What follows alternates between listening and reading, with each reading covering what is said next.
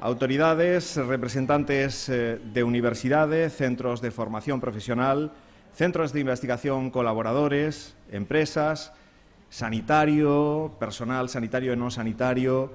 Boa tarde tamén a todos e cada un dos participantes, a cada un dos membros do equipo de organización desta xornada e, por suposto, a todas aquelas persoas que nos poden seguir a través da emisión en streaming que escomeza precisamente neste momento. Escomeza tamén, ou está a piques de escomezar esta xornada de innovación en saúde da área sanitaria de Ferrol. Os grandes progresos na mellora dos diagnósticos clínicos e tratamentos biomédicos xunto co avance de novos dispositivos sanitarios e tecnolóxicos que incorporan dende inteligencia artificial ata outro tipo de dispositivos que incorporan tamén interoperabilidade de sistemas, traen consigo unha transformación imparable cara ao desenvolvemento de solucións innovadoras a problemas médicos e de coidados de saúde relacionados principalmente coa práctica clínica de enfermidades, discapacidades, xestión de recursos e sistemas de información e comunicación no entorno sanitario. Todo isto vostedes lo saben, permite crear novos medicamentos, facer prediagnósticos en etapas máis temperás, facer teleconsultas e controlar o estado de saúde a distancia a través de biosinais. Pero tamén nos últimos anos xurdiu un movimento baseado en competencias digitais no eido dos sistemas sanitarios e un empoderamento cada vez máis presente do paciente como ferramenta para mellorar a súa propia saúde. Melloráronse procesos e procedementos de coidados, como, por exemplo, co emprego de programas que moitos de vostedes coñecen como Telea ou Lembra, entre outros. Na xerencia da área sanitaria de Ferrol, a Unidade de Soporte ao Coñecemento, coñecida como USCO, e o Nodo de Innovación de Ferrol, responsables destas xornadas, desta organización das xornadas, están por elo convencidos de que no futuro inmediato a sostenibilidade dos sistemas sanitarios, tanto en hospitais como centros de saúde, institucións sanitarias, poden depender en grande medida da correcta xestión da súa capacidade de xerar innovación, conxuntamente con empresas, por suposto, tamén con universidades ou centros de investigación, e sin esquecer os pacientes. O veremos nalgunha das ponencias que hoxe escoitaremos. E para elo, o inicio do camiño consiste en crear ou elaborar ideas innovadoras a través de modelos de xestión eficaces que permitan logo chegar a transformalas en procesos ou produtos que redunden ou aporten valor aos pacientes, aos profesionais e á sociedade en xeral. Esta xornada é, por tanto, necesaria. Tamén é ambiciosa, porque con ela preténdese impulsar a nivel institucional a cultura da innovación na área sanitaria de Ferrol, intentando despertar motivacións, sensibilidades en todos vos profesionais da saúde do entorno sanitario. Porque isto de poder desenvolver ideas innovadoras non é exclusivo de un colectivo concreto, como poden ser médicos ou enfermeiros, de todo o que rodea a sanidade. Aí podemos irnos ata as cociñas do hospital, ata a lavandería, ata calquera lugar. Como decíamos, non é exclusivo de ningún, hai que estar abertos a colaborar, entendendo cal é o proceso de xestión e que ferramentas son as dispoñibles para leválas a cabo e tamén establecer liñas de investigación no campo da innovación que permitan afondar nas necesidades que a sociedade necesita para mellorar a súa saúde. Así que, sen máis, imos abrir estas xornadas co obxectivo de intercambiar ideas en torno aos modelos actuais relacionados coa xestión de innovación en saúde, divulgar proxectos innovadores que se levan a cabo entre o personal sanitario e non sanitario da nosa área e outros sectores profesionais. Comezamos, polo tanto, dando a benvida para proceder á inauguración oficial desta xornada ao conselleiro de Sanidade Julio García Comesaña e tamén o xerente da área sanitaria de Ferrol, Ángel Facio, que toma a palabra de seguido.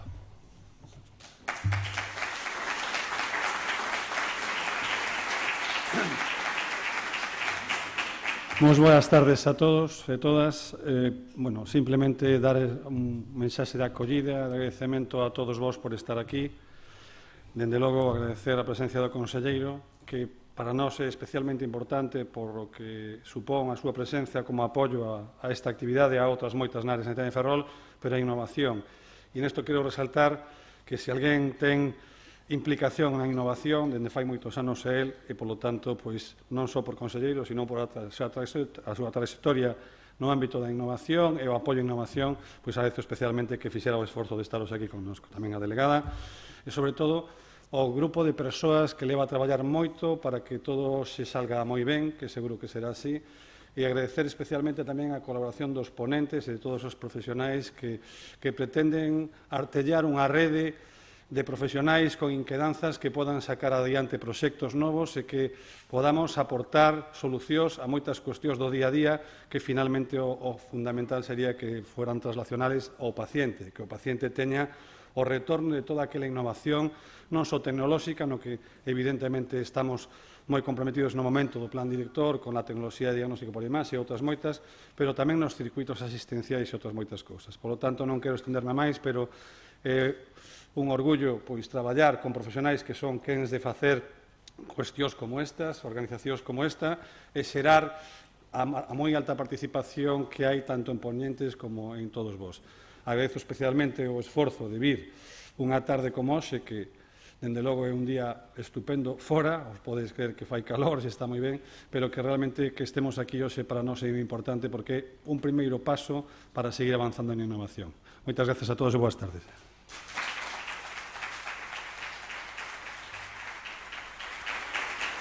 Ten a palabra a continuación o señor conselleiro.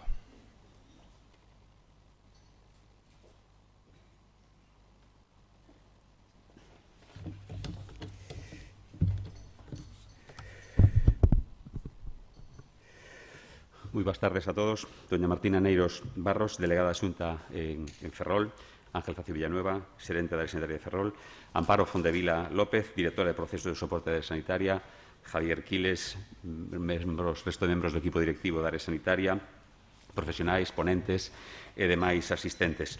Decía moi boas tardes a todos. Estou, a verdade, que encantado de poder participar nesta primeira xornada de innovación en saúde da área sanitaria de Ferrol, organizada polo USCO, un nome moi acaído, por certo. Estou seguro que será, sin dúbida, a primeira de moitas, non? Esta área sanitaria conta con unha estrutura moi axeitada para emprender proxectos que sirvan de pilotaxe. De feito, moitos dos proxectos que implantamos nos Sergas non no ámbito de innovación, sino en outros ámbitos, pois naceron aquí, as propias áreas sanitarias, sen ir máis lonxe, ou o programa de cribado de cancro colorectal, non?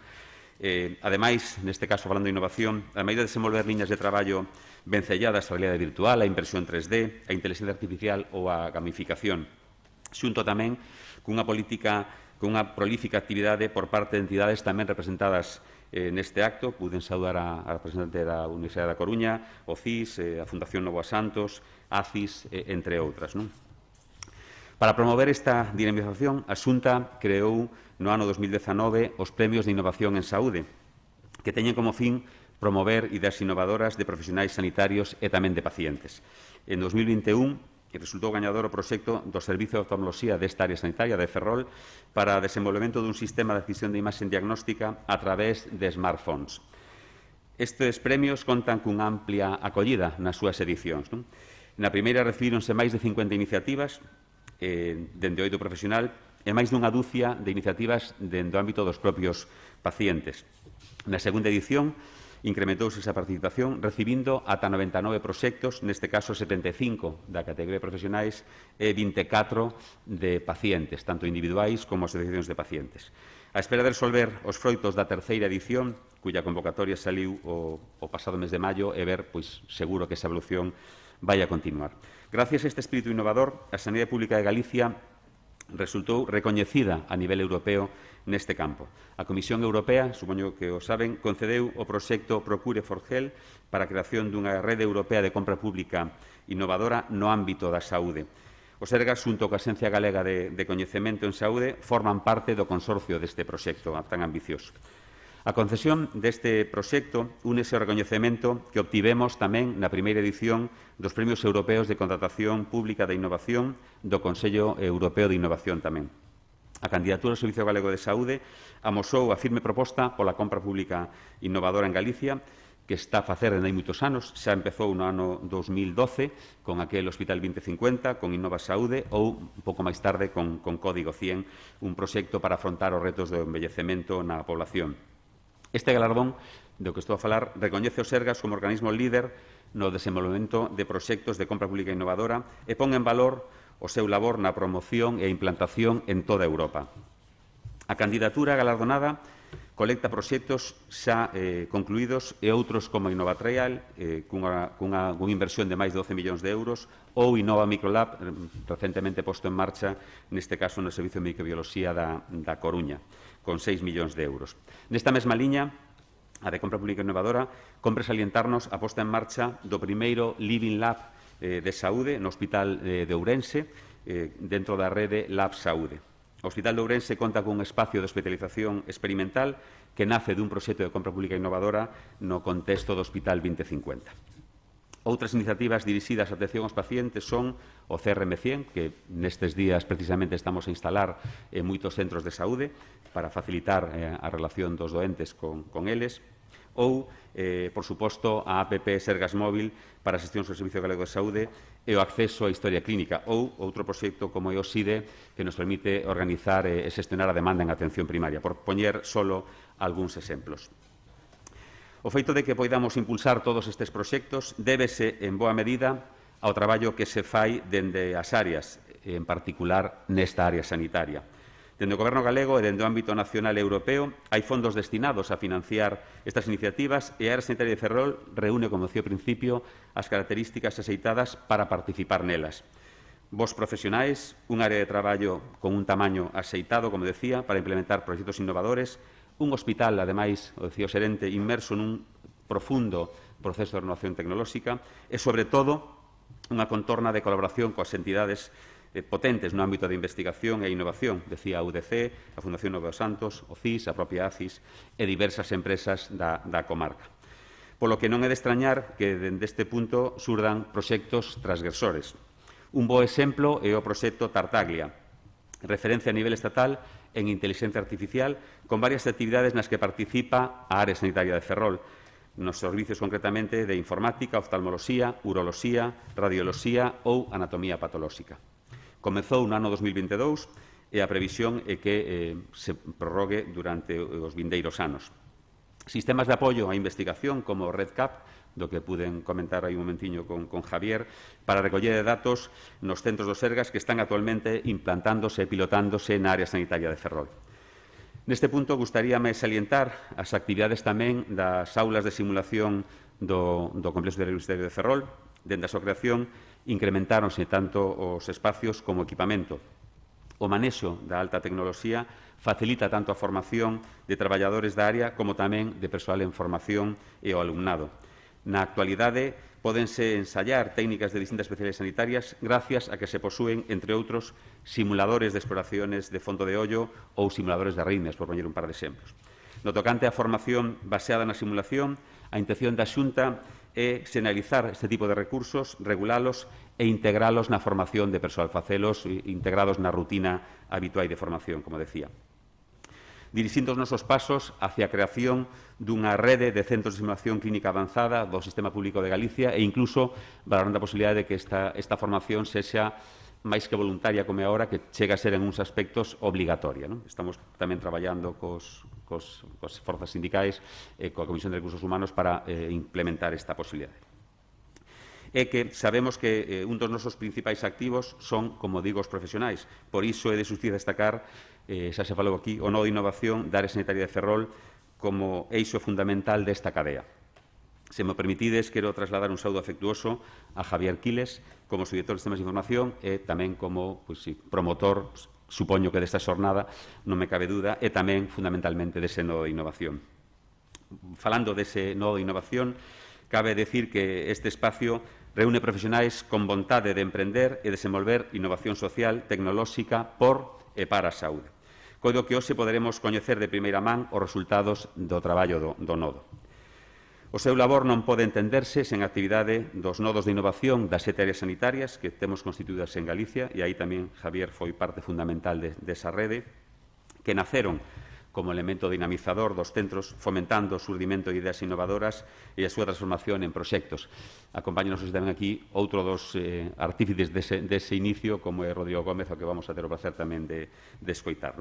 Eses nodos empezaron a ter resultados aplicables na práctica asistencial, non só nos nodos, sino en todo o sistema público de Galicia. Desa forza creativa nacen iniciativas como a que mencionaba en relación aos premios de innovación en saúde, e xustamente por esta posta en valor de ideas e proxectos o que fai que a sanidade pública galega sexa máis eficiente e conte con servicios de maior calidade. Dende a Xunta seguiremos traballando para que a innovación sexa unha constante no día a día do sistema sanitario público galego e no que facer de todos e cada un de vós, potenciando a fortaleza da nosa sanidade para encamiñar con respostas aceitadas os retos do futuro que todos sabemos que non son pequenos. Desexando que esta sexa unha xornada fructífera para todos, remato esta intervención reiterando o meu agradecemento aos que participades na organización, así como, por suposto, aos que contribuídes día a día co voso labor nos distintos proxectos nos que estamos inmersos. Mais nada, moitas gracias e os mellores desexos para a xornada.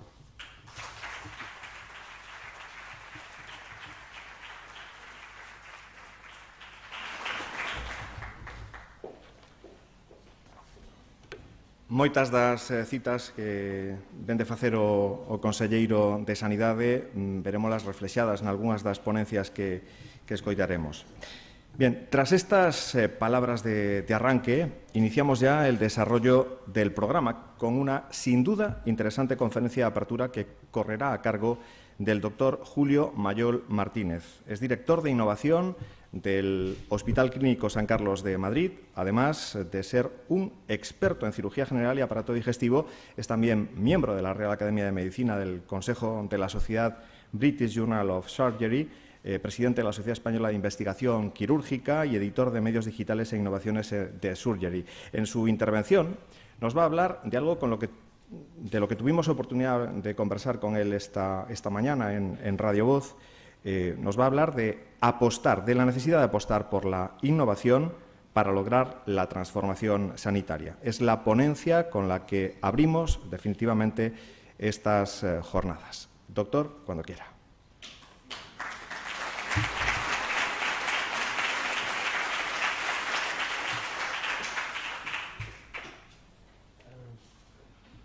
Necesitaría el pasador. Supongo que estará aquí. Sí.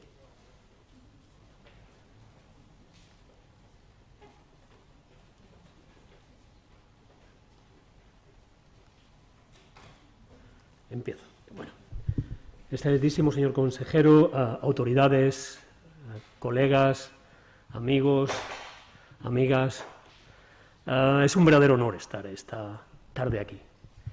Y lo es más estando Rodrigo presente.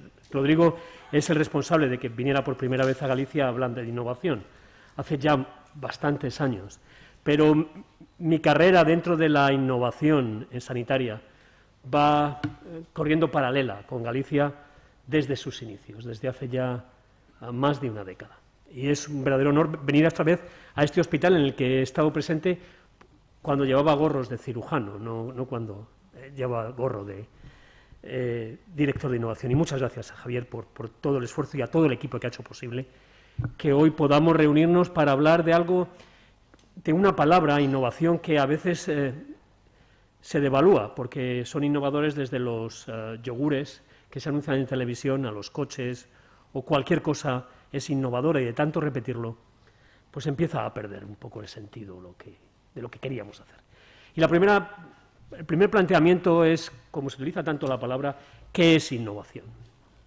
Y a mí la definición más clara de innovación y la que más me gusta utilizar es la de la Fundación Cotec, que dirige la exministra Cristina Garmendia, que dice que la innovación es todo cambio, no solo tecnológico, basado en el conocimiento, no solo científico, y esta es la parte más importante, que genera valor. Cambiar por cambiar no es innovar, cambiamos para generar un valor que no solo es económico. Y decía la ministra hace poco en una entrevista que España es un país bastante más innovador de lo que los indicadores muestran. pero es que probablemente hayamos utilizado una denominación, una semántica incorrecta para definir lo que estamos queriendo hacer. Los sistemas sanitarios, de hecho, han tenido que hacer mucha innovación. Yo empecé en esto de la medicina hace 40 años como estudiante y lo que tenemos ahora no tiene nada que ver con cómo era la asistencia sanitaria hace 40 años. Como soy cirujano, ya saben, por mis compañeros cirujanos que hay por aquí, los cirujanos somos gente que se sabe que tenemos limitaciones intelectuales importantes, incluso para el lenguaje articulado. Me gustan las definiciones sencillas. Investigar es usar dinero para generar conocimiento. Pero el conocimiento no sirve para nada si luego no se aplica para generar valor. Y en el sistema sanitario tenemos que tener muy claro cuál es el propósito, cuál es el objetivo, para no perdernos en un mundo tan complejo como el de la tecnología. Estamos muy guiados por el concepto de innovación de un individuo socialmente bastante disfuncional. Podríamos decir, de casi todos los que trabajan en San Francisco y que han llevado adelante eso que se considera innovación en el área de la Internet y la computación, pero que dice cosas muy importantes que creo que debemos recordarnos continuamente. Y lo siento para los que no hablen inglés, pero voy a poner un vídeo de este señor.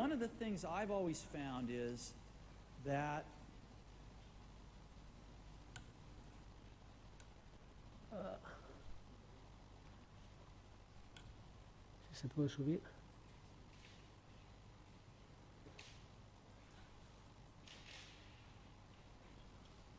Voy a darle otra vez.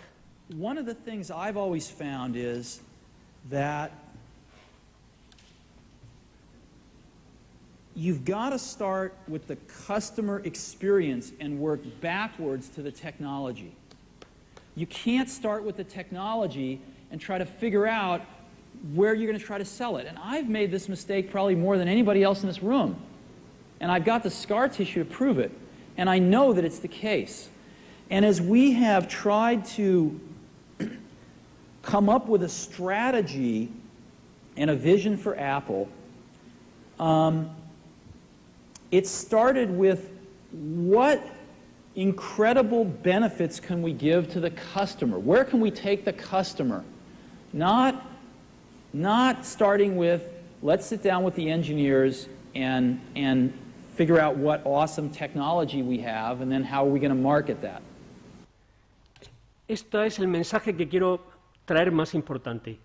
Probablemente estamos abducidos por la fascinación del conocimiento científico, que es reduccionista, que lo que intenta es explicar mecanismos, alteraciones a nivel molecular o tisular. Y luego buscamos cómo ese conocimiento que hemos generado, muy reduccionista, aplica a miles, a millones de personas.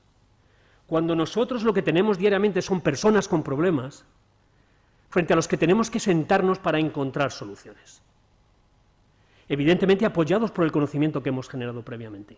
Pero nuestro sistema se ha montado fundamentalmente desde el push de la innovación sanitaria.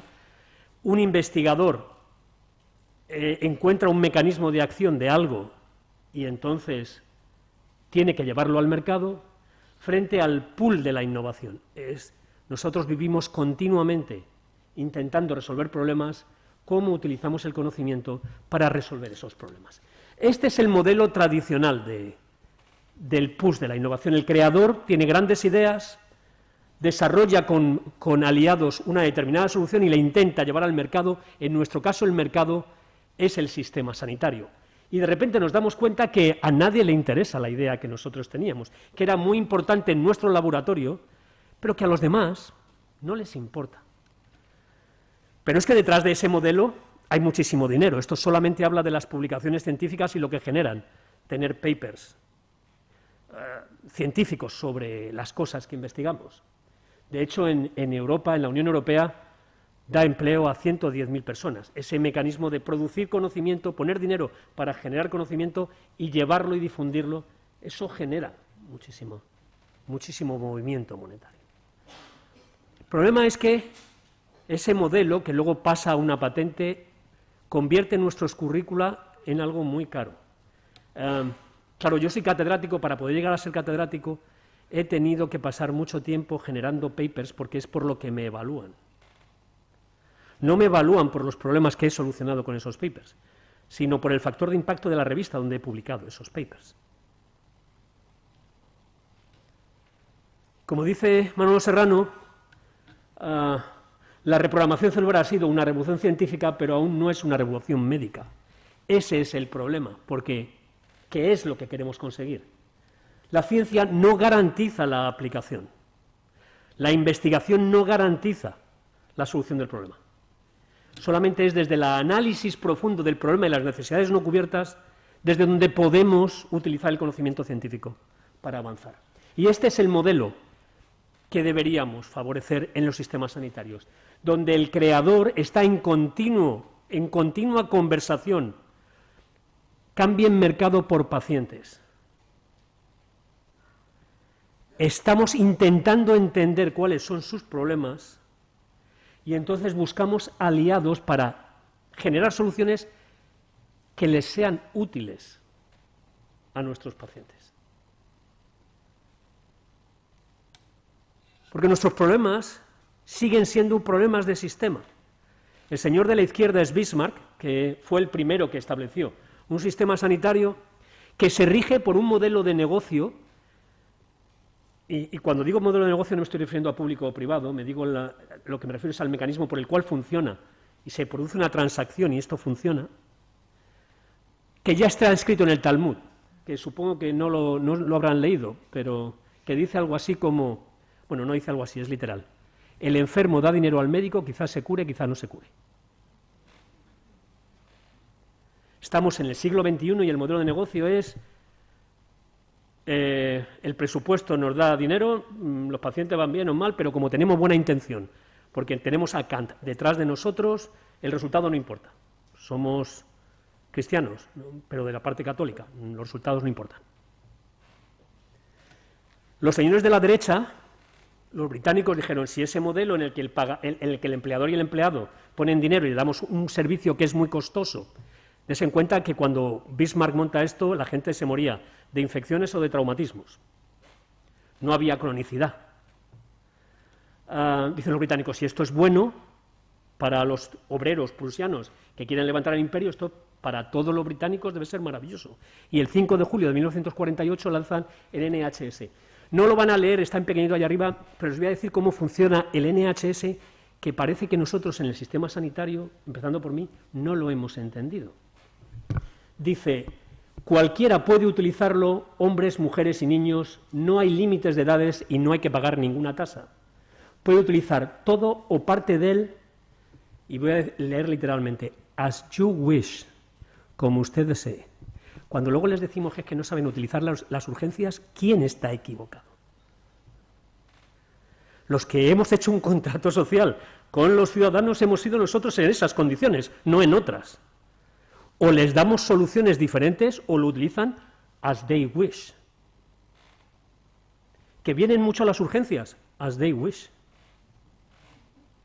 Los que no hemos entendido el problema somos nosotros, que creíamos que el sistema estaba diseñado para nosotros, por nosotros y para nosotros. Y además hemos vendido una idea que sé que Manuel, que es un oncólogo, bioticista y además fue consejero de Obama y hermano del antiguo alcalde de Chicago, publicó en un artículo en The Atlantic hace unos años, causó mucho revuelo. No es que se quisiera suicidar con 75 años, es que decía: ¿por qué espero morirme a los 75 años? Hemos llegado a transmitir la convicción de que la especie humana no tiene mortalidad. De hecho, decimos en muchos estudios que reducimos la mortalidad, no que aumentamos la supervivencia. Nosotros no reducimos la mortalidad de la especie humana, nunca. La mortalidad de la especie humana es del 100%.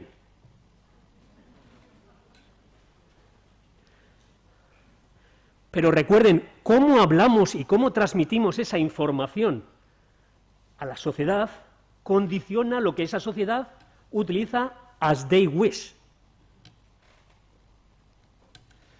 Y además hemos creado un paradigma, el paradigma de la gestión del conocimiento, que se llama eso de la medicina basada en la evidencia, que es básicamente falso. Por varias razones. Primero, porque la mayoría de lo que publicamos no es cierto. Es una aproximación, pero no es la verdad. La ley de la gravedad se comporta exactamente igual en Australia que en España.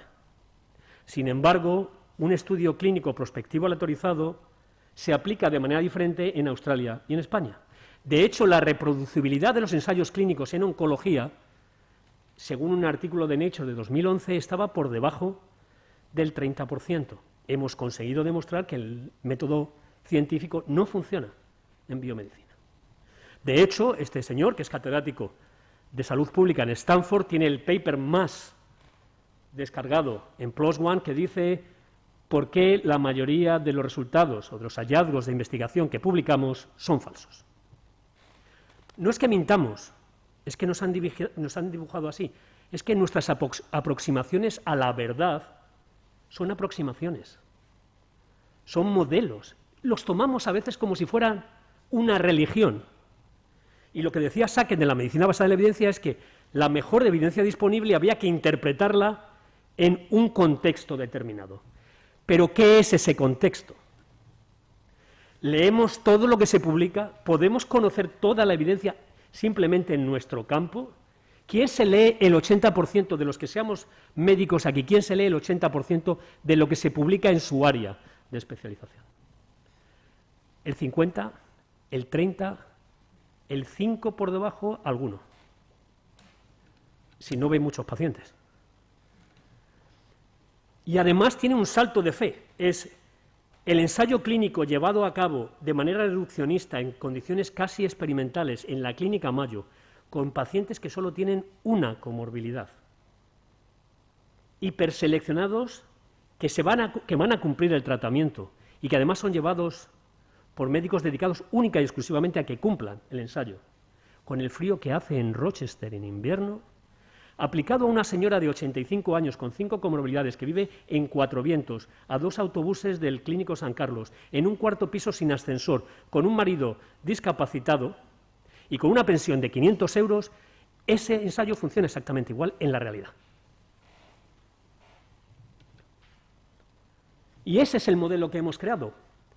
Y lo creamos porque nosotros nos decimos a nosotros mismos que utilizamos las guías de práctica clínica y lo que utilizamos son las Mindlines. Es lo que nosotros creemos que hemos entendido después de analizar estudios parciales y muy complejos. Cierto que no nos ha ido mal. Como sistema hasta aquí hemos llegado muy razonablemente. Tenemos un sistema sanitario, el nuestro y cualquiera de nuestros ámbitos, excepto en Estados Unidos. Dice Sir Muir Gray, es un buen amigo, que cuando él tiene un mal día, piensa en lo que deben pasar los gestores del sistema sanitario norteamericano y se le pasa.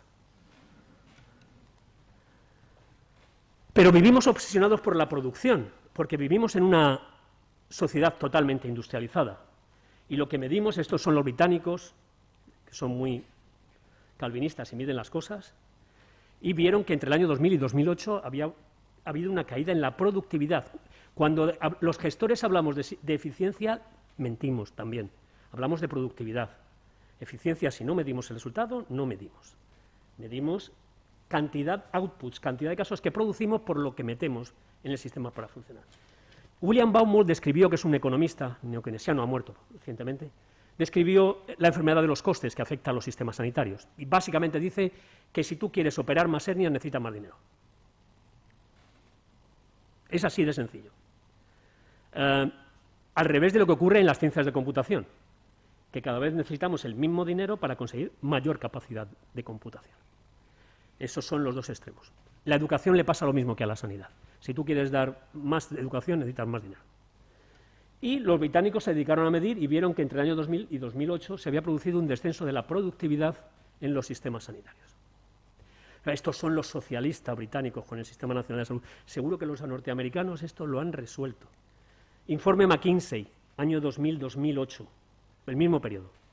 El incremento de productividad del sistema norteamericano o del no sistema norteamericano es del 0%.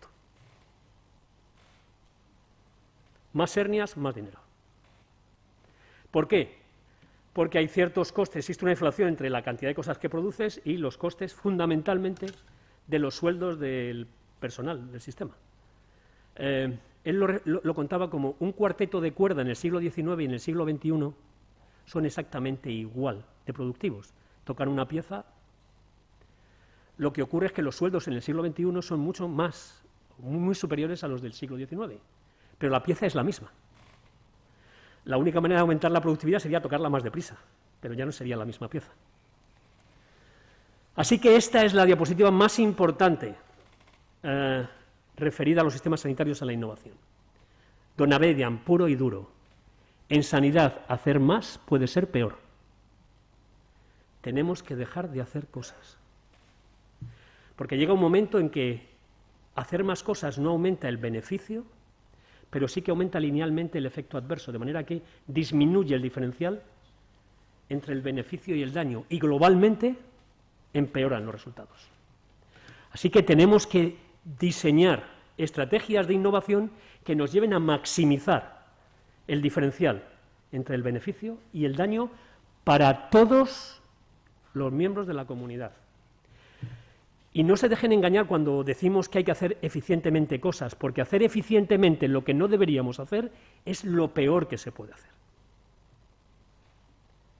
Tenemos que empezar a dejar de hacer cosas que no traen ningún beneficio a nadie, pero que siempre hemos hecho así. Y pensar en un modelo de medicina diferente a este, porque aunque miren la Guerra de las Galaxias sigue teniendo el mismo modelo sanitario que el actual. La única diferencia es que ya no hay padres, porque su padre era Darth Vader, pero en la parte de atrás hay gente mirando y los médicos pasan a ser robots, no los pilotos de las naves, por cierto. Esto en realidad no es innovación, lo que planteaban en la Guerra de las Galaxias, es simplemente mejora incremental. Tenemos, por tanto, que cambiar nuestra sanidad. No basta con hacer más de lo mismo. Tenemos que hacer cosas diferentes. Tenemos que destruir creativamente el sistema que tenemos, y eso es difícil, para construir un sistema diferente. Y como dice Banksy, keep your coins, I won't change. No es un problema de dinero, es un problema de cómo pensamos y de cómo utilizamos los recursos disponibles para poder hacer cosas de manera diferente.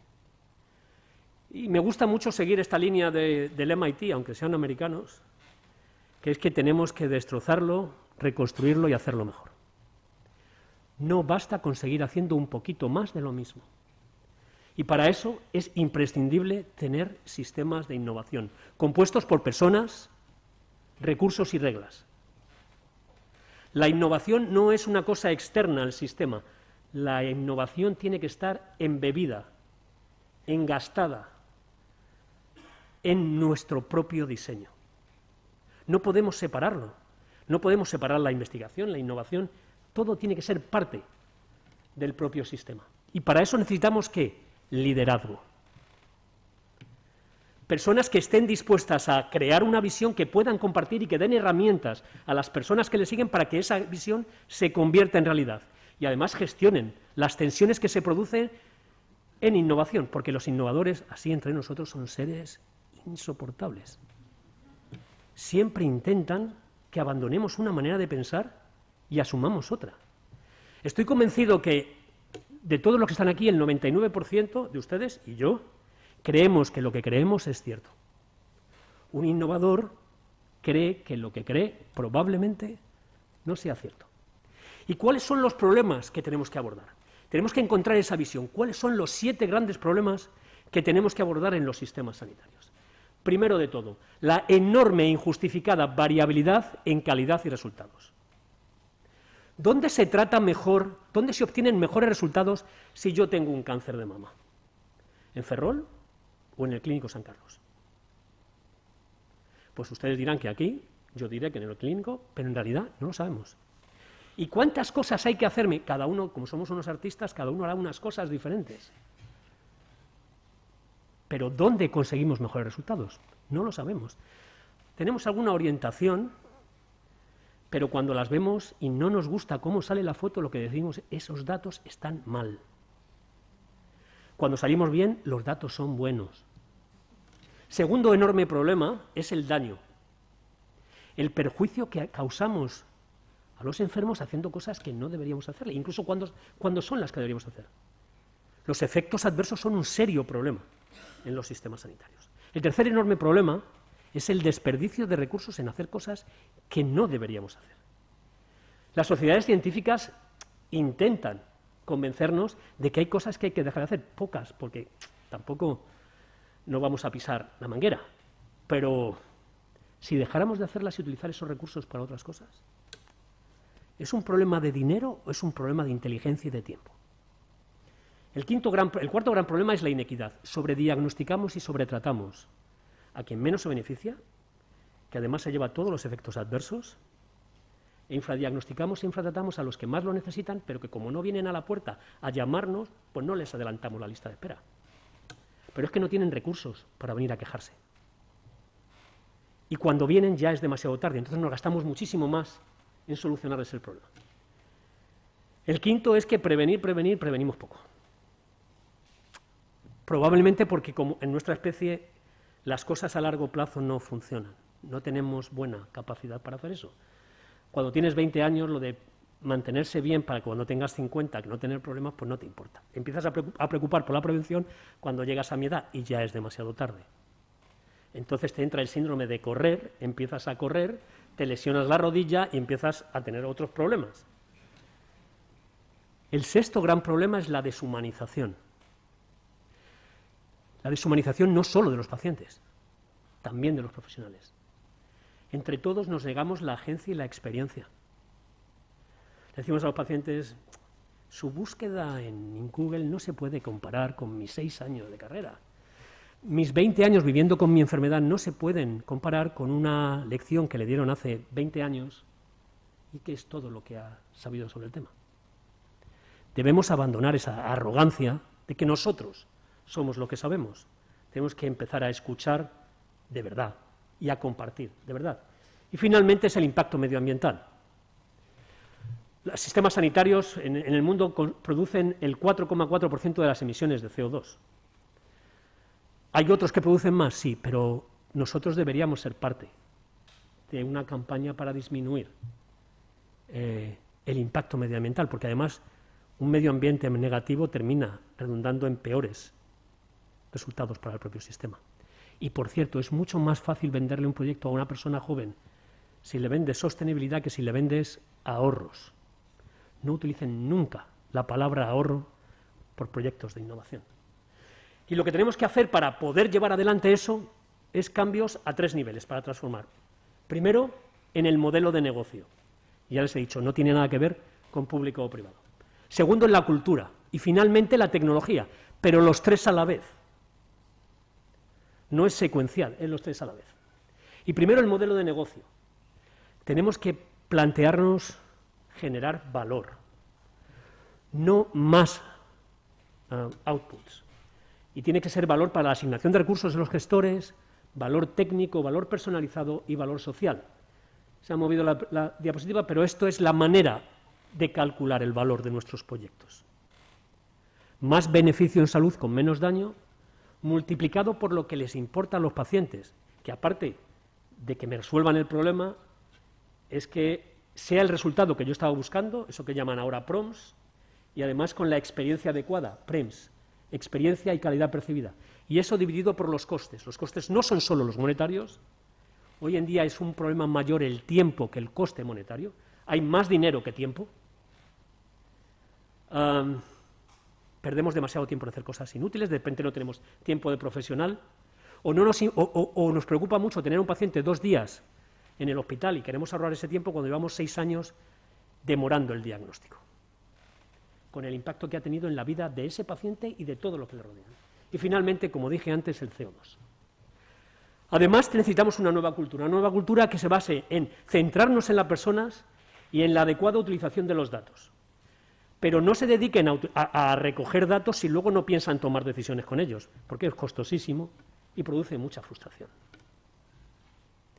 Los datos sirven si vamos a hacer algo con ellos, si no, producen mucha huella de carbono. Nosotros en el hospital clínico hemos incorporado a los pacientes al propio funcionamiento del hospital mediante un comité de pacientes que participan en diferentes comisiones clínicas del propio centro. No para escucharles, sino para que estén sentados con nosotros en el codiseño de las soluciones. Si acertamos, acertamos todos, y nos confundimos todos. Además, hay que dar un papel de liderazgo a los profesionales y a los trabajadores del centro. Y esto Cardiored, como lo va a explicar mejor María Luaces, cambiar la manera de trabajar, no necesariamente, eso es una tecnología muy importante, a veces es mucho más útil que comprar una nueva resonancia magnética. Y, por ejemplo, nosotros durante la pandemia hemos incorporado 3 robots al servicio de cirugía ortopédica, pero no lo hemos hecho por cualquier causa. Primero, queremos disminuir la variabilidad de la práctica clínica de nuestros traumatólogos. Segundo, queremos disminuir la morbimortalidad asociada a determinados procedimientos. La tecnología nos ayuda a solucionar un problema. No lo hemos metido porque tener un rosa, uno de los, aquel que ven allá arriba, de los que pone prótesis sea muy cool, que lo es. El objetivo es disminuir la variabilidad. Esa cultura tiene que además llevarnos a la comunicación. No hay curación sin comunicación. Y cuando alguien dice que quiere convertir a España en una Startup Nation, lo primero que debería plantearse es si necesitamos un Hollywood. Porque la manera que tienen los norteamericanos de colocarnos su innovación son los medios de comunicación. Son las películas. Nos hacen tener sueños y desear lo que otros tienen. Así que antes de poner a funcionar el sistema, primero creemos Hollywood. En realidad lo que debemos crear son redes. La complejidad y la incertidumbre solo se atacan bien creando redes. No solo redes sociales digitales, que también. Necesitamos colaboración flexible a gran escala para resolver problemas de extremada complejidad. Nosotros lo hemos hecho en cirugía, con una comunidad online que se llama SOMI for Surgery, pero lo hemos hecho también offline, por ejemplo, colaborando con Canarias y con el MIT, para promover la innovación frugal. No todo tiene que ser hiper sofisticado, hay soluciones pequeñas para problemas pequeños que se aplican rápidamente y que no requieren demasiada complejidad para que el sistema pueda incorporarlos. Finalmente está la tecnología. Tenemos que alinear, para utilizar la tecnología adecuadamente tenemos que alinearnos, y tenemos que alinearnos en el análisis del problema, en encontrar las necesidades no cubiertas, en el diseño de la solución y finalmente en la validación de lo mismo. Y como María ha trabajado conmigo en el proyecto Envision, que era una colaboración entre el MIT y la Comunidad de Madrid, uno de nuestros lemas era: no demores el clean experiment. Si algo va a fallar, que falle pronto, para abandonarlo y seguir. No demores esa sensación de no quiero que esto falle, vamos a demorarlo hasta que llevas 5 años dedicado a un proyecto que no va a funcionar nunca. Es preferible ciclar rápido, fallar y quitarlo, que dedicar una vida a un proyecto que nunca termina por implantarse. Nosotros aprovechamos la pandemia para montar BDClean con datos. Como estaba difícil la situación, durante la pandemia se pudo hacer de todo, pues aprovechamos la situación. Hemos hecho cosas de inteligencia artificial utilizando datos también en salud mental. Esto es tecnología, pero lo que queremos es solucionar el problema de los psiquiatras que tienen que ver a muchos pacientes sin una priorización inicial, o nanomotores, como decía Isaac Asimov en Un viaje alucinante, que se meten dentro del cuerpo para poder identificar gérmenes y de esa manera acelerar el diagnóstico neonatal de la sepsis con tecnología point of care. Pero nuestro secreto, el secreto de la unidad de innovación que dirige María Luaces, que yo empecé hace años, pero que en realidad la que lleva el peso ahora es ella, es plantearnos una mejora continua de nuestro sistema. Y les voy a contar nuestro secreto. Y es un framework de innovación sanitaria que empieza. Yo en realidad en mi organización no me debería llamar director médico, sino director de valor y resultados. Mi misión es sentarme con todos los actores para definir a qué vamos a llamar éxito y cómo lo vamos a medir. Porque si no definimos eso de principio, da igual, podemos llegar con muchísima precisión al sitio incorrecto. Cosa que nos pasa con alguna frecuencia. Y a partir de ahí montamos un ciclo en el que tenemos a veces éxito, muchas veces no, muchas veces fracasamos. Pero hemos tenido algunos resultados. Hemos tenido resultados en transferencia patentes, modelos de utilidad. Tenemos muchos proyectos, tenemos 5 o 6 proyectos europeos ahora mismo.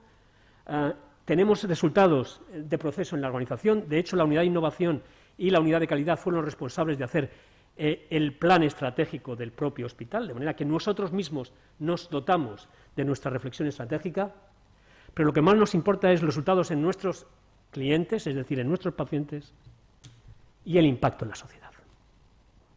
Y aquí viene a transferir lo que realmente nos importa como unidad de innovación en el Hospital Clínico San Carlos.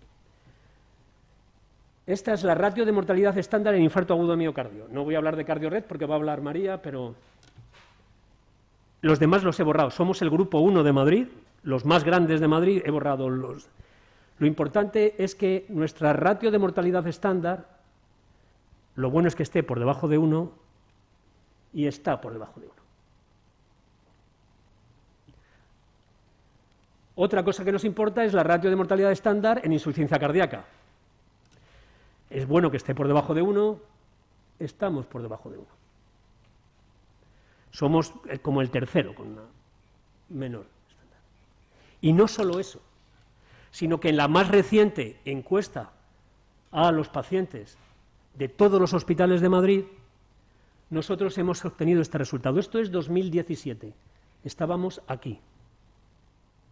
2018, aquí. Habíamos mejorado, pero seguíamos siendo. 2019, habíamos pasado aquí. 2020 no hubo encuesta. 2021, aquí. Y hemos superado a nuestro archienemigo que está a cruzar la calle, que es un hospital privado que da servicio público. Todo el mundo sabrá quién es.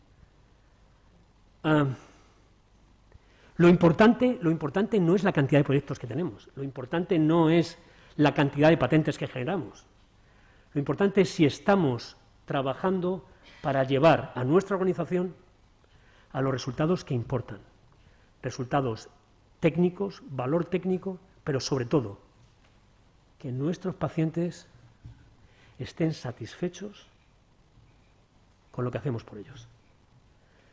Y el valor social, el impacto social es que CardioRed y el Código Aorta, lo contará, en la última edición de los premios de la Dirección General de Humanización del SERMAS, consiguió el primer premio por los resultados obtenidos. No por el prestigio, no por la reputación, por los resultados obtenidos.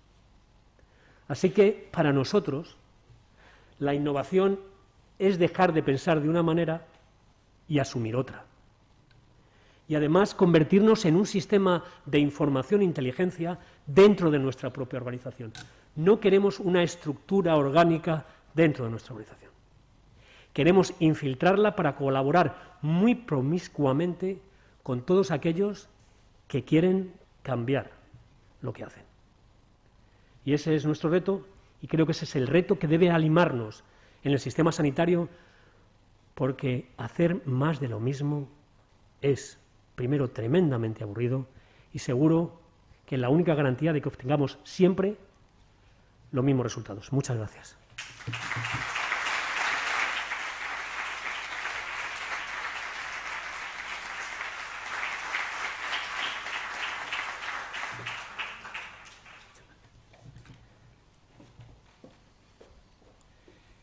Pues es una invitación al cambio en toda regla, una invitación a reflexionar en los próximos días. Supongo que más de uno de ustedes tratará de rebobinar en el streaming que se está emitiendo de esta jornada para quedarse con muchos de los sabios consejos que nos ha dejado el doctor Mayol. Desde luego, podemos pensar, no estamos hablando de algo nunca visto, innovación, siempre se ha innovado. Estamos aquí porque ha habido innovación a lo largo de los tiempos. Hay unidades de innovación en muchos sectores. Pero decíamos al inicio que el futuro y la evolución de los sistemas sanitarios, tanto de hospitales como de centros de salud, de instituciones sanitarias, va a depender en gran medida de esa correcta gestión, y en ello incidía el doctor Mayol. Correcta gestión de la capacidad de apostar por innovar. Esa innovación ha de ser colaborativa, creo que es algo que ha quedado claro. Se ha de llevar a cabo conjuntamente con empresas, con universidades, centros de investigación. Se trabaja en innovación y hay centros que acumulan una valiosa experiencia y precisamente ahora vamos a tener la oportunidad de conocer a través de expertos y expertas en gestión de la innovación su experiencia y conocer a través de ejemplos prácticos la metodología en el campo de la innovación en salud e innovación social. Van a ser diversos perfiles profesionales los que se van a sentar de izquierda a derecha, los voy a ir presentando. Esta mesa la va a moderar José María Romero Fidalgo, que es el director del Área de Desarrollo e Innovación Sanitaria de la Agencia Gallega de Conocimiento en Salud, el ACIS, desde 2020, tras haberse incorporado precisamente a la misma como gestor del proyecto europeo Titán en 2017. Es licenciado en Administración y Dirección de Empresas por la Universidad de Vigo y máster en Dirección Internacional por la Universidad Politécnica de Madrid. Desde el área de innovación sanitaria de ACIS busca, afirma, promover la cultura de innovación en toda la organización sanitaria a través de los nodos de innovación y los premios anuales de innovación en salud y la gestión de proyectos de compra pública innovadora. En la mesa van a tomar parte María Loaces Méndez, a la que ya ha hecho referencia el doctor Mayol, es cardióloga y codirectora, junto con el doctor Mayol, de la Unidad de Innovación del Hospital Clínico San Carlos de Madrid, también profesora asociada en la Facultad de Medicina de la Universidad Complutense de Madrid. También se suma a esta mesa Salvador Naya Fernández, es vicerrector de Política Científica, Investigación y Transferencia de la Universidad de La Coruña, matemático, doctor en Ingeniería Industrial, catedrático de Estadística e Investigación Operativa del Departamento de Matemáticas, con docencia en distintas materias del área de Estadística e Investigación Operativa, también con labor investigadora importante. Se suma también a esta mesa María José Mariño Fontenla, es ingeniera técnica industrial, especializada en química industrial. Desde 2017 dirige el área de centros de la Axencia Galega de Innovación y es responsable del CIS, Tecnología y Diseño, aquí en Ferrol. Cuenta con más de 15 años de experiencia en el impulso de iniciativas innovadoras y el liderazgo de los equipos en organizaciones, especialmente en el entorno fundacional como el Instituto Tecnológico de Galicia, Fundación Empresa Universidad Gallega, Fundación Barrié, etc. Le motiva poder innovar, crear y hacer realidad nuevas iniciativas. También en esta mesa participa Rodrigo Gómez Ruiz, es director de Petri, la incubadora de ideas a la que hacía antes referencia el conselleiro de Sanidade. Es una consultora de estrategia e innovación que ayuda a multinacionales del sector farmacéutico y servicios de salud a implementar proyectos de transformación con impacto. Él es licenciado en Ciencias Políticas, formado en Gestión Integrada de Calidad, Medio Ambiente y Salud Laboral. Es miembro del Nodo Galicia, de la red ITEMAS, plataforma de innovación en tecnologías médicas y sanitarias del Instituto de Salud Carlos III. Estoy resumiendo mucho los currículos de todos ellos porque tienen muchísima experiencia. Y por último, Patricia Rey Pérez, bióloga experta en biología molecular y biotecnología. Dirige desde hace más de 8 años la Fundación de Investigación Biomédica Profesor Novoa Santos, entidad encargada, como saben, de gestionar e impulsar la investigación, la docencia, la formación, el desarrollo científico-tecnológico y la innovación en las áreas sanitarias de A Coruña y Ferrol. Esta fundación es además la entidad gestora del Instituto de Investigación Biomédica de A Coruña, el INIBIC, en el que ha desarrollado durante estos años su labor como directora de Organización en Innovación. Les dejo ya en buenas manos, moderará esta mesa, como decíamos, José María Romero Fidalgo. Esta primera mesa se ha titulado Modelos de Gestión en Innovación y tenemos 5 valiosos ejemplos. Adelante. Muchas gracias. En primer lugar, quiero agradecer al Nodo de Innovación del Área Sanitaria de Ferrol, en especial al que es ahora mismo su coordinador, que es Javier Quiles, por la organización de esta jornada. Yo creo que uno de los principales objetivos de esta jornada es precisamente que todos los profesionales sanitarios y no sanitarios podamos ver el que tiene la innovación, ¿no? Y creo que una mesa como la que tengo el lujo y el placer de moderar, pues realmente va a quedar claramente reflejada, porque estamos hablando de personas de sectores y de organizaciones muy distintas, pero que igualmente se puede ver que pueden complementar en el ámbito sanitario. Antes de empezar la mesa tenía una presentación, voy a coger casi el mando, disculpad. un poco pues para aquellos que no conozcáis ACIS, o un poco la labor que estamos haciendo, y un poco también presentar cuáles son las líneas estratégicas del plan que tenemos pensado, desarrollado conjuntamente con los nodos de innovación sanitaria en relación con para fortalecer la plataforma de innovación sanitaria. Bueno, en primer lugar, ACIS es la Agencia Gallega de Conocimiento y Salud, es una agencia que está adscrita al Servicio Gallego de Salud, es una agencia en la cual todos los profesionales sanitarios podéis dirigiros pues, para todos los temas que estén relacionados pues, precisamente con la formación, que muchos de vosotros conocéis, también con la parte de docencia, con la parte de la planificación de la investigación, porque la investigación la están desarrollando los 3 institutos de investigación biomédica, y en la parte de innovación, que es el área que a mí me toca, básicamente lo que estamos desarrollando son iniciativas en estos 4 ámbitos. Uno de ellos, que es fortalecer y tratar de impulsar la red de nodos de innovación, la cual nos ha llevado precisamente entre los objetivos el organizar la jornada de hoy aquí en Ferrol. Otros son los proyectos de compra pública innovadora que el consejero nombró anteriormente. Nos complace y realmente es una puesta en valor por parte de la Comisión Europea que el año pasado hayamos sido los primeros ganadores de los primeros premios europeos que otorga en este caso el Consejo Europeo de Innovación de la Comisión Europea, en el que valoraron toda la trayectoria de proyectos emblemáticos como puede ser Hospital 2050 Innova Saúde, y proyectos que actualmente están en marcha como puede ser Código 100, que acaba de terminar justo el año pasado, y otros que están en marcha como puede ser Innova Trial, que es el desarrollo de una plataforma de gestión de ensayos clínicos, una compra pública precomercial de más de 12 millones de euros, que ahora mismo se acaba de terminar el plazo para la presentación de ofertas por parte de las empresas, o Innova Microlab, que también mencionó el consejero, que también es otro sistema, otra plataforma en el ámbito de la metagenómica liderado por el Servicio de Microbiología del CHUAC, que también justo la semana pasada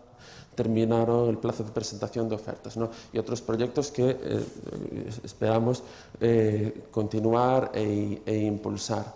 Por otro lado, en el ámbito de ACIS tratamos pues, de desarrollar el modelo de Living Lab en salud. Tuvimos el honor de desarrollar el primer Living Lab en el Living Lab de Orense. Se han presentado hasta 6 empresas que han querido testar sus soluciones innovadoras y ahora mismo están trabajando allí en el propio hospital, y asimismo pues, participamos en proyectos de innovación tanto a nivel nacional como a nivel europeo, uno de ellos muy vinculado al área sanitaria de Ferrol y en el caso a Javier, que es el caso de Tartaglia, que es una red federada que busca a través de la inteligencia artificial pues, acelerar la investigación sanitaria, y en diversos proyectos y redes europeas. En especial, cabe también mencionar que la Comisión Europea ya hace 3 años nos galardonó con la máxima referencia como región de referencia en iniciativas de envejecimiento activo y saludable en el ámbito de la innovación, con 4 estrellas de las 4 posibles que podíamos obtener. En el caso de la red de nodos de innovación que nos toca hoy aquí,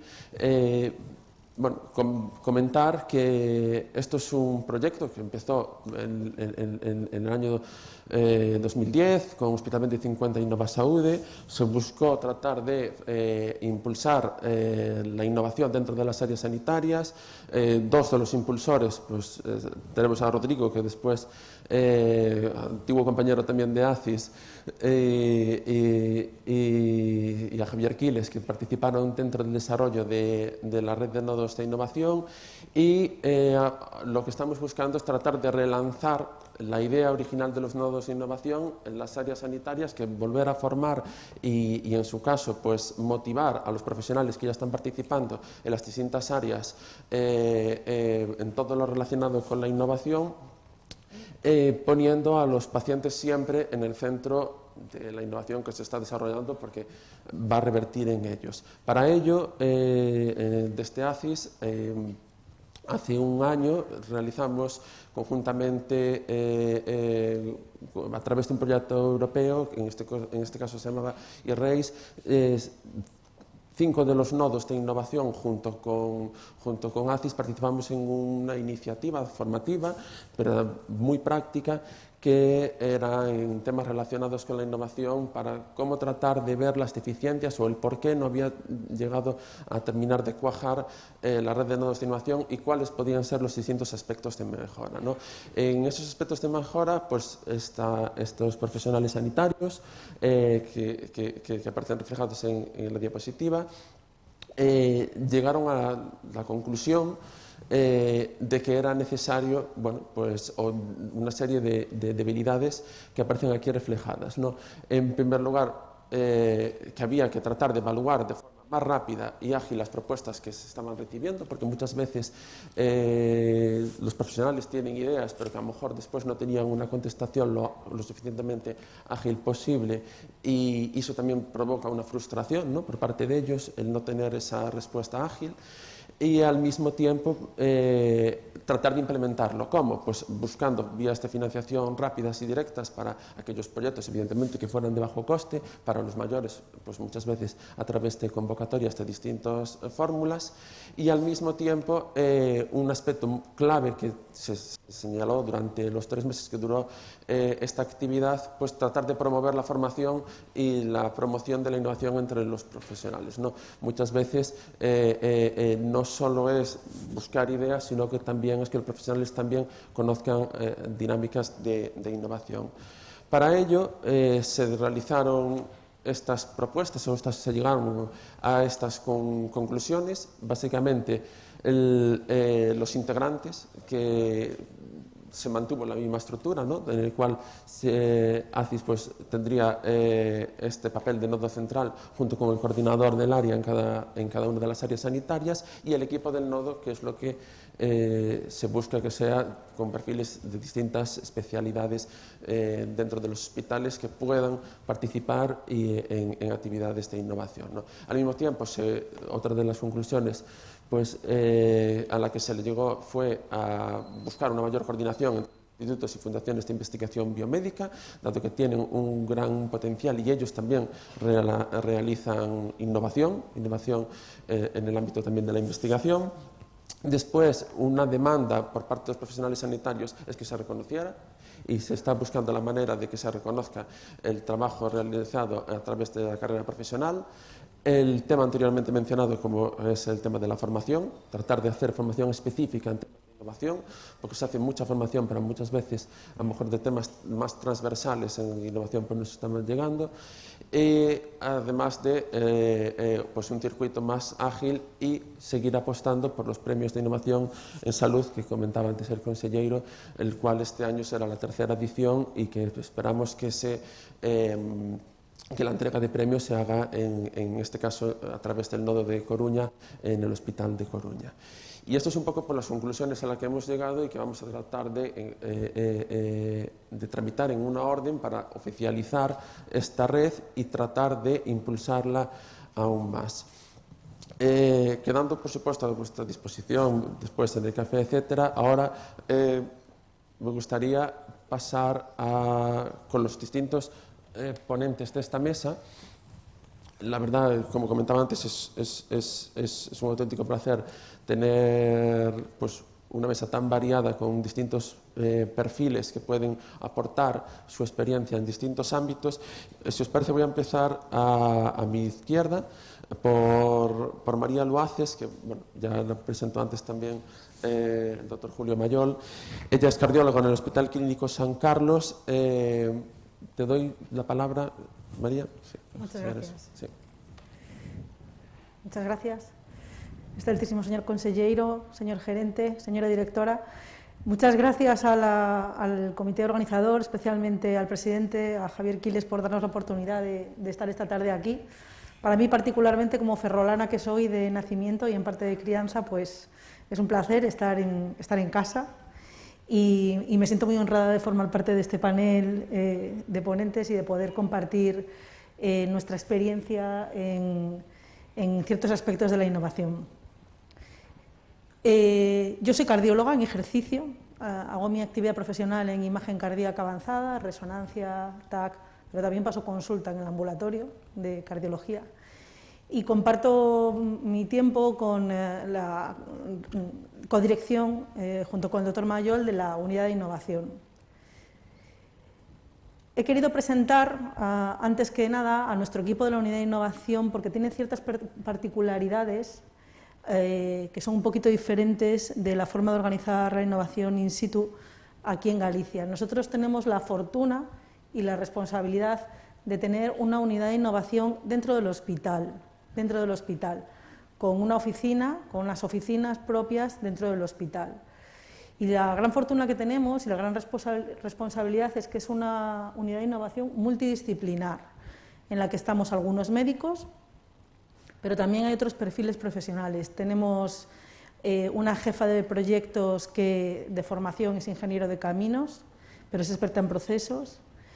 Tenemos dos farmacéuticas, que para nosotros en el entorno hospitalario es fundamental por el papel que tiene farmacia dentro de todo lo que supone la innovación dentro de un hospital. Y tenemos tres bioingenieros que son jóvenes profesionales de estas nuevas profesiones y que vienen a enriquecer de una forma fundamental el trabajo de la unidad. Además, estos ingenieros siempre tienen una parte clínica, cuando se implican en un proyecto pasan tiempo clínico con los médicos para entender mejor el proyecto en el que están participando y eso para nosotros es pues la forma de tener la mayor cantidad de información dentro del hospital. Y por último, y no por ello menos importante, como decía Julio, tenemos una persona que se encarga de la difusión, una periodista que se encarga de la difusión y de la divulgación y también de la vigilancia de otros eventos. He escogido un modelo de innovación, un caso de éxito de innovación en proceso. Innovación en proceso a la que nosotros desde la unidad damos apoyo tecnológico. Nosotros no somos el departamento de calidad, no somos sistemas de la información, no somos el comité de ética, aunque tengamos íntimo contacto con todos ellos. Nosotros damos apoyo tecnológico para la mejora de procesos. En este caso os voy a contar brevemente el apoyo que dimos para el Código Aorta. El proyecto Código Aorta se enmarca dentro de una red colaborativa que se llama CardioRed 1, que da servicios cardiológicos en su amplio concepto, no solamente a los pacientes que dependen de nuestro hospital, sino a pacientes dentro de la provincia y Comunidad de Madrid, que en total suponen 1 millón de pacientes. Este 1 millón de pacientes pues, abarca 4 hospitales de la Comunidad de Madrid, 43 centros de atención primaria, el 112, y es una red clínica pensada para, pues, de forma organizada, mejorar la asistencia y el resultado de nuestros pacientes. Dentro de CardioRed había la sensibilidad de que la patología aórtica aguda, el síndrome aórtico agudo, podía no estar siendo correctamente atendido y podía tener un área de mejora. Pero, como siempre, para saber cómo lo estamos haciendo necesitamos tener la información. Y en ese sentido, en la unidad de innovación les proporcionamos la herramienta de recogida de datos, que siempre es difícil diseñar una herramienta de recogida de datos acorde a las necesidades de quien la va a utilizar, que recoja la información que necesita y que se la proporcione en el momento que la necesitan, que sea intuitiva, que sea fácil de usar y que sea interactuable. Os presento muy rápidamente el cuadro, las características principales del cuadro de mando que se preparó con ellos y para ellos, que tiene la característica principal, como digo, que recoge información no solamente del propio hospital clínico, sino de todos los centros integrados en CardioRed y que recoge los indicadores que necesitaba el equipo de Código Aorta para hacer su análisis. Nosotros hemos puesto nuestro pequeño granito de arena en la medida en que hemos podido, en la que nos han pedido, pero nos sentimos orgullosos de haber formado parte de este proyecto que ha sido reconocido, como decía Julio antes, con el premio a las mejores prácticas clínicas en gestión de calidad por el SERMAS. También en el contexto de Cardiored se nos pidió a la unidad de innovación que les ayudásemos a una cosa tan difícil como es dibujar la trayectoria de paciente en una patología tan prevalente que supone tanta carga de enfermedad como es la fibrilación auricular. Nos pidieron que dibujásemos la trayectoria de paciente desde un modelo teórico que se suponía hasta el que realmente fuera el modelo real. Desde el punto de vista ingenieril, y esto ya se hace en colaboración con los clínicos, pero es imprescindible la colaboración de ambos, eso supuso un proceso muy arduo de minería de datos, minería de procesos, depuración de datos, generación de bases de datos, almacenamiento y luego ya pues paso a producción, ¿no? Y además, pues lo dicho, junto con una serie de herramientas de visualización que fueran intuitivas para los clínicos y para los gestores, fáciles de usar y que fueran escalables. Como digo, el proceso de recogida de datos y de minería de datos nos llevó muchísimo tiempo, en cuanto a la colaboración ingenieros y clínicos, pero eso nos permitió dibujar, y esto es una fotografía de un cuadro de minería de procesos, de process mining, cuál era, durante los últimos años, la trayectoria de nuestros pacientes con fibrilación auricular. No hace falta entrar en detalle, es intuitivo ver cómo hay flechas de mayor grosor y cómo hay bucles. Esos bucles que todos percibimos que existen, pero que es difícil llegar a identificar a la hora de identificar problemas y a la hora de plantear soluciones que mejoren los procesos. Este tipo de información para nosotros tiene valor.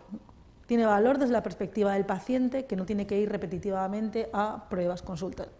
Tiene valor desde la perspectiva del gestor y tiene valor también desde la perspectiva del profesional sanitario que siente que gracias a este tipo de oportunidades puede dejar de hacer trabajo de no valor, ¿no? Trabajo del que todos percibimos que no tiene ningún valor añadido.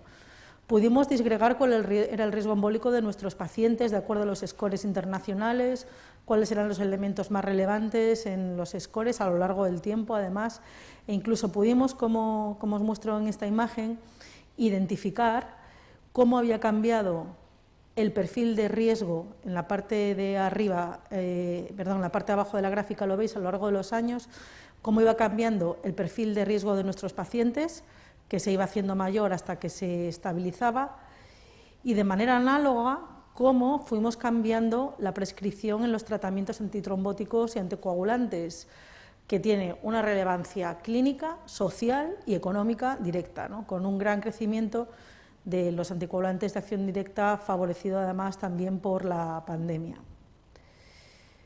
No me quiero extender más porque no quiero dejar de escuchar las aportaciones de todos los demás, simplemente sirva esta imagen para reflejar el hecho de que esto es una trayectoria de largo recorrido, es una ruta larga y en la que pues, estamos todos implicados y la colaboración multidisciplinar y multiprofesional es la que da los mejores resultados, en último término, como ya se ha dicho antes, para los pacientes y su entorno. Muchas gracias.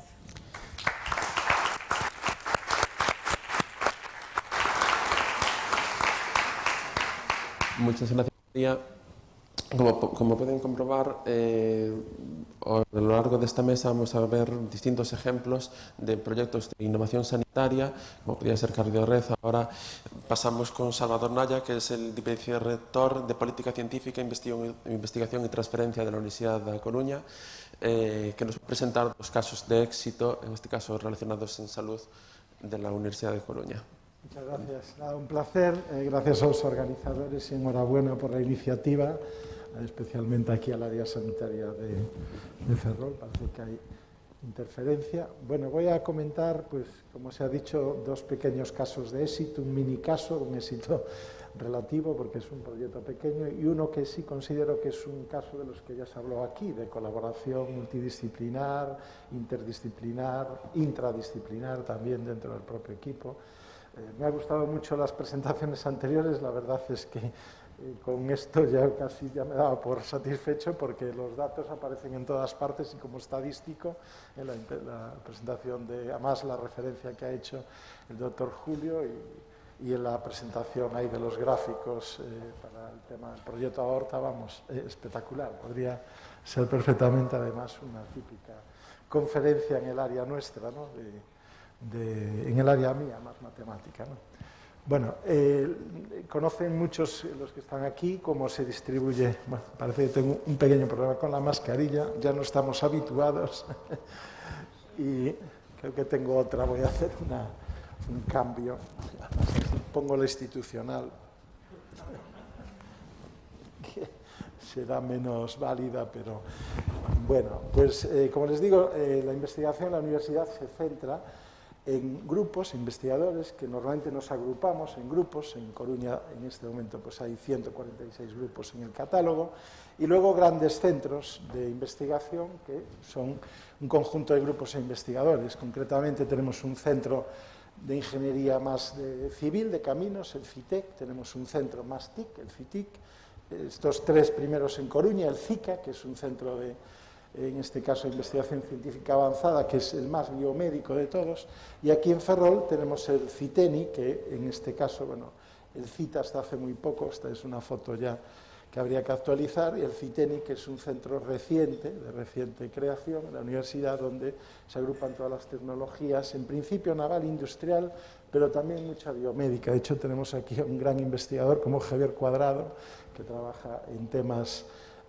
bueno, biomédicos de ortesis aplicados a problemas incluso de enfermedades medulares, y que está teniendo unos resultados, como digo, magníficos. Bueno, antes hablaba de los papers y los investigadores, y en mi caso, que llevo investigación e innovación, y que además también coincido con el doctor Julio, que hay que llevarlas conjuntas, no pueden ir separadas, y de hecho eso fue una discusión de cuando creamos el equipo de gobierno, de si sabía un vicerrector de innovación, vicerrector de investigación. Creímos que era mejor pues tener adjuntos y tener una sola mente, ¿no? Ahí. Fijaros aquí, esto es lo que pasaba antes del 2019 con 4.000 papers publicados en la Universidad de Coruña. Es muy curioso que aparece, estos son simplemente un gráfico de frecuencias, de estos típicos que vemos por ahí, en lo que están las keywords, las palabras clave de los papers, 4.000 papers, digo, y lo que más sobresale, curiosamente, es el tema de osteoartritis. Esto es debido, pues aquí tenemos un gran investigador, director del INIBIC hasta hace muy poco, Paco Blanco, que tiene un grupo que publica muchísimo, y que genera que esa sea la palabra pues más repetida. Es muy curioso, y de hecho hace poco, cosa de una semana, salía una revista bibliométrica china que este grupo era a nivel mundial el de mayor número de publicaciones y el más relevante a nivel mundial. Y además no lo dijo ninguna revista, ni nuestra, ni... Hemos hecho el estudio posterior a salir esta publicación y hemos verificado que efectivamente era así, ¿no? Que tenía no solo a nivel español, que sí lo sabíamos, sino que incluso a nivel mundial. O sea que es una cosa que tenemos aquí, a veces poco conocida, que es además médico, y en este caso, bueno, en la unidad de artrosis, de reumatología, ¿no? Es la especialidad, pero que es un gran investigador, y eso pues es un orgullo, ¿no? Bueno, hay otras áreas ahí también, aparece cardiología, de hecho tenemos la tercera con mayor número de publicaciones, de un además profesor del campus industrial de Ferrol, como es Javier, y una profesora, creo que también es doctora, María Generosa, que es del área de cardiología, y Javier Muñiz, que es el profesor, pues sale como el tercero de mayor número de citas, en este caso también analizando este tipo de datos. Pero ¿qué ha pasado? Y es un poco para ver un poco cómo va la investigación. ¿Qué ha pasado del 19, bueno, del 20 al 22? Pues que la palabra más repetida es COVID-19.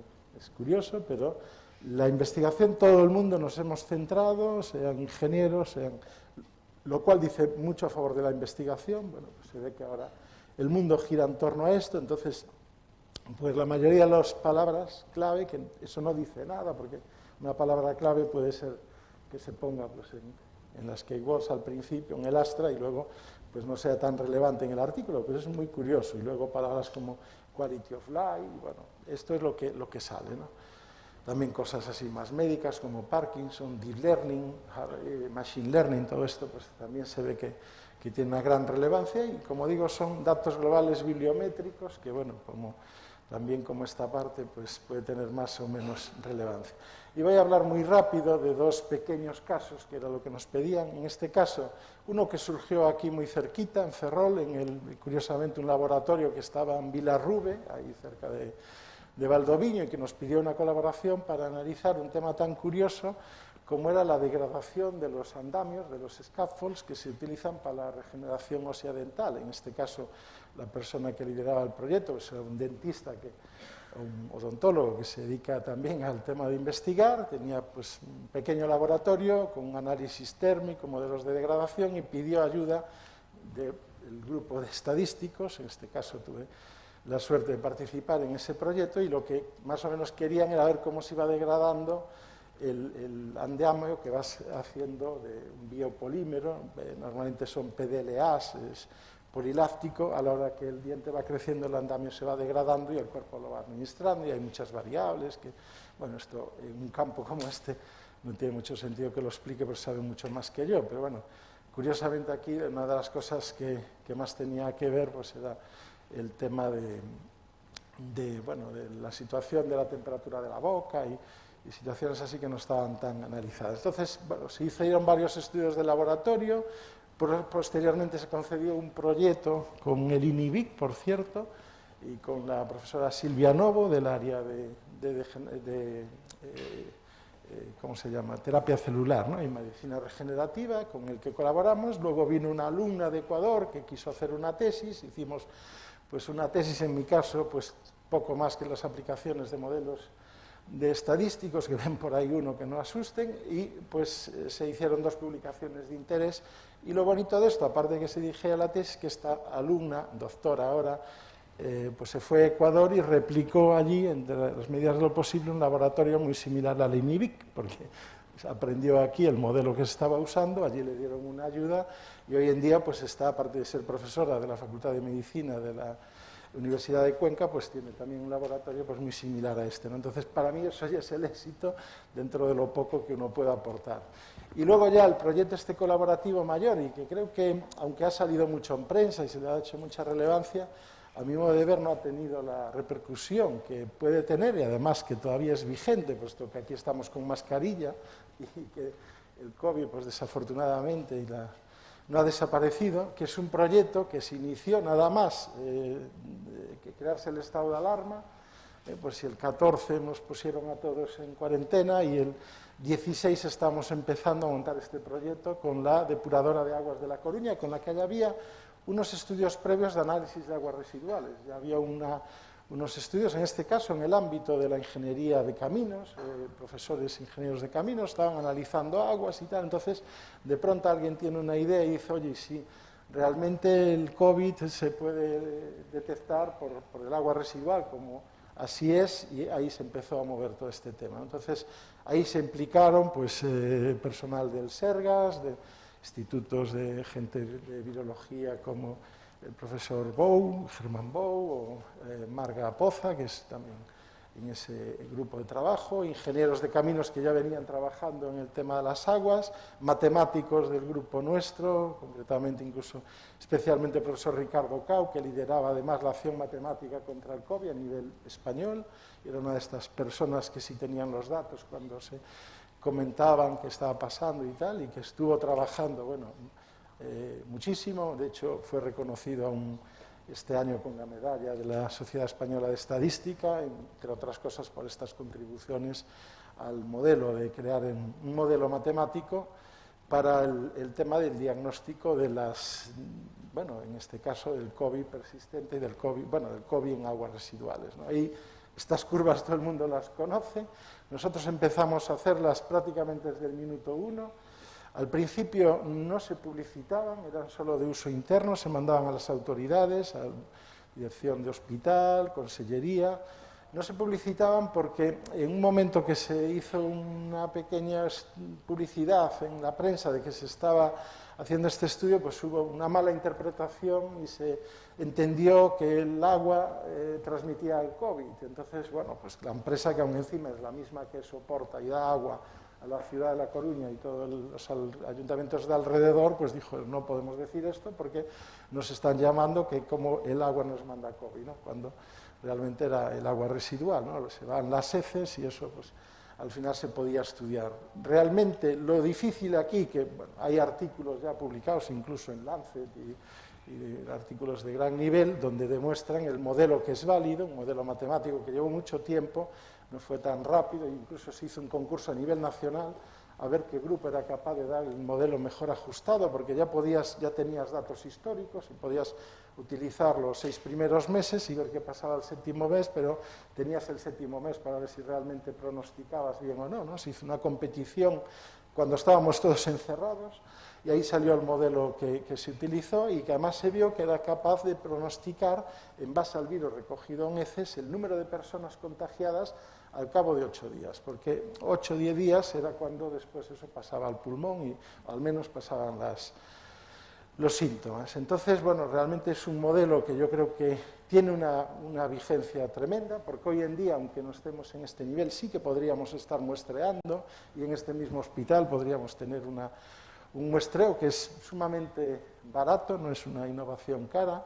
De hecho, antes hablaba el doctor del NIT, el NIT fue posterior a nosotros en estos temas, incluso intercambiamos correos con ellos, y sí lo han implementado y lo tienen en sus facultades y saben en cada facultad el número de contagios más o menos estimado que les da analizando simplemente pues, el agua residual, las cloacas del edificio. Esto aquí pues no lo hemos llegado a ese nivel, pero lo podríamos poner a nivel de barrio tal, y aparte no solo del COVID, de antibióticos, de drogas, de lo que se quiera muestrear, porque la verdad es que el muestreo y la posibilidad que hay hoy con la técnica es tremenda. Bueno, finalmente hay unos estudios que he colaborado ahí mínimamente en dirigir un trabajo fin de máster a una alumna de técnicas estadísticas, donde vimos que hay modelos de control de calidad que se usan en tema sanitario que son aplicables y que se puede utilizar los gráficos de control de calidad para detectar alarmas y que aparte pues funcionan muy bien y que sería pues una manera de alguna forma prevenir o prealertar de cuando vemos que se está aumentando el COVID, saltar una alarma en ese tema, ¿no? Son esos 2 últimos gráficos y bueno, simplemente pues eso, que yo creo que estas son las personas que han colaborado en este proyecto, donde pues como digo, pues hay gente de todas las áreas, bueno, todas no, pero hay matemáticos, hay informáticos, hay médicos, hay en este caso ingenieros de caminos, virólogos, y que bueno, es un proyecto creo que colaborativo, de muy poco coste, financiado por GAIN en una gran parte, nos financió la agencia gallega para la segunda terminología del proyecto y donde colaboraron también INIBI, bueno, realmente para mí es un poco cómo veo yo la innovación y la investigación. Tenemos un gran potencial porque tenemos grandes investigadores en las universidades, unos hospitales magníficos donde va lo mejor de unas generaciones últimas porque es así, porque la gente que hace las carreras biomédicas pues ya se ve el nivel que tienen y la profesionalidad y la experiencia que cogen en el hospital. Unos centros que están ahí, nos falta quizás ese engranaje que también hacen los americanos, aunque en otras cosas en sanidad no compitan, pero sí que luego el MIT, Stanford, Princeton y tal, todos se nos queda la boca abierta y yo creo que no son ni mejores ni peores, simplemente que no se complican tanto a veces con la burocracia, lo digo desde una parte de burócrata, porque nos ponemos a nosotros mismos palos en la rueda continuamente y a veces hasta se nos prohíbe no publicar, pero sí investigar con colegas del hospital o colegas del Carlos III, tal, porque si estás aquí no estás aquí, cuando yo creo que esto tenía que ser mucho más abierto, mucho más libre y facilitar todo y seríamos mucho más de lo que somos. Y esa es un poco mi reflexión final, si me permite.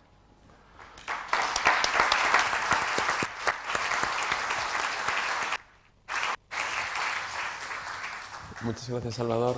2 buenos ejemplos, ¿no? de cuando realmente tenemos buenos proyectos que son con equipos multidisciplinares formados por especialistas de distintas áreas y cuando colaboran distintas organizaciones, como realmente se consiguen éxitos. A continuación, María José Mariño, que ya es la directora del área de centros de GAIN y que nos va a presentar el CIS Ferrol, que también es la directora del mismo centro. Muchas gracias, José María. Bueno, pues buenas tardes a todos y a todas. A ver si consigo... ¿A cuál le toca? Un bye. Sí. Ahí, ahora sí. Bueno, pues como os decía, buenas tardes a todas y a todos. Y bueno, lo primero agradecerle a Javier y a su equipo que nos haya ofrecido la oportunidad de acompañaros en estas jornadas. La verdad es que me impresiona ver el éxito de acogida que están teniendo, o sea que eso es un buen indicador del interés del ámbito sanitario por la innovación. Yo en estos 5 minutillos solo quiero presentaros el tráiler de lo que es el CIS Tecnología y Diseño, porque sí que realmente lo que me gustaría es que, bueno, despertar vuestra curiosidad y que os acerquéis a conocernos y a visitarnos. Bueno, hace poquito tuvimos la posibilidad de que Javier y su equipo nos visitasen en el CIS y yo creo que disfrutamos todos cooperando, compartiendo e innovando, nuestros compañeros también del campus industrial. Bueno, pues yo lo que quiero es despertar vuestro interés por el CIS, estamos en Amalata y que nos visitéis, y por 3 áreas de conocimiento y 3 disciplinas en las que nosotros trabajamos y que yo creo que tienen mucha incidencia y mucho impacto en la innovación en el ámbito sanitario. Bueno, pues como os decía José María, yo trabajo en el CIS Tecnología y Diseño. Es un centro de innovación que está aquí en Ferrol, en A Cabana, y que pertenece a la Agencia Gallega de Innovación y a la Consellería de Economía, Empresa e Innovación. Bueno, nosotros somos un centro que nos dedicamos a fomentar la innovación en todo el ecosistema gallego de I+D+I, tanto en las empresas como en las entidades que conforman el ecosistema. Y, por supuesto, el sector salud forma parte de este ecosistema y nosotros trabajamos con las fundaciones, con los institutos, con el personal sanitario, aunque sí que es cierto que el CIS, por su historia, por donde se ubica, ha tenido siempre más cercanía al sector industrial, pero no dejamos de tener experiencias en el ámbito sanitario y la verdad es que a raíz de la visita que nos hizo el equipo del Nodo de Innovación hemos detectado muchas posibilidades de innovación que esperamos explotar en colaboración también con el campus. Bueno, nosotros fomentamos la innovación, somos Consellería de Economía y para nosotros innovación siempre va vinculado a retornos económicos y a generación de riqueza y de negocio, a innovación sostenible y también a innovación social, y yo creo que nadie mejor que vosotros sabe de la importancia de la innovación para la calidad de vida de las personas. Aquí podéis ver nuestras áreas de conocimiento. Desde el CIS trabajamos en estas 5 áreas que veis aquí, que son los nuevos materiales, el diseño, la industria digital, vigilancia tecnológica y transferencia de tecnología. Y hoy os aseguro que no voy a hablar de transferencia de tecnología, que hay otros expertos por aquí y además no son horas tampoco. Bueno, estas no son nuestras áreas, aquí veis nuestros indicadores y simplemente lo que os quería transmitir con esta transparencia es que para nosotros lo importante de la innovación es la apertura, es la cooperación y es, bueno, pues tomar muchos cafés innovando y también pasando un buen rato. Bueno, aquí quería presentaros muchos pequeños casos que hemos tenido de innovación sanitaria simplemente para despertar vuestra curiosidad y, bueno, que os apetezca venir a visitarnos y hablar de estas tres áreas de actuación. La primera de ellas, que no tengo en la presentación, es el ámbito del diseño.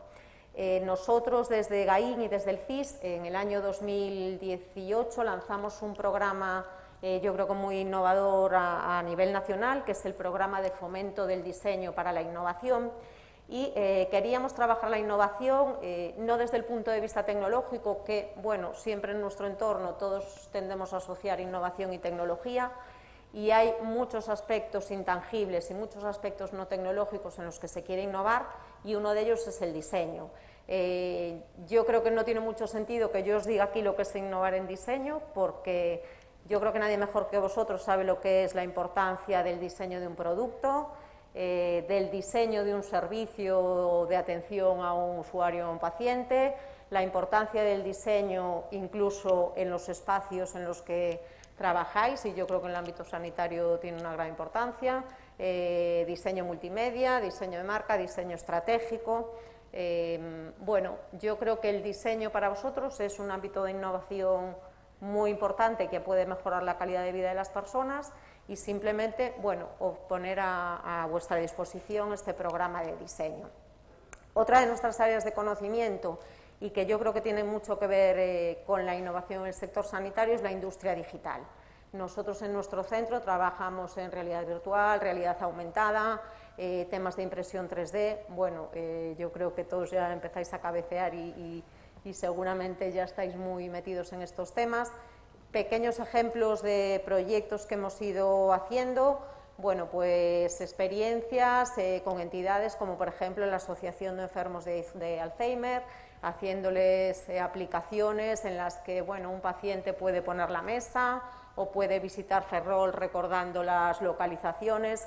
Bueno, la realidad virtual permite a cierto tipo de pacientes intentar ejercitar sus capacidades de una manera mucho menos frustrante. No es lo mismo que se te rompa un plato en la pantalla que se te rompa en la realidad, con lo cual, bueno, este tipo de desarrollos es una de las cosas que hacemos desde el CIS. Otro ejemplo reciente es la colaboración con el Servicio de Oftalmología de aquí. Desarrollamos este dispositivo que veis en 3D para hacer retinografías con los teléfonos móviles. Más ejemplos. Bueno, colaboramos con una empresa de audiometrías para hacerles una aplicación de realidad virtual en la que podían mostrar sus servicios en un espacio que tenemos en el CIS y que pongo a vuestra disposición, que es la Cave, y que es una cueva de realidad virtual y aumentada en la que puedes ver el desarrollo a tamaño real y que os invito a visitar. Muchos tipos de aplicaciones, desde temas patrimoniales o históricos de cómo era antes un quirófano, temas de aplicaciones didácticas para enseñar por ejemplo, niños con autismo, cómo ir al dentista. Bueno, nada que seguramente no conozcáis ya vosotros. Bueno, invitaros a innovar utilizando todas estas tecnologías virtuales que siempre hacen más amigables para el paciente y permiten experimentar tratamientos. Bueno, aquí tenéis otras dos aplicaciones que hemos trabajado en temas de, por ejemplo, impresión 3D. Bueno, aquí veis un tema de una colaboración que hicimos con el área maxilofacial para imprimir en 3D parte de la mandíbula, brazos robotizados que hicimos a través de un proyecto europeo que se llama PhysioRob. Y yo creo que esos son un poquito ejemplos de cosas que se pueden hacer y que estamos dispuestos a que vengáis y nos propongáis vuestras ideas y valorarlo.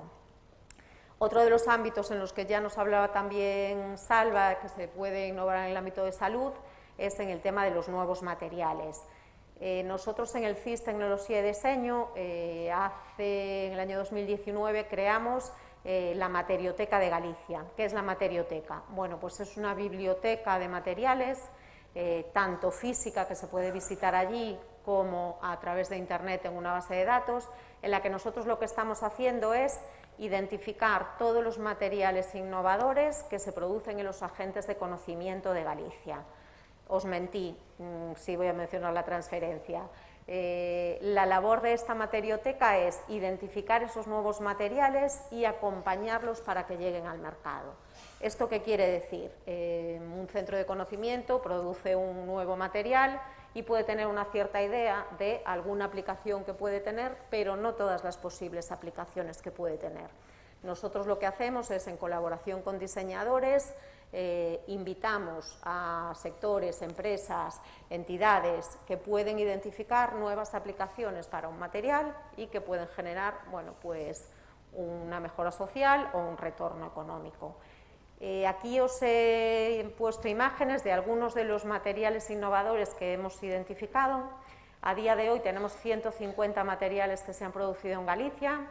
Estos poquitos que veis aquí son materiales que o bien tienen ya aplicación en el ámbito de la salud o que lo podrían tener y que yo os invito a que, bueno, vía internet o viniendo al CIS, conozcáis nuestros materiales. Aquí hay materiales de todo tipo, desde un material de diente de tiburón para la regeneración ósea, geles, productos que se extraen del langostino y que lo que se hace es se identifican propiedades que pueden tener aplicaciones médicas. Así que, bueno, además de la realidad virtual, realidad aumentada y en el ámbito del diseño, yo creo que sí que la exploración de los nuevos materiales es un ámbito en el que podemos trabajar, más allá, por ejemplo, también de identificar materiales para impresión 3D que puedan tener un uso sanitario, que es uno de los temas que hemos estado hablando con el nodo. Además de estos materiales gallegos,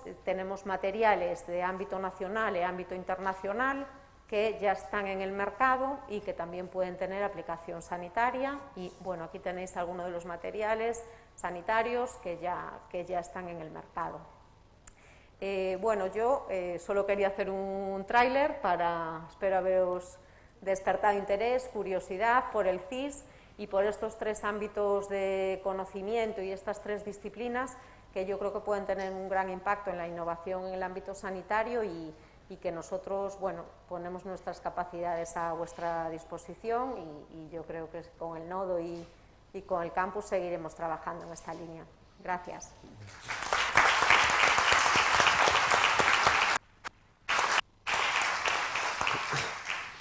Gracias, María José. Bueno, un gran que ahora muchos de los profesionales van a querer también visitaros de nuevo y conoceros más en profundidad. A continuación pasamos con Rodrigo Gómez.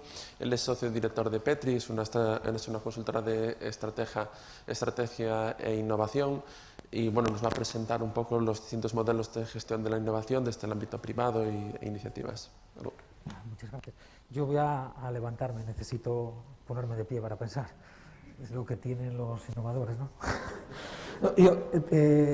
Yo me siento aquí hoy un día un poco extraño, ¿no? A nivel emocional. Yo quería dar las gracias a Ángel, a Javier, a Julio, que estuvo, o sea, a todos los compañeros con los que hoy me encuentro después de años, ¿no? Yo llevo 18 años trabajando en el Sergas, muy vinculado a todas estas cosas de las que estamos hablando hace tiempo, ¿no? Hablaba Julio, hace 12 años, ¿no?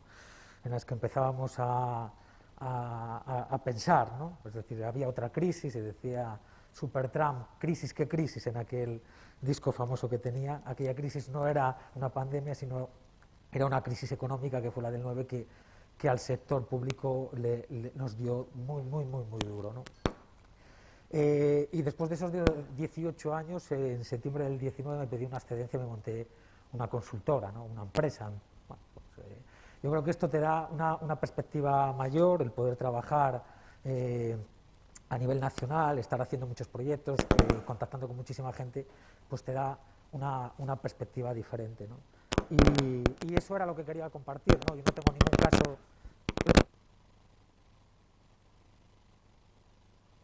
tanto de uso, ¿no? como comentar de una forma rápida cuáles son las sensaciones o lo que yo veo, ¿no?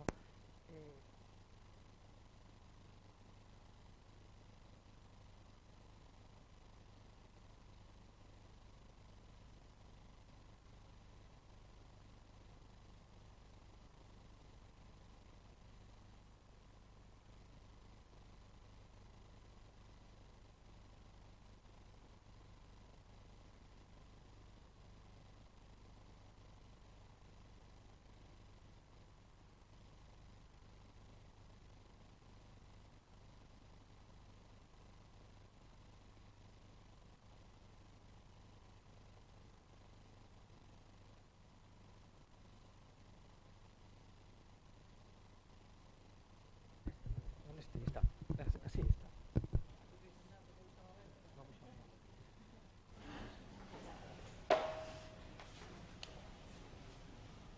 Cosas de... ahí está. Sí, ya está. Voy a fallar. Bueno, hay dos palabras o dos frases, dos sentencias a los que llevamos tiempo en esto nos persiguen constantemente, ¿no? Y que están muy vinculadas a toda la trayectoria, a todo el ideario, a todo este desideratum que llevamos escuchando esta tarde, ¿no? Y tiene que ver que la cultura de innovar, que es hacer algo diferente, es un poco contracorriente, hay una primera frase que teníamos cuando empezamos a hacer esto de la plataforma de innovación, es decir, a pensar en un modelo corporativo sistémico en el que 38.000 trabajadores pudiesen innovar de una forma ordenada, ¿no? Es decir, que la toma de decisiones no cayese siempre en la misma gente, ¿no? Que pudiésemos ser ágiles y rápidos. Teníamos como la sensación, mejor aquí, sí, te dicen que... Aquí bien, ¿no? Perfecto. Ya van todas, ¿no? Sí, vale. Entonces un poco teníamos la frase esta de que hay que venir llorado, ¿no? Hay que venir llorado de casa para poder dedicarse a esto de la innovación. Esta era la primera frase, ¿no? La segunda frase que nos perseguía, que teníamos ahí como tatuada, que una vez escuchamos a alguien que empezaba, con quien descubrimos esa parte de la innovación y después de llevar unos años, ¿no? Nos decía, es que el problema es que cuando nos dedicamos a la innovación las cosas a veces nos salen por eso de que todos van a lo suyo menos yo que voy a lo mío, ¿no? Decía aquí el amigo Julio, ¿no? Y está muy asociado con esto de la innovación. Yo quería compartir una frase porque creo que es un punto de encuentro cuando nosotros empezábamos a hablar de innovación en el año 10, creo, ¿no?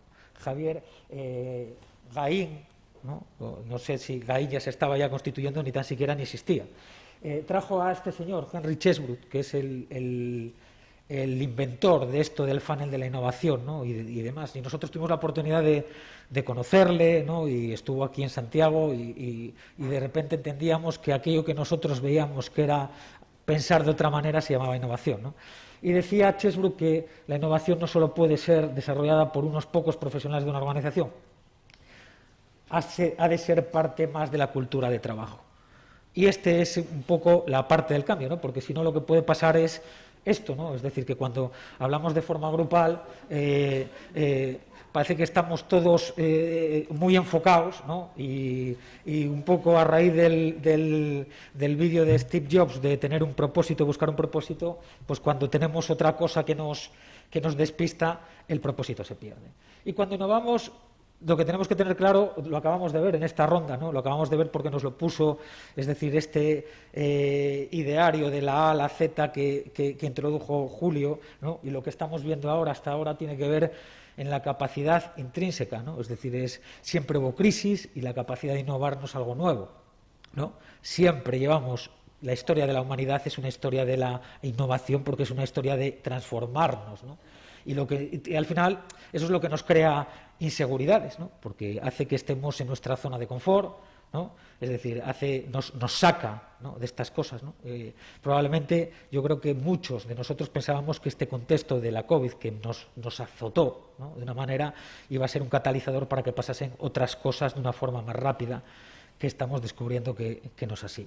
Pero sí que es verdad que cuando hablamos de innovación podemos hablar de innovación tecnológica, ¿no? Como hablasteis aquí, o Xomar habló, de innovación en la práctica asistencial, en los procesos, ¿no? En esos desperdicios, en esa ineficiencia. Podemos hablar de la investigación, de la atención a los pacientes, ¿no? Es decir, de dónde está el valor de cada cosa que hacemos, ¿no? De dónde podemos tener más allá qué opiniones, ¿no? Es decir, tener criterios para decir si una cirugía es mejor en Ferrol que en el Clínico San Carlos de Madrid, ¿no? Y al final todo es innovación, ¿no? Me gustaría compartir un ejemplo, no sé si conocéis este ejemplo, se llama el sesgo de supervivencia. Esto es un avión aliado de la Segunda Guerra Mundial y lo que están de color rojo, esos puntitos son las balas de los aviones nazis. Es decir, esto era cómo llegaban los aviones que regresaban. De cada 10 que marchaban, volvían 4, ¿no? Y alguien, desde el punto de vista de la innovación, dijo, lo que tenemos que hacer es reforzar los puntos rojos, ¿no? El sesgo de supervivencia se aplica en pensar de forma disruptiva, de forma lateral. Hubo un matemático que se llama Abraham Wall, que lo que dijo es que lo que había que reforzar era lo que no estaba con los puntos blancos, porque los aviones volvían, porque esos puntos que no estaban en rojo eran las zonas que había que fortalecer del avión. Esta es una parte quizás de una visión de lo que entendemos por la innovación, ¿no? Y la innovación también, yo ahora recientemente, ¿no? Con mi visión más lateral de estar en muchos sitios, hay una anécdota que escuché hace poco al tío de Nadal, ¿no?, que contaba, que creo que refleja mucho en la forma de entender el sistema sanitario, ¿no?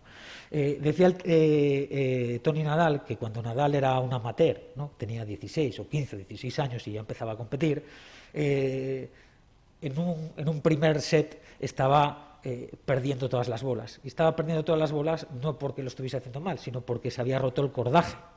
En un juego se había roto el cordaje de la raqueta, ¿no?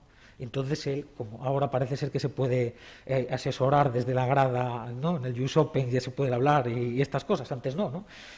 Nadal perdió el partido y cuando acabó el tío, él había cambiado después la raqueta, ¿no? Le dijo que cómo podía ser que no se hubiese dado cuenta. Es decir, cómo puede ser que tú, que estás todos los días, no te des cuenta de esto.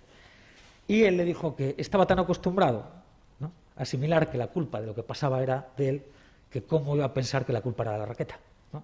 Es una buena reflexión para los que estamos, ¿no?, que trabajamos en silos, ¿no? Es decir, es cómo se trabaja en el sistema sanitario.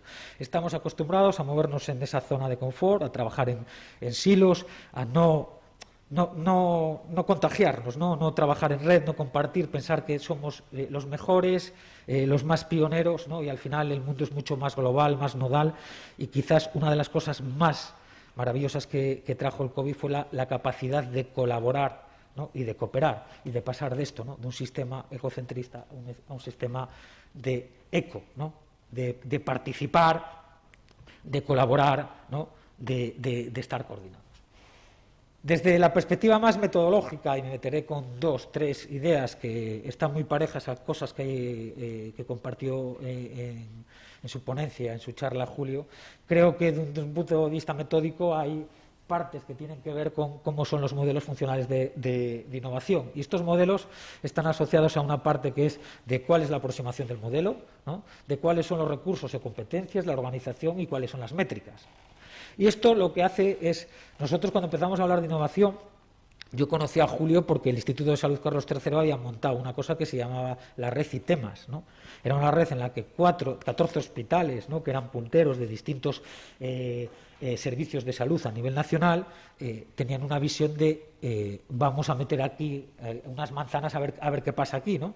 Tenía una visión muy de compartir, muy de crear cultura de innovación, esa cultura de innovación que hablábamos al principio, ¿no?, una cultura que hoy María lo ponía en solfa, ¿no?, cuando hablaba con su segunda slide el equipo, ¿no? Y yo cada vez que me encuentro con Julio siempre comparto con él que desde la trayectoria de todos los años que nos conocemos, un buen indicador que tiene lo que hacemos es que mucha de la gente que trabajó con él a lo largo de los años hoy desempeña posiciones relevantísimas en cosas que tienen que ver con FENIN, el centro tecnológico, gente que estuvo en el MIT. O sea, esto es un buen indicador, una buena métrica, ¿no? Y pues esa apuesta de hacer algo puntual se convirtió en algo mucho más global, ¿no?, con un enfoque al principio más tecnológico, no tanto transformador y organizativo, pero creo que al final hay gente que tiene visión y que es visionaria, y a veces llegar antes pues es complicado. Desde esta perspectiva, nosotros, yo creo que yo tengo el orgullo de poder haber participado en la creación, en la antesala de esto, ¿no? Es decir, de creer que era necesario disponer de un modelo de innovación, ¿no?, que era necesario disponer de herramientas, de estructuras, de contextos que dotasen a los profesionales, ¿no?, es decir, que empoderasen a los profesionales. Porque siempre hablamos de empoderar a los pacientes, ¿no?, pero si no empoderamos a los profesionales, es decir, las ideas están ahí, ¿no? Y cuando hablamos de aproximación tenemos que hablar de esto, ¿no?, de cuál es la estrategia de innovación. Aquí es una estrategia global, sistémica, de un servicio de salud, ¿no?, de cuál es el portfolio, es decir, ¿no?, lo hablaba María José, qué cosas hacemos, qué tejido tenemos alrededor, ¿no? Hablamos de los procesos. Cuando hablamos de la organización hablamos del liderazgo. Cuando nosotros empezamos había un comité de innovación, ese comité de innovación nos reuníamos y estaba la consellera, estaba todo el equipo directivo, y aquello, es decir, no se cambiaba el orden del día por nada. O sea, quiero decir que a lo largo de ese tiempo debimos de cambiar una reunión por agenda, ¿no? Estaba en el top de prioridades, ¿no? Hablábamos del modelo de gobernanza, de las alianzas, y esto tiene que ver con la maduración, con cómo hay las sinergias que estamos viendo esta tarde, ¿no? Estas sinergias entre los institutos de investigación, las fundaciones, todo esto que no permeaba, ¿no? Que ya no era transferencia del conocimiento hacia fuera, sino que no había ni transferencia interna dentro de los centros, ¿no? Y cómo hay esa simbiosis, ¿no? Es decir, entre GAIN, entre centros tecnológicos, en cómo tenemos lo que sí que es verdad, y creo que sepáis, es que cuando uno sale fuera hace frío, mucho frío, ¿no? Mucho frío, pero cuando uno sale fuera y está por ahí, también se siente tremendamente orgulloso del sistema de salud que tiene aquí, ¿no? De las fortalezas que tenemos, tecnológicas, humanas, ¿no? Es decir, del stock de conocimiento que hay, de las herramientas y las infraestructuras que hay, es decir, de poder tener una agencia como ACIS, ¿no? que está con el foco de la transformación, que tiene un foco como ayuda, ¿no? Uno cuando sale es importante, ¿no? Hablamos de recursos y competencias, que es la captación, de tener presupuesto, ¿no? De gestionar el talento, ¿no? Lo hablaba José María, de sacar una orden, es decir, tenemos que saber cómo trabajamos en el contexto, y en el contexto en el que estamos, pues cómo hay que ordenar. Si no hay un marco legal no tiene sentido, y como hablábamos de la carrera profesional, y sin embargo cuando hablamos con Innova Saúde y Hospital 2050 no podíamos, porque no había concurrencia, había muchos problemas, y hablábamos un poco del voluntarismo, ¿no? de la gente, ¿no? Hablamos de las herramientas, ¿no? Lo hablabais, ¿no? De poder tener. Hoy me presentaba Javier, el primer ingeniero de datos que está contratado desde ACIS para hacer un proyecto pionero. Pues esto es que estamos avanzando, ¿no?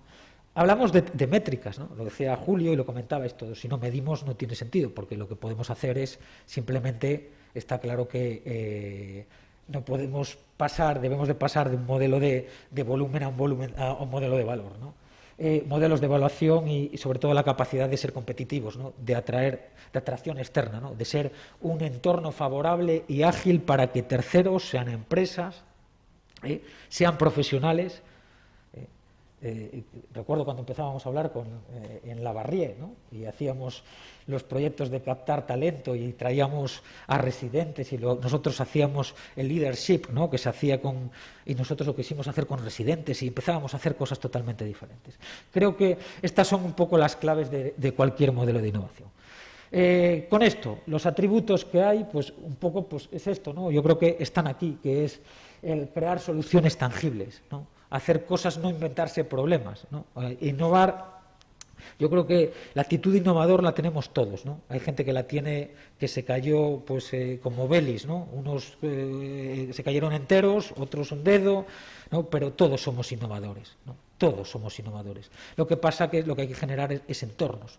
Y es más, es decir, los equipos, si todo el mundo que toma decisiones son innovadores, es mal asunto, ¿eh? Hay que balancear, ¿no? Tiene que haber alguien que esté en la realidad, alguien que sea pragmático, alguien que vea, pero veis, ¿no? Es decir, no me quiero repetir, creo que al final está, lo hablaba también José María, en la metodología, ¿no? En la cultura, pero la cultura no vale, sino que hay que tener herramientas, hay que saber de metodología para poder implementar y saber llegar de aquí y de allí y no frustrarse, ¿no?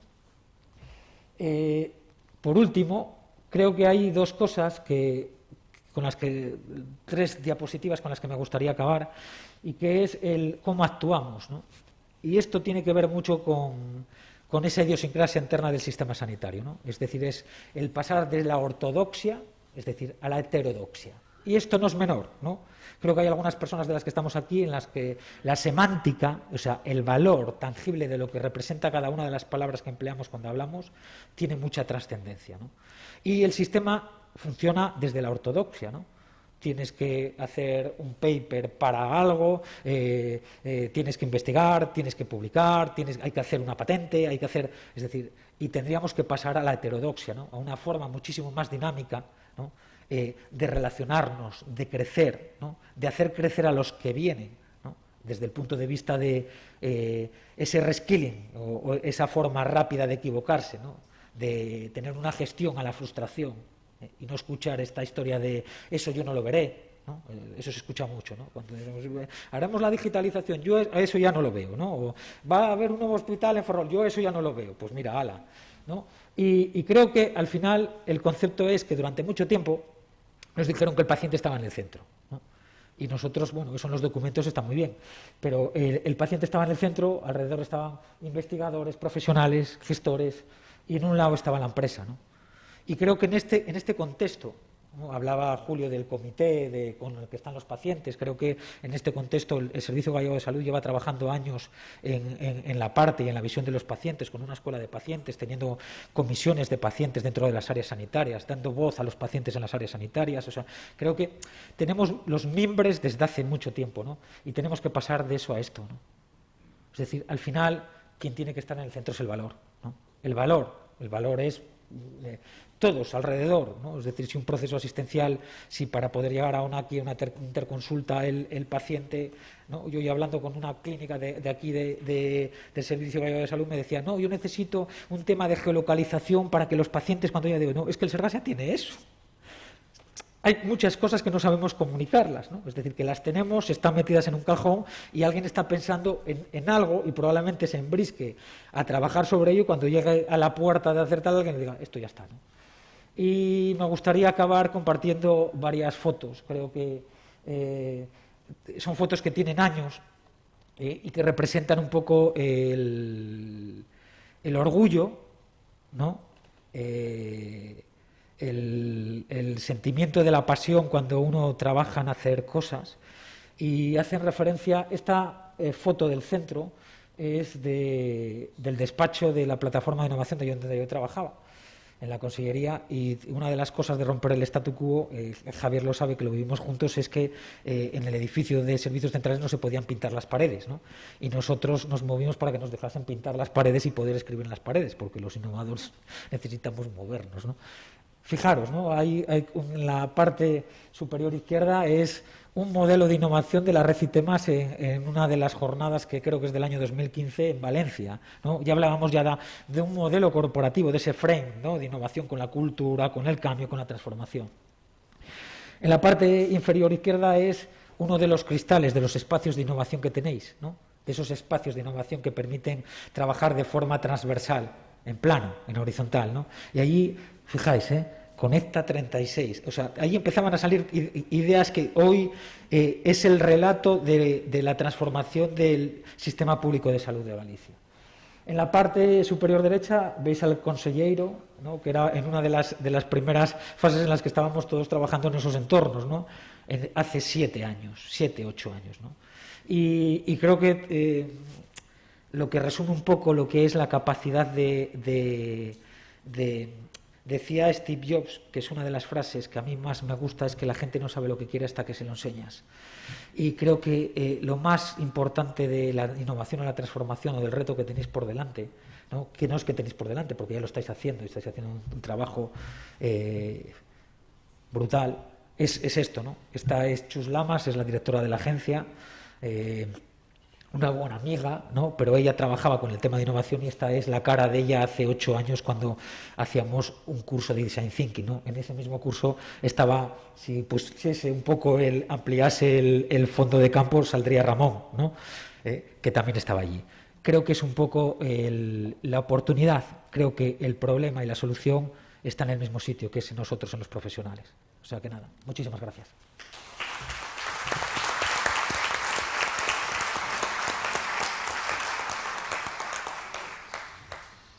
Muchas gracias, Rodrigo. A continuación, por último, Patricia Rey, que ya es la directora de la Fundación Profesor Nova Santos, que es la entidad gestora del INIVIC. Bueno, buenas tardes. Yo quería agradecer también a la organización, pero sobre todo darles la enhorabuena. Casi todos los años, un poco interrumpido por el tema de la pandemia, hemos tenido alguna jornada de innovación o de investigación y desde luego el aforo que hay hoy aquí, la capacidad de citación que habéis tenido es excelente. Yo no quería perder mucho tiempo, como nos daba un poquito tiempo para hablar, en explicar lo que era la Fundación, lo que hacemos y tal. Simplemente quiero que sepáis que somos las personas que os acompañaremos en los procesos de innovación junto al nodo de innovación. Yo ahora estoy aquí como cara visible, pero hay todo un equipo de personas con distintos perfiles, pues de ámbito legal, de la ciencia más básica, de gestión de proyectos, que lo que intentamos es facilitar todos estos procesos que están asociados a los procesos de innovación en sí mismos. Entonces, aquí muchos conoceréis a Alberto, que es la persona que está físicamente en esta sede, pero somos muchos más que por no duplicar los recursos, pues estamos ubicados en el Hospital de Coruña, pero que por supuesto somos también la entidad que gestiona todo lo que sucede en relación a la innovación en la sanitaria de Ferrol. El objetivo fundamental de esta presentación es que veáis que está cerca, que es fácil, que se puede, que le perdamos un poco el miedo a esto de innovar. A veces parece que es algo como muy grande, sentarte ante pues a lo mejor cuando tienes una idea y tienes que esquematizarla o hacer un primer esbozo de lo que es, cuál sería el camino, ese primer momento delante de un folio en blanco, sabemos que es complicado, los años nos han permitido ir viendo cuáles son esos miedos o en dónde podemos ayudar más. Después veremos una de las últimas convocatorias que hemos sacado precisamente para intentar solucionar esta problemática. Y el objetivo de hoy es que, bueno, a través de un proyecto real que se ha desarrollado, pues podáis casi palparlo, ¿no? El punto de partida en este caso es un proyecto que está en el ámbito de la cirugía, me parecía que era más tangible quizás que en otros ámbitos de ciencia más básica, pues es obviamente lo que decimos como institución, pues el compromiso de apoyar la innovación y promover la transferencia de resultados, al igual que comentaba María José antes, nosotros sí tenemos que pensar en esa aplicabilidad, no tanto a veces en un retorno económico, que a veces también, pero sí desde luego en el que el resultado pues, pueda ser aplicable y los pacientes se beneficien de esa innovación. Y luego, por otro lado, el compromiso de los profesionales que identifican, que son los que están a pie de cama, los que identifican dónde está la posibilidad de mejora en esos servicios y los que tienen la capacidad de proponer soluciones. Y, por supuesto, como os decía, pues el conocimiento adquirido en experiencias previas, ¿no? en detectar cuáles han sido esas barreras de entrada o el miedo que a lo mejor es que cómo voy a abordar esto, es que sé que esto es un problema, pero quizás sea muy complicado buscarle la solución, cómo lo vamos a hacer desde aquí. Pero bueno, a priori el entorno pues era favorable. El objetivo era el de desarrollar un dispositivo médico para cirugía flexible de única incisión, porque los cirujanos pues, estaban incómodos a la hora de operar. Tenían unos dispositivos que o bien operaban con unos sistemas rígidos o bien tenían que hacer endoscopia flexible. Entonces querían un sistema que permitiese trabajar con los dos sistemas, con los rígidos y con los flexibles, y que sería además el futuro pues, a lo que venía, que eran los sistemas híbridos rígido-flexibles. Fortalezas, pues teníamos el área sanitaria, un hospital con un montón de especialidades y en este caso de un gran servicio de cirugía general y torácica. Ahí pongo los profesionales. He puesto estas imágenes para que visualicéis Hospital de Arquitecto Marcide, para que os visualicéis vosotros en la foto el equipo que está abajo, pues somos un poco la unidad técnica que damos ese soporte, ese acompañamiento, y en este caso he puesto Centro Tecnológico de Formación porque allí se hicieron las pruebas piloto en modelos animales, pero aquí contáis también con las de simulación y por supuesto con el propio centro, ¿no? Con lo cual, bueno, casi lo teníamos todo, nos faltaba solo juntar las piezas del puzzle. Había debilidades, sigue habiéndolas a día de hoy, es decir, la innovación y la investigación también muy intangible, y ese es uno de los lastres que se arrastran para buscar financiación. Cuando tienes la idea, pues tienes una idea, a veces nos vienen profesionales con un esquema pintado a lápiz, casi en una servilleta, en los cafés que comentaba antes María José, ¿no? Y eso, pues es claro, hasta que llegas a imaginarlo es difícil trasladar muchas veces a otras entidades que pues, tienen la capacidad de poder financiar ese estudio, ¿no? Los resultados, además, no son inmediatos normalmente, sino que suelen ser a medio y largo plazo. Esto es otra dificultad que, pues como digo, complica la búsqueda de financiación. ¿Qué camino seguimos en este caso? Bueno, cuando vimos que realmente había esa posibilidad de mejora y el equipo se decidió a querer intentarlo, pues buscamos la financiación. En este caso fue a través de un programa PRIS, que era un programa de desarrollo precomercial que se hizo en el marco del Sistema Público de Salud de Galicia. Empezamos a hacer todos los informes que se necesitaban, pues cuál era el estado científico, ver el estudio de propiedad industrial, porque en este caso era un dispositivo, cómo íbamos a poder protegerlo, la memoria técnica, qué pasos íbamos a tener que dar hasta que este dispositivo fuese mínimamente viable, un plan de comercialización para estudiar precisamente pues, lo que decía Rodrigo, ¿no? Pues que eso que has ideado no existía previamente y que realmente venía a solucionar un problema no resuelto, ¿no? Esto es un poco para que veáis que tampoco es inmediato, no es de un día para otro, pero al final es un camino que es muy reconfortante si al final pues, llega a éxito, ¿no? Hablo del año ya 2016, hubo un primer informe de patentabilidad. Claro, cuando empezamos a hablar de patentes y de estrategias de protección, esto muchas veces es algo que se ve como muy lejano, muy complicado, muy burocrático, y en realidad es así, pero para eso estamos nosotros, para facilitar ese trabajo, asumir esa carga y que solo tengáis que intervenir en aquellos puntos pues, más técnicos en los que es necesario pues, todo el conocimiento y el expertise, ¿no? Esto nos llevó a ver que había una necesidad de fabricar un prototipo porque era fundamental caracterizar cada pieza, cada elemento de ese dispositivo que se estaba ideando, ¿no? En ese momento no teníamos la capacidad para fabricar el prototipo y buscamos un partner que sí tuviese esa capacidad. Por ejemplo, a día de hoy, unos años más tarde, ya contamos con una unidad de simulación e impresión 3D, tenemos en el equipo 2 ingenieros biomédicos que ya desde los estadios muy iniciales de los proyectos participan precisamente para dar apoyo en ese diseño y que podamos hacer ya in-house pues, este proceso que en ese momento hicimos colaborando con otra entidad externa que fue el IBV, el Instituto de Biomecánica de Valencia. Hicimos una validación en modelo animal, en modelo porcino, en el Centro Tecnológico de Formación y empezaron pues, a operar a los cerditos para ver cómo se manejaban con ese dispositivo y qué había que mejorar. Hicimos también el informe de potencial de mercado y el análisis regulatorio, porque aunque estábamos en fases experimentales muy primarias, si ya íbamos dando pasos dentro de un roadmap, de un diagrama de flujo en el que ya íbamos cubriendo esas necesidades que se nos iban a exigir posteriormente, pensando ya pues, en obtener un marcado CE y que realmente ese dispositivo pudiese usarse en pacientes, pues era algo que íbamos avanzando. Este es el prototipo. Si lo veis en vuestro caso de izquierda a derecha, desde el primero que hubo, se fue mejorando hasta llegar al rosa fucsia, que pues fue el que realmente dijeron, este es cómodo, con este nos sentimos bien y creemos que este resuelve el problema. Ahí veis cómo lo están probando en el cerdito. Y acompañando a esto, como digo, pues había varios caminos. Por un lado, la propiedad industrial, se presentó ya una patente europea. Esto es importante porque aunque a veces con mucha inocencia llegan a nosotros y nos dicen, es que tengo esta idea, es maravillosa, creo que tal, voy a publicar. Claro, lo primero que decimos es no se publica, porque aunque parezca que todos buscamos el bien común, al final siempre hay intereses económicos y hay muchas empresas que están buscando precisamente esto. Entonces, lo primero es no vamos a contar nada hasta que la estrategia esté diseñada y en marcha. Se presentó una solicitud de patente europea y posteriormente presentamos la PCT, que es una patente internacional que ya da cobertura internacionalmente, ¿no? Empezamos a pensar también la estrategia de comercialización. La cosa avanzaba, los cirujanos se sentían muy cómodos, veían resuelta esa problemática y entonces en este caso hay otros modelos muy distintos, pero por eso este caso me gustaba especialmente porque además se ve todo el ciclo dentro del sistema.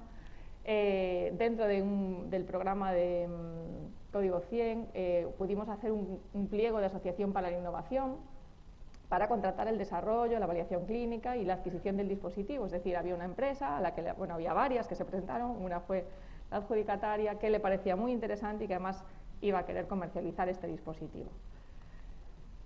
¿Qué pasó? Bueno, pues se rediseñó, porque ellos también con sus ingenieros pues dijeron que había cosas que igual aún se podían mejorar más, estupendo, ya teníamos un prototipo ideal.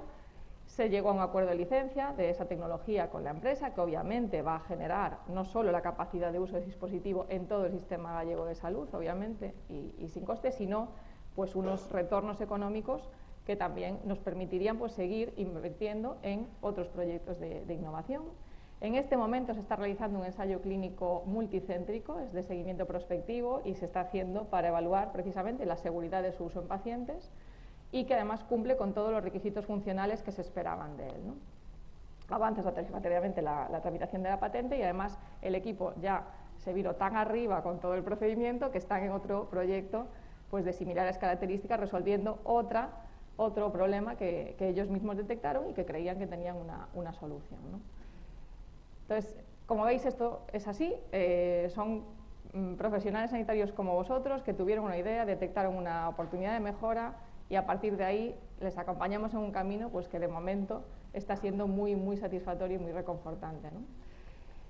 Recojo solo esta última diapositiva porque, como decía antes, desde la Fundación ya durante años hemos detectado esa dificultad de acceso, ¿no? Cuando hay convocatorias nacionales o incluso de convocatorias de entidades privadas, pero que son competitivas y de concurrencia competitiva, a los profesionales de entrada, si no están dentro de esta dinámica, les cuesta un poco porque dicen no lo voy a conseguir, va a ser imposible, esto si voy a competir con hospitales de toda España. Entonces nosotros como Fundación, y aquí hay varios patronos que saben bien cómo hemos caminado toda esta senda, entendíamos que debíamos de ayudar desde la institución a perder ese miedo, a detectar, a que saliesen los proyectos, ¿no? Nos parecía más fácil que nos lo contasen a nosotros, que nos ven ahí al lado, que directamente lanzarlos a otras convocatorias que daban más respeto, ¿no? Entonces sacamos este año una convocatoria para, precisamente de ayudas para estas iniciativas innovadoras, para desarrollar proyectos en el ámbito asistencial y hicimos una dotación presupuestaria de 120.000 euros que dejamos un amplio margen de participación. Entendemos también que la investigación, la innovación no puede ser el core de los profesionales sanitarios, obviamente tienen que atender la asistencia, entonces intentamos facilitar ese acceso pues, con márgenes muy amplios y que precisamente fueron adjudicados de los proyectos, que además fue un aluvión de proyectos. Llevamos una alegría enorme porque conseguimos que pues, uno de los objetivos, que era que aflorasen, afloraron, con lo cual bueno, esto nos ha dado pie también a plantearnos futuras convocatorias en este sentido. Y se adjudicaron 6 proyectos, 2 del área de Ferrol. En la segunda mesa podremos ver a 2 investigadores principales de estos proyectos y empiezan ahora su ejecución en el mes de septiembre y durante 18 meses pues estaremos ahí trabajando para que avance, ¿no? Entonces simplemente eso, yo lo que quería era acercarlo y que bueno, que del éxito de convocatoria salgan pues también esos nuevos proyectos. Nada más, muchas gracias.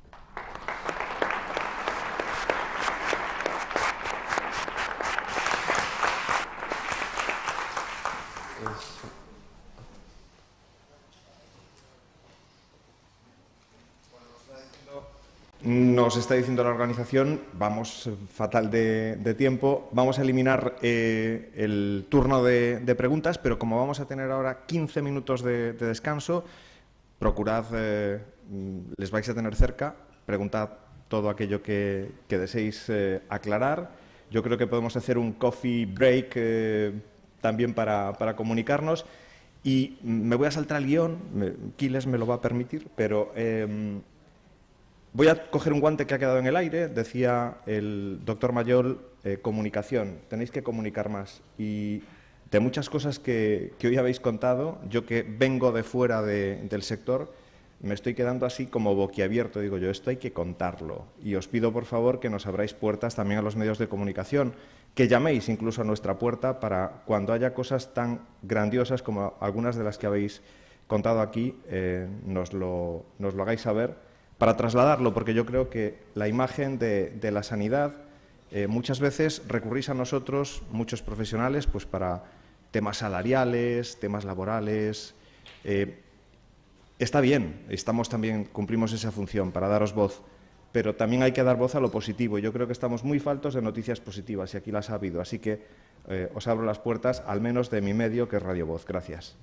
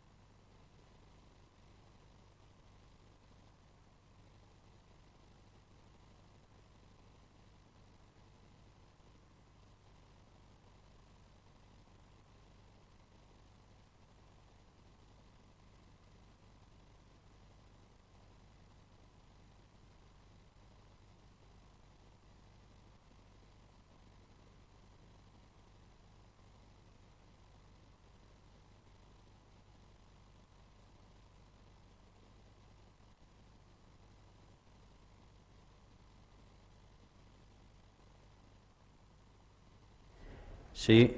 Hola, hola, hola, prueba, sí. Hola, este es el 6.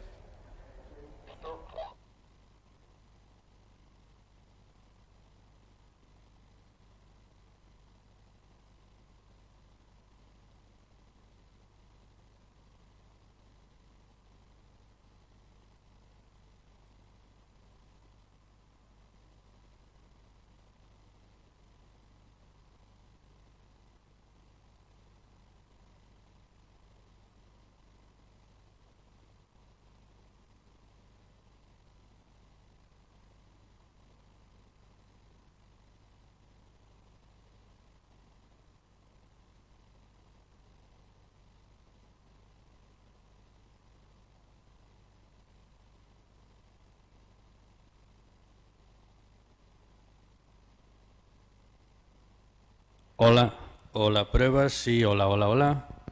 Hola, pruebas.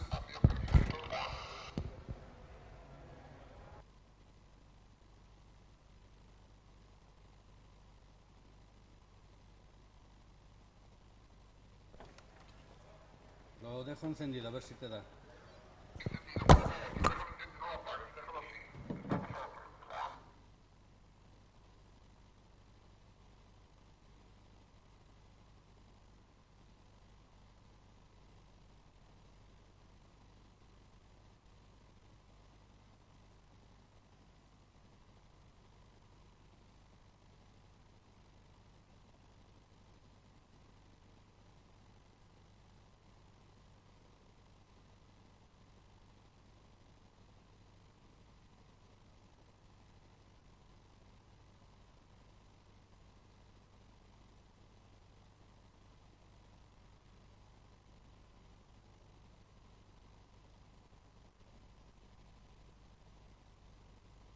Hola, hola, pruebas, sí, sí, sí.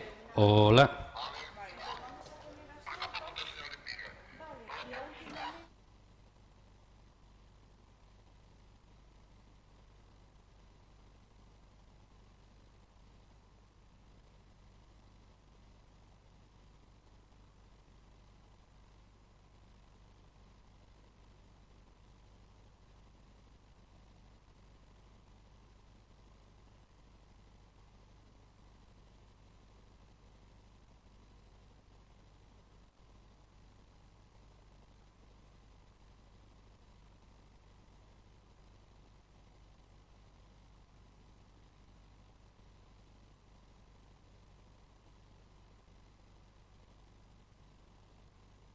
Hola, sí, hola, pruebas, sí, sí, hola, hola, hola.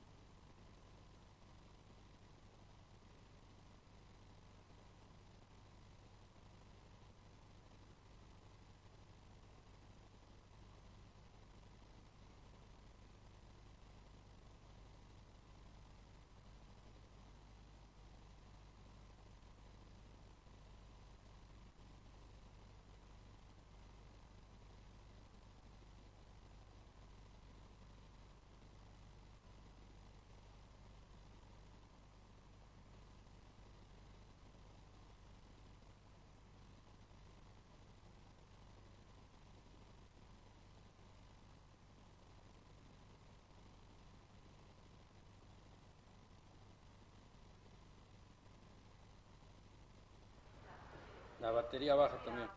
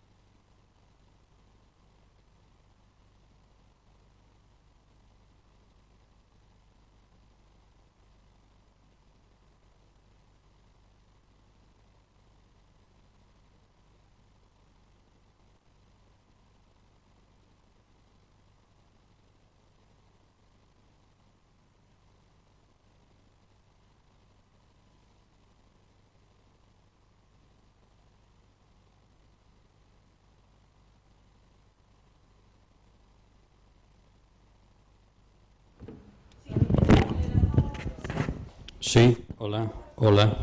Aquí ahora me marca batería a tope. A ti te marca ahí. Vale.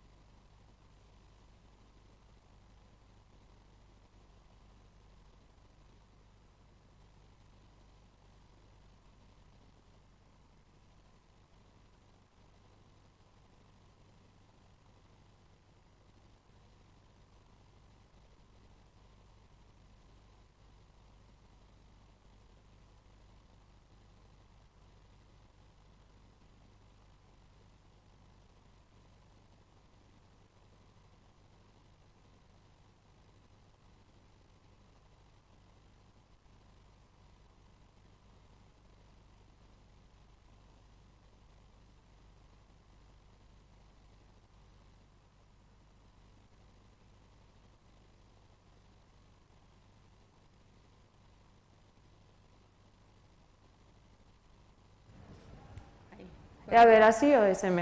Ai, moi ben, sí. Porque eu falo baixo, pero xa podo. Estaba mirando así o volumen, porque eu teño tendencia a falar baixo. Me faso así? Vale. Vale. Espera, lo enciendes aquí, ¿no? ¿Dónde se? Hola. Hola, hola, hola. Vale. Parece muy alto. Hola, hola. Hola. Parece que va y ven. Sí. Hola. Vale. Uy. Sí, algo acoplado. Sí. Bueno, lo dejamos allí en la mesa de esta, ya está. Que si no... bueno. Vale, vale. Bueno. Uy, si te lo quedas, que a lo mejor bajo por allí, voy a reclutar a los otros de la mesa. Yo avisé a Nuria, sabe que tiene que venir, Ana también, evidentemente lo sabe. El único que no sé quién es Alberto Veiga. Lo vi yo, estaba ahí, estaba aquí sentado. Vale. Ya lo vi yo salir. Mira, pero no te lo quites, llévatelo ya puesto.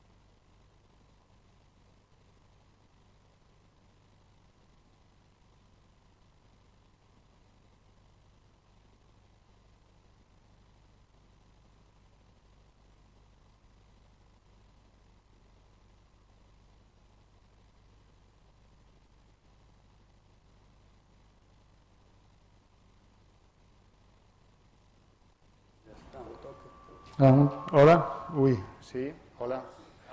Vale, se coge mejor. Vale. Bueno, perfecto, apago. Uy, me retumba un poco. Vale. Sí.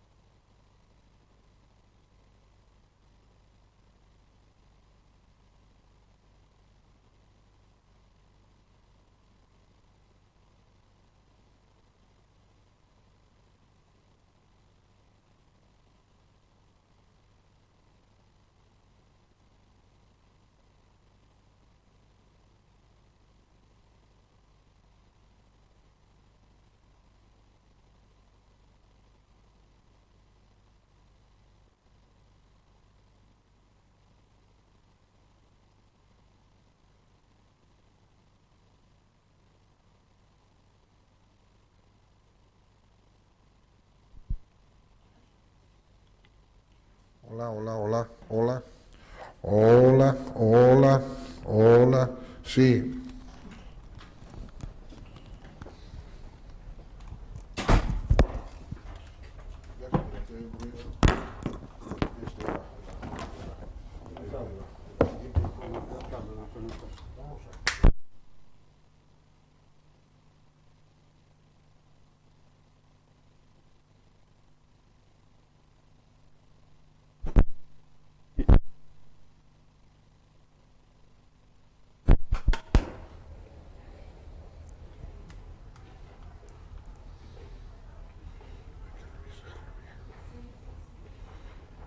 De entrada el micro no puede ser porque el micro ya lo que le faltó falló como de internet. Bueno, listo, no sé.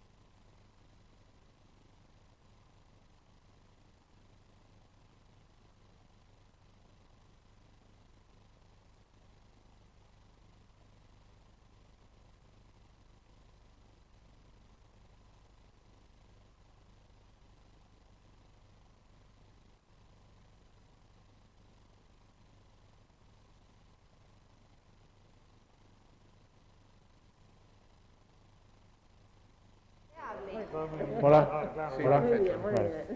Bueno.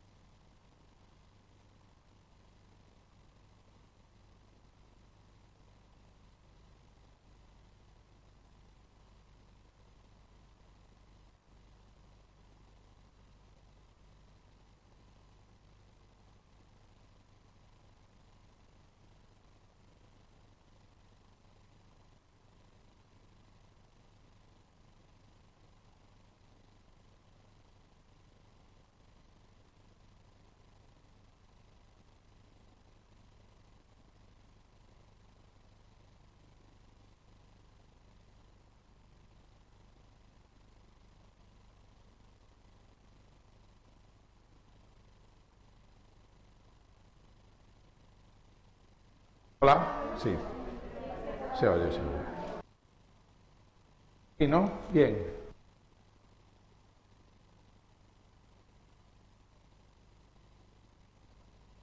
Perfecto, así. Yeah.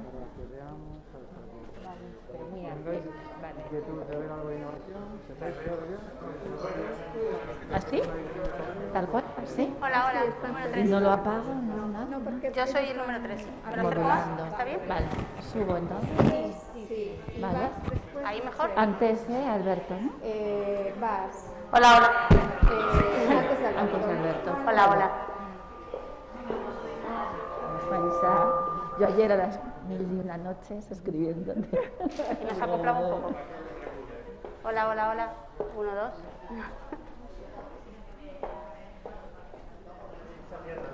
A ver, ya. Bueno. Esto de presentar también desde sentado. Sí, tan moderno. Lo que sí que me voy a tener que acercar un poquito a la pantalla porque no te creas. No. Ampliarme. Sí, pero claro, vienes quieto,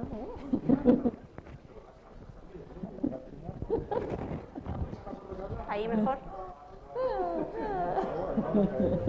Ahora mejor. Ahora se oye mejor. Jesús. Ahora mejor. 3. Número 3. ¿Lo puedes poner más por arriba? A ver si así. A ver si ahora no se acopla.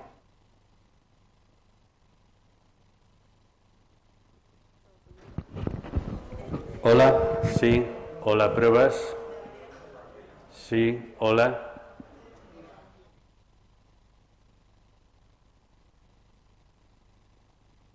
Mira, si no me pongo de pie igual a atril, A ver si ahora. Probando, probando. 1, 2. Sí. ¿Qué dice? No le oigo. Que hables con fuerza. Que hable con fuerza, pero si yo no tengo fuerza.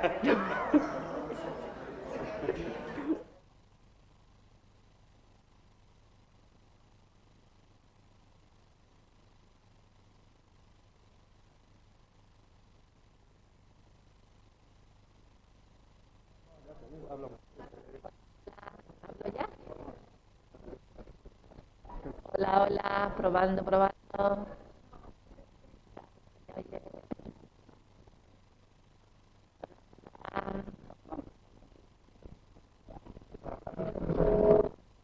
Sí, sí, antes. Es que está al revés. Sí, sí. Vamos.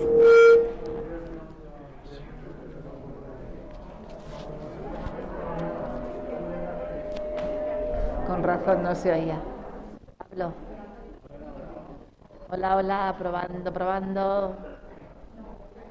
Vamos a hablar sin mascarilla, dicen por ahí.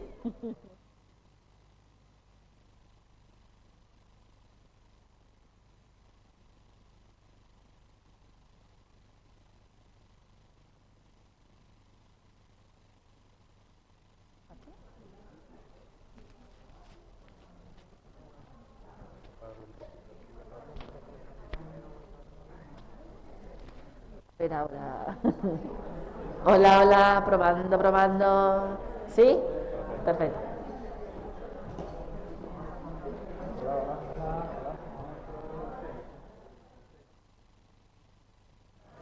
Hola, probando. Hola. ¿Me escuchas? Hola. Mientras lo tengas, luego si se te abre la camisa, se te abre la camisa. Hola, hola. Hola. Sí. Se oye bien, ¿no? Por eso, tienes un discurso para... Sí. Lo tienes encendido, así que habla.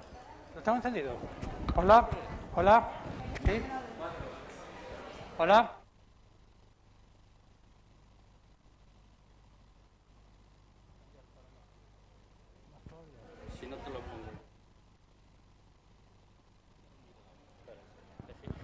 pinza, porque la pinza se puede girar. Y así te lo pongo aquí. A ver, ahora. Hola, sí. Sí, vale.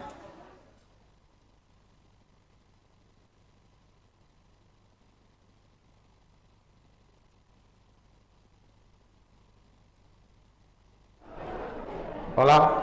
Sí. Bien, ¿no? Vale.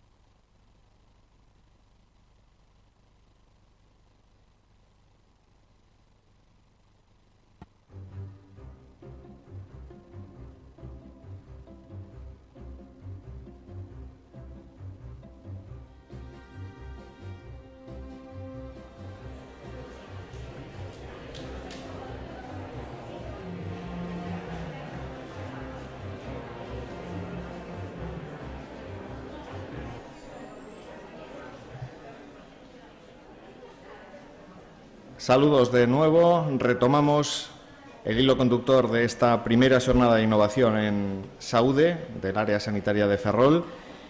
Y ahora, bueno, pues todos preparados porque nos toca presumir de los nuestros, ¿eh? Nos ponemos ahora orgullosos, orgullo ferrolano, nos toca presumir que también es bueno y necesario, lo decía antes de la despedida para el descanso.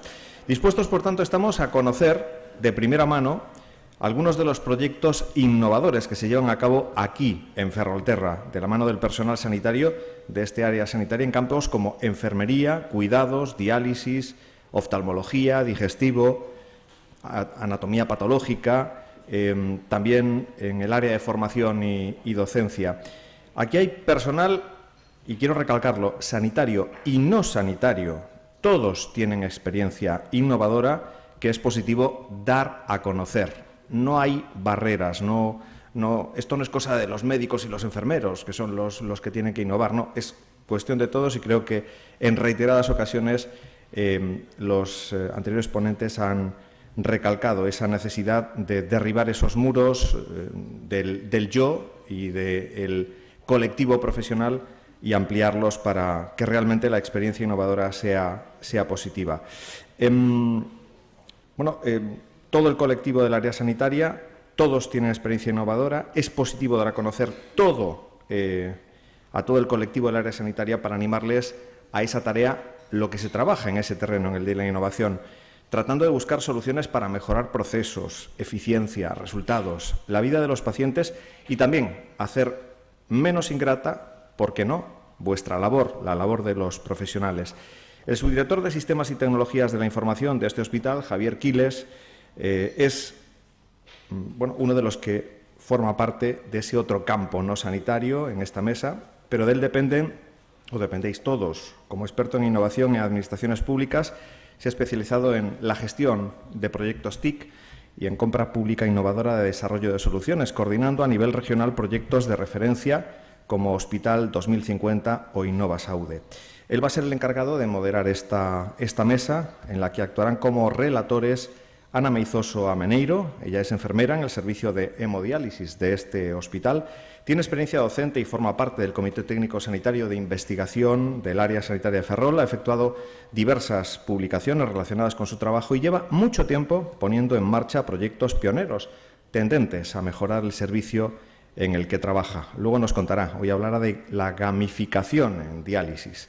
La oftalmóloga Nuria Olivier Pascual también nos hablará de innovación en el área de oftalmología. Ella acumula tanta experiencia que necesitaríamos probablemente una ponencia, ¿no?, para contar solo una parte de su trayectoria profesional, saltándonos una parte que va más allá de su día a día, la que también desarrolla en el ámbito de la solidaridad. Acumula muchas horas de experiencia docente. Ha recibido premios como el Mejores Ideas, concedido por Diario Médico en 2019, y además de contar con innumerables publicaciones, ha participado, cuando no liderado, numerosos proyectos de investigación. Apasionada de la retina, ella lo confiesa, la docencia, la imagen multimodal, la telemedicina, la inteligencia artificial y de la innovación aplicada en asistencia sanitaria, nos hablará también de su departamento. José María Rumbo Prieto, el siguiente de izquierda a derecha, es el supervisor de cuidados, investigación e innovación aquí en el complejo hospitalario. Proviene del área de enfermería, también acumula experiencia en innovación y ha participado en los grupos de trabajo creados para mejorar muchos procesos hospitalarios y de cuidados. Coordinó un subproyecto, el de habitación inteligente, del programa H2050, es miembro del grupo de innovación docente de enfermería Innova de la Universidad de A Coruña y nos hablará precisamente de la innovación en la prevención de úlceras por presión.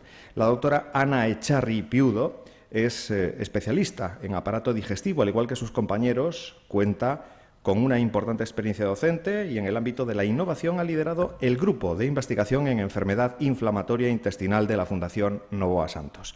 Ha sido investigadora principal en ensayos clínicos y también del proyecto Pandora, videojuegos para niños con enfermedad inflamatoria intestinal, ganador, por cierto, de la beca MAFRE 2016. Hoy va a darnos a conocer su modelo de teleseguimiento en enfermedad inflamatoria.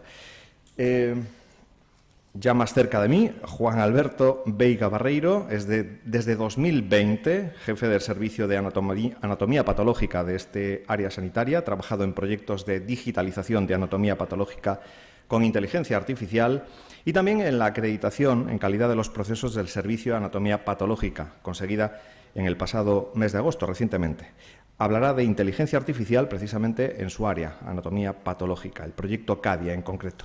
Y aquí a mi vera, Ramón López de los Reyes, médico especialista en cirugía general y aparato digestivo y en cirugía laparoscópica. También posee una importante experiencia docente, de hecho, es jefe de estudios del complejo hospitalario universitario, como sabéis, desde febrero de 2014, además de coordinador de las aulas de simulación, que es uno de los orgullos también de este complejo hospitalario universitario de Ferrol. Hoy precisamente nos hablará de esas aulas de simulación. Y sin más, Javier Quiles toma la palabra para moderar esta mesa en la que vamos a conocer o vamos a presumir de todo lo que se hace en el área sanitaria en materia de innovación. Adelante.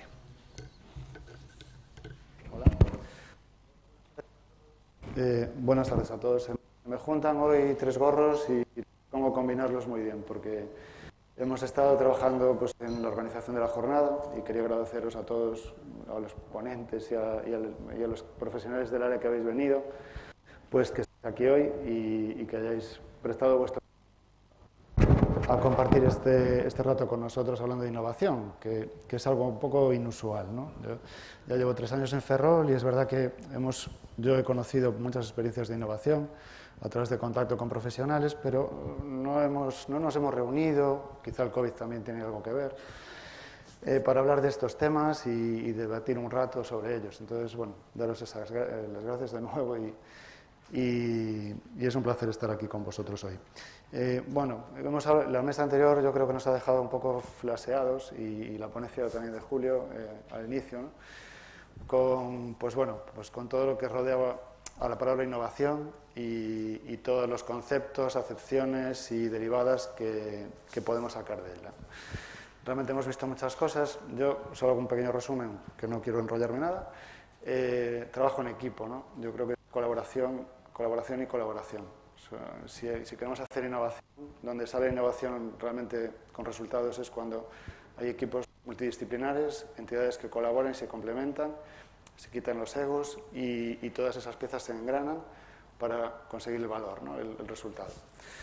Pues bueno, desde esa perspectiva un poco de equipo y de coordinación y de colaboración, queríamos eso, también hoy pues abrir un nuevo periodo de impulso de innovación a través del nodo de innovación, que también pues, por la pandemia seguramente y dificultades que hemos pasado todos, pues debería estar más activo. A mí me gustaría que estuviese más activo aquí en Ferrol, porque hay un potencial muy grande. Y hoy, pues esta mesa era también precisamente para traer una muestra. Es difícil a veces seleccionar proyectos, porque hay otros profesionales que yo ya por lo menos he tenido posibilidad de conocer, que han hecho también pues, actividades muy valiosas y muy relacionadas con innovación, pero bueno, hemos escogido así un poco un grupo lo más variado posible, lo más representativo y bueno, precisamente con la idea de conocer esos proyectos, ponerlos en valor, como nos decía Isidoro, y también ver un poco cómo es la innovación del día a día, ¿no? Porque estos proyectos aquí en el hospital,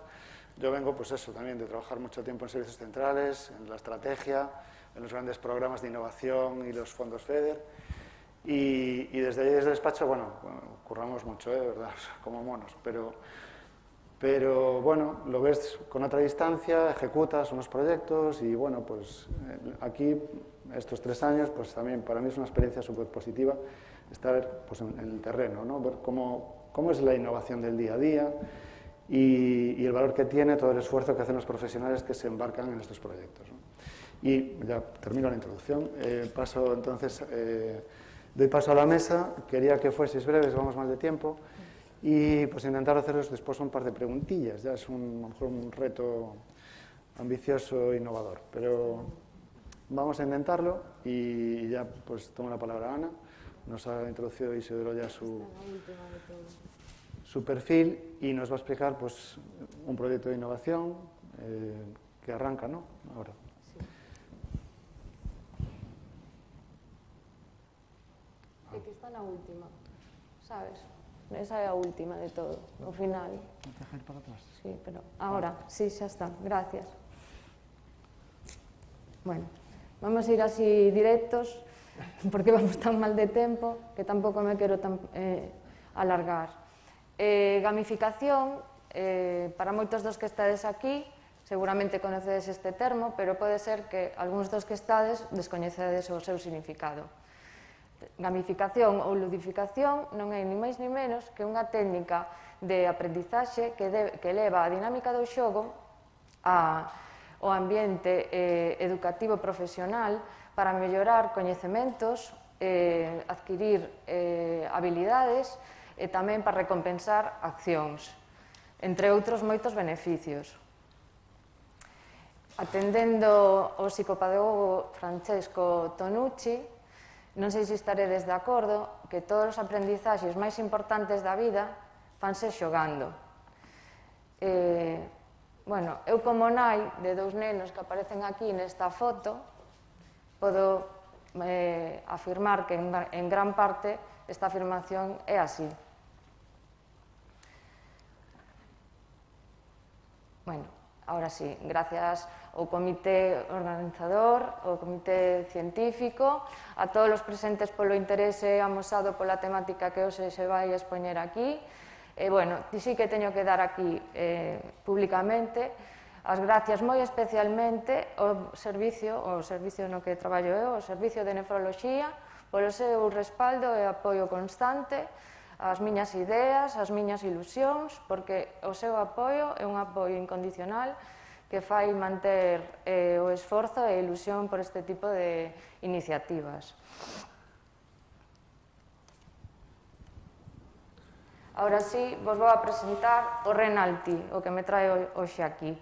Para poñervos un pouquiño en contexto, quero vos decir que traballo na unidade de hemodiálisis de Ferrol, da área sanitaria de Ferrol.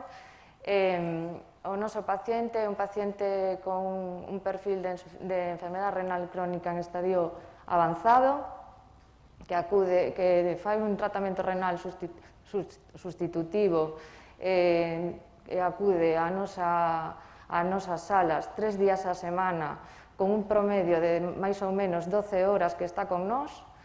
Isto tradúcese nun tempo que na maioría das salas, non nas salas de Ferrol nin nas da Coruña, senón nas salas do mundo inteiro, é un tempo que moitas veces non se aproveita para nada. Conéctase ao monitor de hemodiálise, transcurre o tempo, moitas veces dormindo, acabase o tratamento e volven á casa. Pois, xunto con esta premisa, é unha necesidade detectada, que é unha necesidade do fósforo en sangre elevado a hiperfosfatemia, que conleva unha morbilidade e unha mortalidade moi elevada nestes pacientes, dase a conxunción para xerar este tipo de ideas, porque se crea, vendo as ideas veñen das necesidades, como xa se dixo aquí repetidamente. Tendo en conta o tempo e o fósforo elevado en sangue, danse as condicións idóneas para que o cumprimento terapéutico poda marcar a diferencia na calidade da vida e aumentar a supervivencia destes pacientes. Ben, a idea é aprender co Renal T xogando, facer educación grupal en sala xogando, facendo promoción da saúde en aspectos como son o exercicio físico, a dieta e a adhesión ao tratamento terapéutico. Podemos dividir máis ou menos así a exposición en expoñer o problema, despois vou falar brevemente da xustificación e xa por último das evidencias. Bueno, o problema, nosotros somos un servicio que conseguimos fai 2 anos a certificación ISO en calidade na 9001 e tamén a 179.003 que ten que ver coa seguridade do paciente, a unidade de hemodiálisis da área sanitaria de Ferrol. Estes temas de calidade, que a veces nos parecen así un pouco arduos, pois realmente axudan e van da man deste tipo de proxectos de innovación. Nosotros facemos un repaso dos indicadores, de algúns de maneira semestral e de outros de maneira anual, nas que detectamos se estamos por debaixo ou por encima dos estándares. Un obxectivo que temos nosotros a cumprir neste ano é reducir os niveis de fósforo en sangre dos pacientes. Detectaste esa necesidade que está en concordancia con un déficit de coñecementos relacionado con aspectos básicos, como xa dixen antes, da enfermidade e promoción da saúde en exercicio físico, dieta e tratamento farmacolóxico, e plantease unha idea, unha innovación para dar solvencia a esta necesidade detectada, promocionando cambios de estilo de vida mediante o programa de Renal T facendo educación grupal en sala. Bueno, aquí xa ve de la cara do que é o Renal T. O Renal T, en esta captura de pantalla, xa pode emplear ferramentas de plataformas gratuitas, como pode ser o Kahoot, que para os que non os coñezades permite formular cuestionarios que enchemos con contidos que deseñamos sabendo as carencias que teñen os pacientes, ou tamén outro tipo de plataformas web, como son o EducaPlay, que permite tamén elaborar contidos facendo encrucillados, sopa de letras, ruleta, exercicios de relaciona. Esta plataforma, a diferencia do Kahoot, o que fai é que podes compartir o link. Entonces, o que fai é tamén que universalizas e estendes fora do contexto hospitalario este tipo de educación grupal, non só en salas, sino cos familiares, co contexto social, en outros ámbitos ou con outros hospitais. Para que teñades unha visión do que vai supoñer Este xogo en sala, pois, podedes imaginar unha sala de diálisis con 7 monitores, e xa aquí habería unha pantalla xigante, non tan xigante como esta, por suposto, pero sí xigante, donde vais a expoñer as preguntas, que terán 4 respostas, entonces cada paciente vai ter unha tablet ou un dispositivo móvil donde ten a oportunidade de contestar e se acerta ou falla a cada unha puntuación no podium e tamén, de acordo ao tempo que tarda en efectuar a resposta, a cada tamén unha posición no podium. Xustificacións para facer este tipo de educación grupal, pois as que vedes aí na pantalla, aplicación de mecánicas e dinámicas de xogo en ámbitos habitualmente non considerados lúdicos. Isto é un incentivo, é unha novedade, é un atractivo para os pacientes, é un elemento motivador ao converter a aprendizaxe nunha actividade moito máis amena, que venen xa cansados dunha mesma maneira de educar, intervención en aspectos, ademais, cognitivos e emocionais, e introduce un elemento fundamental que é o sentimento de pertenza e socialización que escasea últimamente polo COVID e vemos todavía agora máis a relevancia, e fai unha promoción do esforzo para a superación de retos e obtención de recompensas. A dificultade de seguir un tratamento pois volvese moitísimo máis doada se converte nun xogo. Non hai mellor recompensa seguramente que ganar en saúde. Unha cousa que seguramente sea do voso interese, que xa se falou aquí, pois sí, este programa primeiro foi un proxecto, agora é un programa que se está implantando, recibiu apoio, recibiu a axuda económica de apoio á innovación en áreas clínicas. Tivemos esa sorte, tivemos a axuda de moita xente, pero Alberto, o noso referente aquí da Fundación Novo a Santos, é a persona que nos divulga a nosoutros todo tipo de axudas, por eso quero facer mención a él, e tamén o apoio de, para min é Juancho, así en título, subdirector de Innovación, Coidados, Atención á Cidadanía, e toda esta xente fai posible que persoas como eu ou como calquera de vos poda levar a cabo este tipo de ideas. Vale. Tengo que apurar. Espera, que ya estoy acabando. Bueno, as evidencias, se non vou poñer, se clicaba aí, pois hai numerosos artículos de que a gamificación está presente en numerosos campos, que son a saúde mental, problemas de hiperactividade, problemas, outras patoloxías de cronicidade, como son a diabetes. Os resultados esperados son, a priori, casi todos favorables, unha formación directa e innovadora dos participantes, pero a vez dos familiares e de nosotros mesmos, que nos vamos a reciclar cos contidos como profesionais, a mellora de calidade de vida, de disminución de fragilidade, esos que son os termos que sempre vamos a tratar cando estamos falando de mellorar, de conseguir unha mellora no paciente, e a adquisición de coñecementos en calquera momento e lugar mediante a disposición de dispositivos móviles. Expectativas e dificultades. Temos moitas expectativas en un programa que se supón que é novidoso, que vai conquistar a atención dos pacientes, que os vai a entreter. Vou a seguir, porque senón resto tempo os demais. Aquí vedes un cronograma, porque o cronograma sempre en unha planificación existe, pero aquí, ademais, se contas con unha axuda económica, tens que tamén cumplir uns plazos. Aquí este cronograma que presento, máis ou menos, ainda estamos na primeira fase facendo a adquisición de equipos e de formación para mellorar os contidos e logo vamos ir cara ás seguintes. Xa non me entreteño máis porque era falar de que temos un cronograma en relación coa axuda. E, bueno, agora recapitulando, e xa así dunha maneira sinxela e rápida, quero vos decir que o Renalti otorga unha aprendizaxe. A aprendizaxe otorga poder. E o poder empodera o paciente. Está claro que o Renalti vai a mellorar a calidade de vida dos nosos participantes. Vale.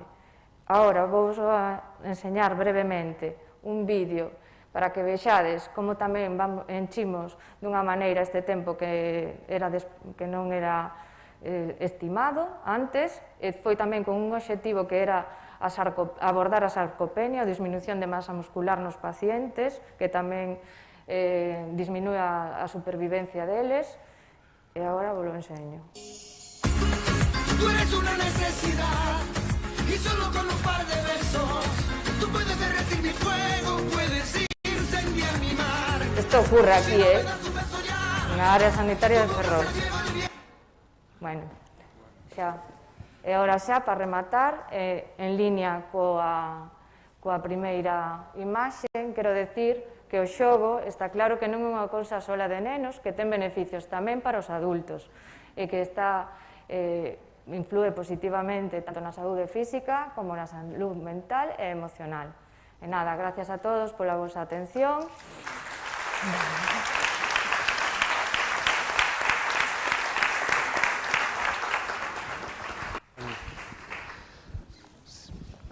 Bueno, no nos podemos demorar, lo siento, de verdad, no, tener que apuraros y no poder pararnos un poquillo más. Pero bueno, nos va a contar Nuria varios proyectos de innovación desde el área de oftalmología y nada, adelante, Nuria, por favor. Buenas tardes a todos, sobre todo a los supervivientes después de todo este rato. Contrariamente a lo que ha dicho el presentador, lo que vengo es a contaros cómo se fracasa también en lo de la innovación.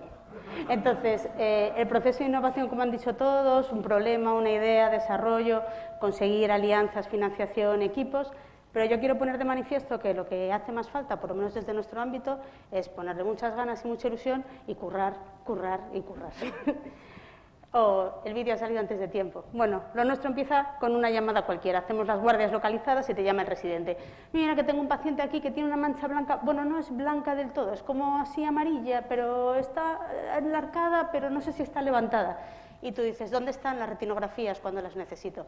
Aquí tenemos un programa de telemedicina, nos gusta mucho, en los centros de atención primaria se hacen las fotos, pero no hay retinógrafos ni en la urgencia, ni en la planta de hospitalización, ni en muchas circunstancias donde sí que hay pacientes. Por otro lado, el vídeo de la impresora 3D lo tapa todo, pero bueno, sí que sabemos de hace mucho tiempo que se pueden hacer fotos de la retina con un teléfono móvil. Pero es verdad que te obliga a alinear los dos dispositivos y no es fácil al principio, y pensamos si no habría una forma un poco chapucera de unir el móvil a la lente, de forma que esto fuera un poco más sencillo. Y entonces conocimos a un estudiante de aquellas de ingeniería, ahora ingeniero industrial, que tenía esa impresora 3D que me lleva jodiendo toda la diapositiva todo el rato en su casa. Perdón. Contactamos con él, a las 3 horas nos habían mandado un posible prototipo y la impresora, que os juro que es un vídeo que andaba, inmediatamente se puso a hacernos las piezas de lo que fue luego nuestro prototipo. ¡Ey! Pero claro, esto tiene una parte luego de trabajo. Mandaba las piezas por correo postal, las recibíamos, esto es como una historia de amor de las cartas antiguas.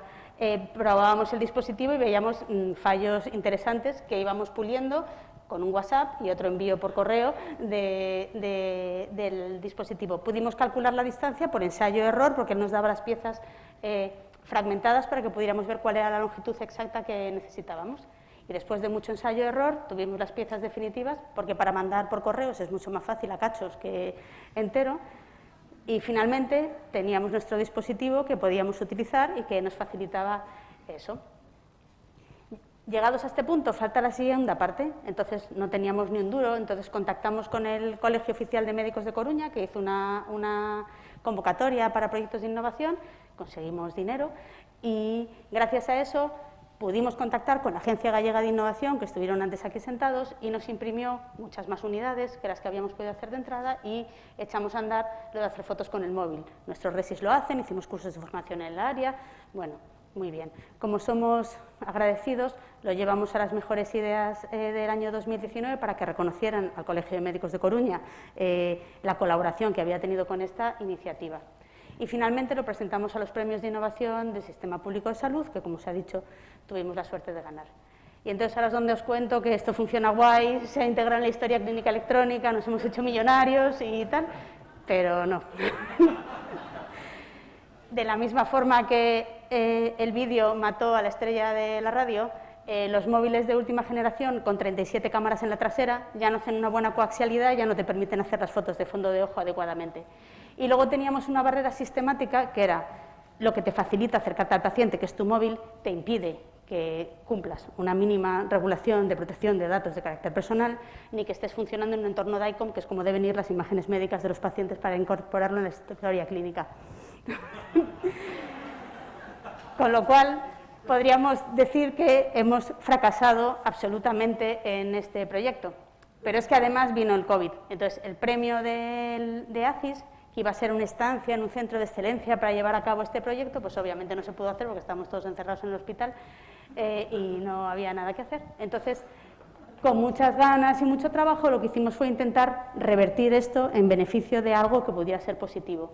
Y lo que hicimos fue comprar unos ojos biónicos, unos ojos de simulación, para que precisamente en ese entorno donde no estaba habiendo quirófanos, nuestros residentes de ojos pudieran hacer cirugía simulada, incluso en un entorno que era bastante hostil. Y nuestro aparatito, con todas sus limitaciones, sigue viajando en proyectos de cooperación al desarrollo con compañeras que van habitualmente, porque sí que es una herramienta muy robusta, muy barata y muy tal para funcionar en ese ámbito, no en el nuestro, pero sí en ese. Así es que, bueno, hemos hecho de un fracaso un apaño. Pero además, la idea sigue ahí. Y si algo nos enseñó el COVID también es que había unos pacientes que eran los que más se habían visto perjudicados por la pandemia. Entonces, entroncando con otra cosa que se ha dicho aquí, de los proyectos de innovación en áreas sanitarias, hemos presentado un proyecto piloto para llevar la atención oftalmológica a los pacientes que están en las residencias. También nos van a dar, creo, dinero para esto, y esta vez lo que vamos a hacer es con un retinógrafo que, aunque es portátil y es ligero, que parte un poco de la misma idea que teníamos nosotros, pero es comercial, emite en DICOM, tiene todas las garantías que debe de tener, más un tonómetro de mano, más un optotipo, conseguir que los pacientes en la residencia sepamos cuál es su agudeza visual, cuál es su tensión y una foto de su fondo de ojo para que con una teleconsulta podamos hacer la asistencia sin que el señor se tenga que desplazar. No porque no quieras que vengan, sino porque es verdad que hay pacientes en las residencias sociosanitarias que, aparte de en su día tener mucho miedo al COVID o tal, están encamados, o el montaje que hay que hacer para sacar a según qué personas solo para tomar una tensión intraocular de la residencia es tremendo, cuando es una cosa que es fácilmente posible de hacer allí. Y una vez que uno decide dar el salto, esto es como una cosa imparable. Una vez que uno abraza la innovación, también durante la pandemia creamos la unidad de terapia intravítrea, que es una forma de gestión que está muy en boga y que nos está dando mucho chollo, pero además estamos participando en el programa en el desarrollo de un programa informático para gestión de las unidades de terapia intravítrea y sobre todo para medir resultados en salud, que es lo que nunca hacemos respecto a lo que hacemos normalmente. Queremos que el Sergas coloque la atropina al 0,01%, que es una forma de prevenir el desarrollo de miopía, como una compra innovadora, que estamos peleando también en ello. Tenemos un proyecto de colaboración permanente con BARPA de la UDC, de la Universidad de Coruña, en trabajos de inteligencia artificial. Participamos en un registro de casos de ceguera evitable a nivel mundial y, efectivamente, nuestro servicio va a participar también en el proyecto de Tartaglia, que se ha mencionado anteriormente. Pero volviendo a lo de antes, yo también tengo mis citas. Aunque uno hace esto por devoción y porque cree que es importante, no es menos cierto que esto es un trabajo de la leche. Entonces, si el Sergas quiere seguir teniendo profesionales que pongan su ilusión y su trabajo al servicio de la innovación, va a tener que hacer visible estas cosas, que para eso están muy bien estas jornadas, pero también reconocer y recompensar este trabajo, porque al final tus trabajadores te van a dar lo que tú les pidas que hagan. Muchas gracias a todos y a mis compañeros del servicio.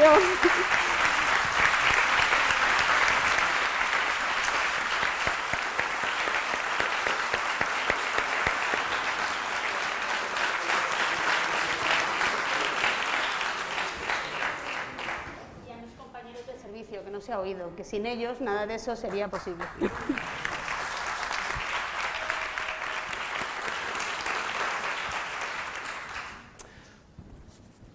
Bueno, pues gracias, Nuria, por la exposición. Se repite, bueno, salen cosas, ¿no?, de lo que decía Rodrigo, a veces venir llorado. O sea, los proyectos de innovación son esfuerzos, son trabajo, son dedicación.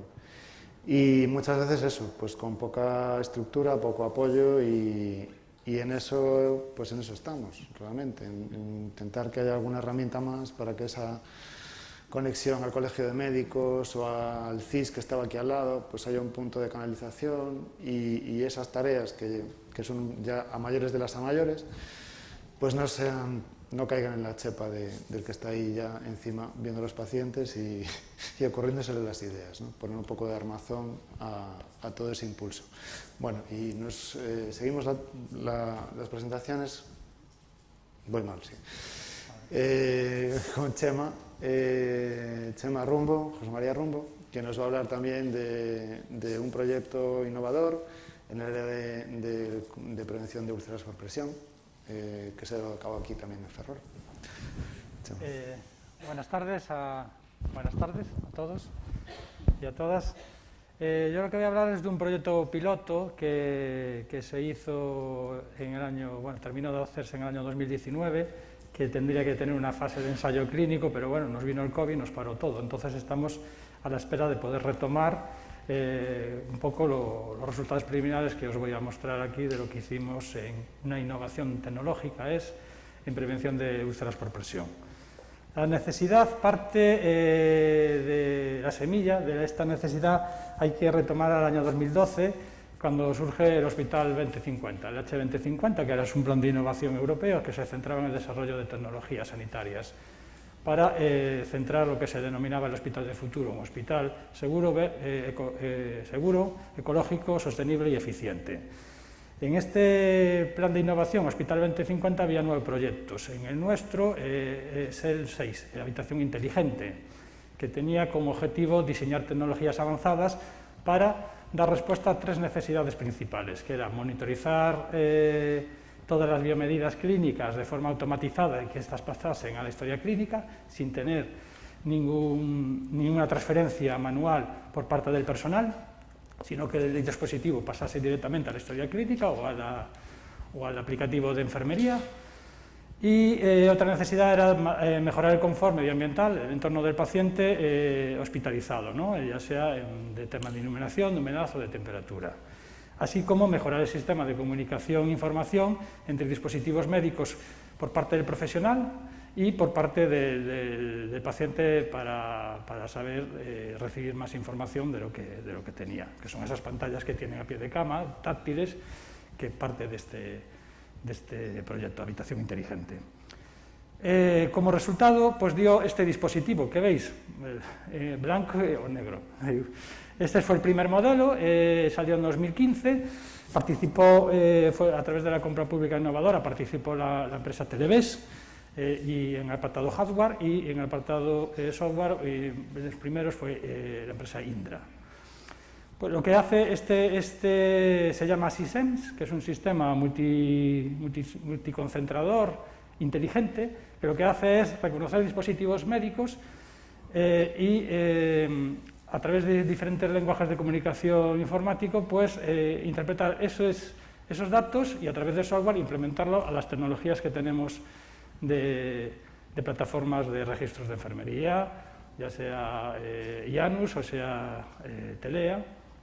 Y entonces nosotros nos paramos un poco en ver qué dispositivos médicos comercializados había para tomar biomedidas o constantes clínicas a pacientes.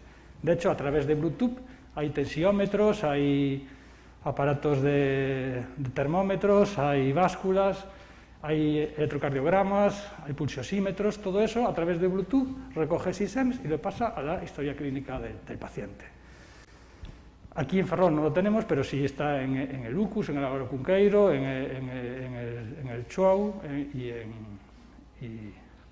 y en Santiago, ¿no?, en el CHUS. Bien, lo que hemos trabajado nosotros es, a través de este proyecto SISEMS, nos han dado un proyecto, ya venía así financiado, que se llamó SISEMS UPP, que es un sistema de alerta de riesgo de fugas por presión en tiempo real.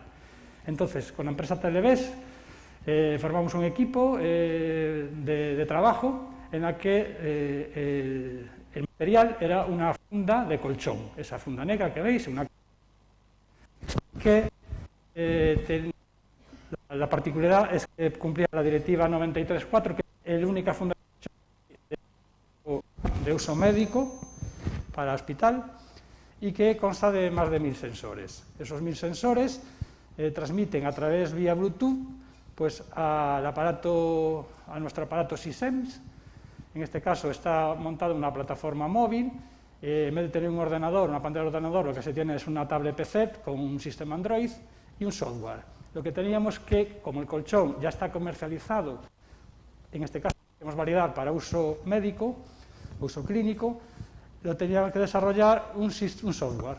Y ese consistía en nuestro trabajo clínico, en validar el software para poder, entre el colchón y el programa, comercializarlo o implementarlo en todas las resergas.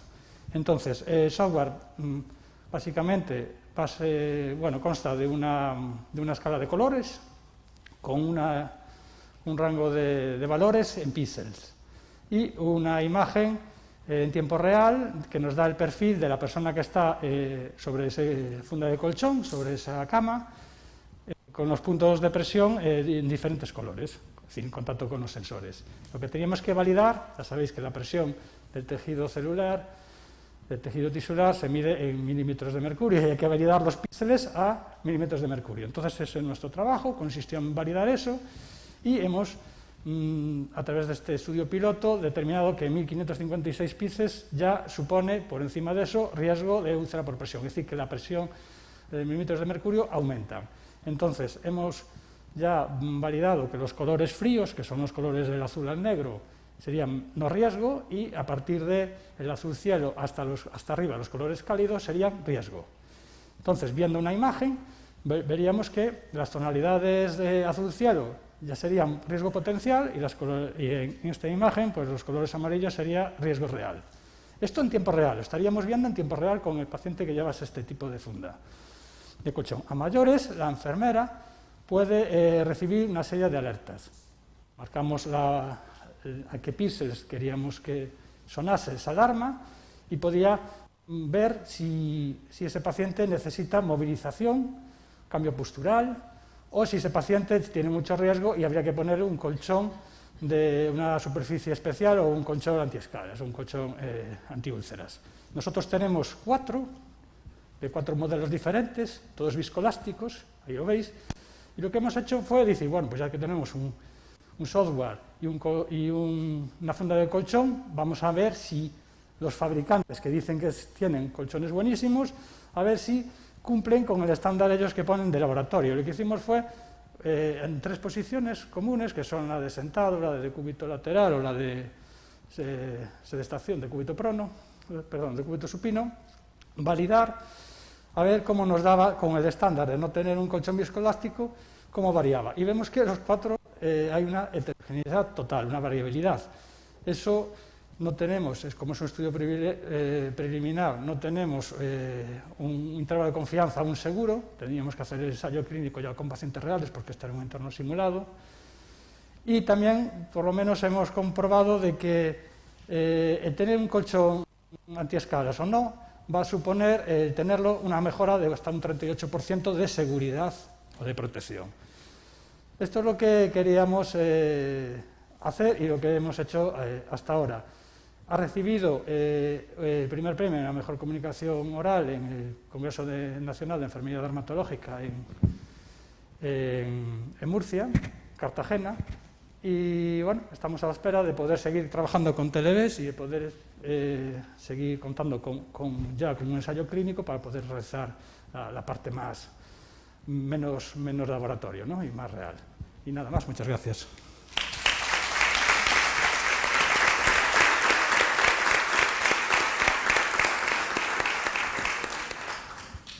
Bueno, nada muchísimas gracias, Chema, por la presentación de ese proyecto. Que, efectivamente, también estos proyectos, muchos de ellos son de largo recorrido. Hay que planteárselos así. A veces también las expectativas que tenemos es de tengo una idea y mañana tiene que estar funcionando, y muchos de ellos, pues bueno, los procesos son lentos. Quizá más lentos de lo que deberían de ser, pero bueno. Eso queda también para un debate. Bueno, seguimos adelante, a ver si vamos relativamente... Bueno, puede ser peor.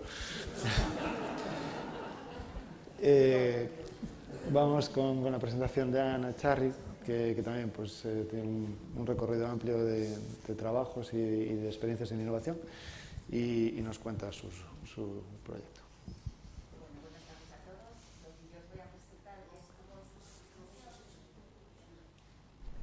A ver, ahora sí, ¿no? Ay, Dios. Ah, bueno, pues también, mira. A grandes males. Muy bien. Bueno, pues por tercera vez, buenas tardes a todos. Voy a presentaros lo que estamos haciendo en la unidad de enfermedad inflamatoria intestinal, en digestivo, la última, digamos, baza en seguimiento telemático de pacientes con la aplicación de Telea, que es una plataforma que realmente tenemos todos a nuestra disposición, porque aquí en Galicia tenemos esa suerte, esa oportunidad, y está bien que podamos aplicarla en nuestra práctica clínica. Como decía Nuria, el trabajo en innovación, en investigación es duro, hay una trayectoria de muchas ganas, de todo el equipo trabajando, de éxitos, de fracasos, de angustias, todo lo que ella ha contado también se repite. Nosotros introducimos la telemedicina en nuestra unidad ya desde el año 2010 y es un largo recorrido donde ha habido de todo. ¿Por qué pensamos que era bueno utilizarla? Pues por la propia patología en sí. Es una enfermedad crónica de elevada morbilidad, incidencia en aumento. Esta es una de las campañas que se utilizó este año en el Día Mundial de la Inflamatoria. Casi el 1% de la población tiene cronocolitis. En cifras son 400.000 pacientes en España. En nuestra unidad, a día de hoy, 1.860 nuevos casos al año. 4 consultas semanales, una técnica de endoscopias, comités, cirugía, radiología, anatomía patológica, dermatología, todos los servicios implicados, enfermería, teléfono de atención, pero nos dimos cuenta que sin un paciente comprometido es muy difícil organizar todo esto. El paciente comprometido te ayuda a que todo vaya más fluido, a que la enfermedad evolucione mejor, y desde el 2007 organizamos nuestra unidad, fíjate ya cuánto tiempo, con un equipo multidisciplinar, todo lo que os he contado, circuitos asistenciales ágiles, y optamos a un premio de innovación, los premios Innovar, que nos llevamos el primer premio en el 2012, con el fin de organizar una plataforma de educación y formación a los pacientes. Eso nos permitió desarrollar la primera pata de esta telemedicina, empezando por la teleeducación, que quizás es lo más fácil. Desarrollamos Educa Inflamatoria, al principio para los pacientes de Ferrol. En el 2015, más o menos, se integró en ESAUDE, en la plataforma del Sergas para formación de los pacientes gallegos, y en el 2017 se integró en el Grupo Español de Cronicolitis en GTQ, y es la plataforma nacional para todos los pacientes con inflamatoria, pero sigue estando coordinada desde aquí de Ferrol, y hay un convenio especial con nuestra fundación. Esta es una imagen de la web. Ahora, desde hace 2 años, se convirtió en una web app porque es más moderno, es más fácil de interaccionar con ella desde el móvil, pero sigue siendo una plataforma de recursos de formación, y poquito a poco fuimos introduciendo plataformas de monitorización. ¿Qué hicimos? Pues facilitar a los pacientes aplicaciones para que ellos controlaran la actividad de la enfermedad. Esta fue de las primeras, el Medicron, que lo publicamos en Telemedicine. Y lo que intentamos es ver que lo que hacía el paciente desde su casa con el móvil tiene la misma validez que si se lo hago yo en la consulta. Se vio que sí, se metieron en la web, hay una serie de aplicaciones para hacer monitorización. No sé si el vídeo mientras hablo se puede ver y no sé dónde darle, aquí. Porque esta simplemente fue la primera aplicación que hicimos, el paciente desde su casa iba metiendo, pero ¿qué pasaba? Que no interaccionaba con nosotros, nos daba el valor, pero tenía que venir a contárnoslo, si no, no teníamos manera de saber qué le pasaba o tener esa información que el paciente podía aportar. Quisimos avanzar, ir más allá, pedimos un FIS, nos lo dieron, ahí estuvimos trabajando con la plataforma Entrena, muchísimo trabajo, muchas horas. Mientras estaba en investigación todo funcionaba, la plataforma era de autocontrol, ya nos parecía que estábamos, bueno, en la Clínica Mayo. El paciente nos mandaba sus cuestionarios, incluso se hacía la calprotectina en casa, una empresa privada nos gestionó una nube. Mientras estábamos en investigación muy bien, el paciente reportaba sus índices y la plataforma le devolvía lo que tenía que hacer. Sube el tratamiento, bájalo, repite en 3 meses los cuestionarios. Cuando acabamos el piloto, digamos, no vimos que no se podía continuar en práctica clínica, todo ese dinero se perdió porque no había forma de que por la protección de datos, esa nube de la empresa privada, pues pudiéramos trabajar con ella. Había que hacer un contrato con el hospital, eso ni lo solicitamos porque ya nos parecían palabras mayores, con lo cual realmente sí que sirvió para algo, no para lo que queríamos, pero sirvió para realizar un montón de cuestionarios, darle forma y para aprovecharla para lo que hoy es el TELEA. Todos los cuestionarios se aplicaron, le dimos forma, llegó la pandemia, como todos hemos visto, ¿y qué pasó? Pues que se frenaron las consultas presenciales, se incrementaron las telefónicas y a día de hoy sigue habiendo ya no un 90% de consulta telefónica, pero un 20%. Los pacientes les gusta la consulta telefónica y se ha creado una prestación de tal forma que a los pacientes les decimos que elijan, ¿quieres control telefónico o presencial? Y un 20% a día de hoy, cuando ya no tendría por qué ser, siguen prefiriendo consulta telefónica, con lo cual hay una necesidad en los pacientes de control telemático y hay gente que así lo quiere. Se nos dio la oportunidad de todo eso que habíamos trabajado con la plataforma Entrena, volcarlo en TELEA y nos vino muy bien, porque ahora teníamos todo hecho. Entonces, desde aquí podemos planificar qué cuestionarios queremos que los pacientes nos hagan según el perfil de paciente. El paciente también se hace la calprotectina en casa, que de momento la vuelca él a la plataforma, aunque espero que en un futuro pues ya sea un volcaje directo, sin tener que el paciente intermediar. Y aparecen, si todo va bien, pues perfecto, el paciente se controla solo, para un tipo de pacientes puede funcionar. ¿Cuál es el problema? Pues que es cuando los valores están fuera de un rango, se levantan alertas, alarmas y alguien tiene que verlas, o el médico o la enfermera gestor de casos que no existe, o bueno, expectativas muy buenas porque mejora el seguimiento, mejora la evolución, participación del paciente, paciente formado, paciente educado, genial. Problemas. La presión asistencial no permite que el médico esté ahí controlando las alertas que figuran en la plataforma, no tenemos enfermera gestor de casos, la implementación sería laboriosa de entrada porque hay que educar a los pacientes, habría que ver qué perfil de pacientes, ver si nos quedamos solo con la telefónica, lo vamos a montar, probablemente intentaremos contratar a una enfermera desde aquí, a la que quiera se le puede intentar, porque sería mayores de lo asistencial y ver qué ocurre, ¿no? Entonces, desde luego la herramienta es ideal porque integra todo en historia clínica, desde el IANUS, IANUS nueva versión que pronto estará disponible para todos en Galicia, bueno, que ya lo está. Te puedes meter, recibes lo que el paciente te manda, hay una integración total en historia clínica, lo que queríamos con la plataforma del desarrollo tecnológico, genial. Nos frenamos con el freno de la asistencia, que ahora mismo, con todo lo que tenemos de agollo en la consulta por el crecimiento de pacientes, es problemático comenzar con esto, ¿no? Necesitaríamos más personal, más aquí el gerente, pues estoy echando ahí, bueno, lo que todos sabéis, ¿no?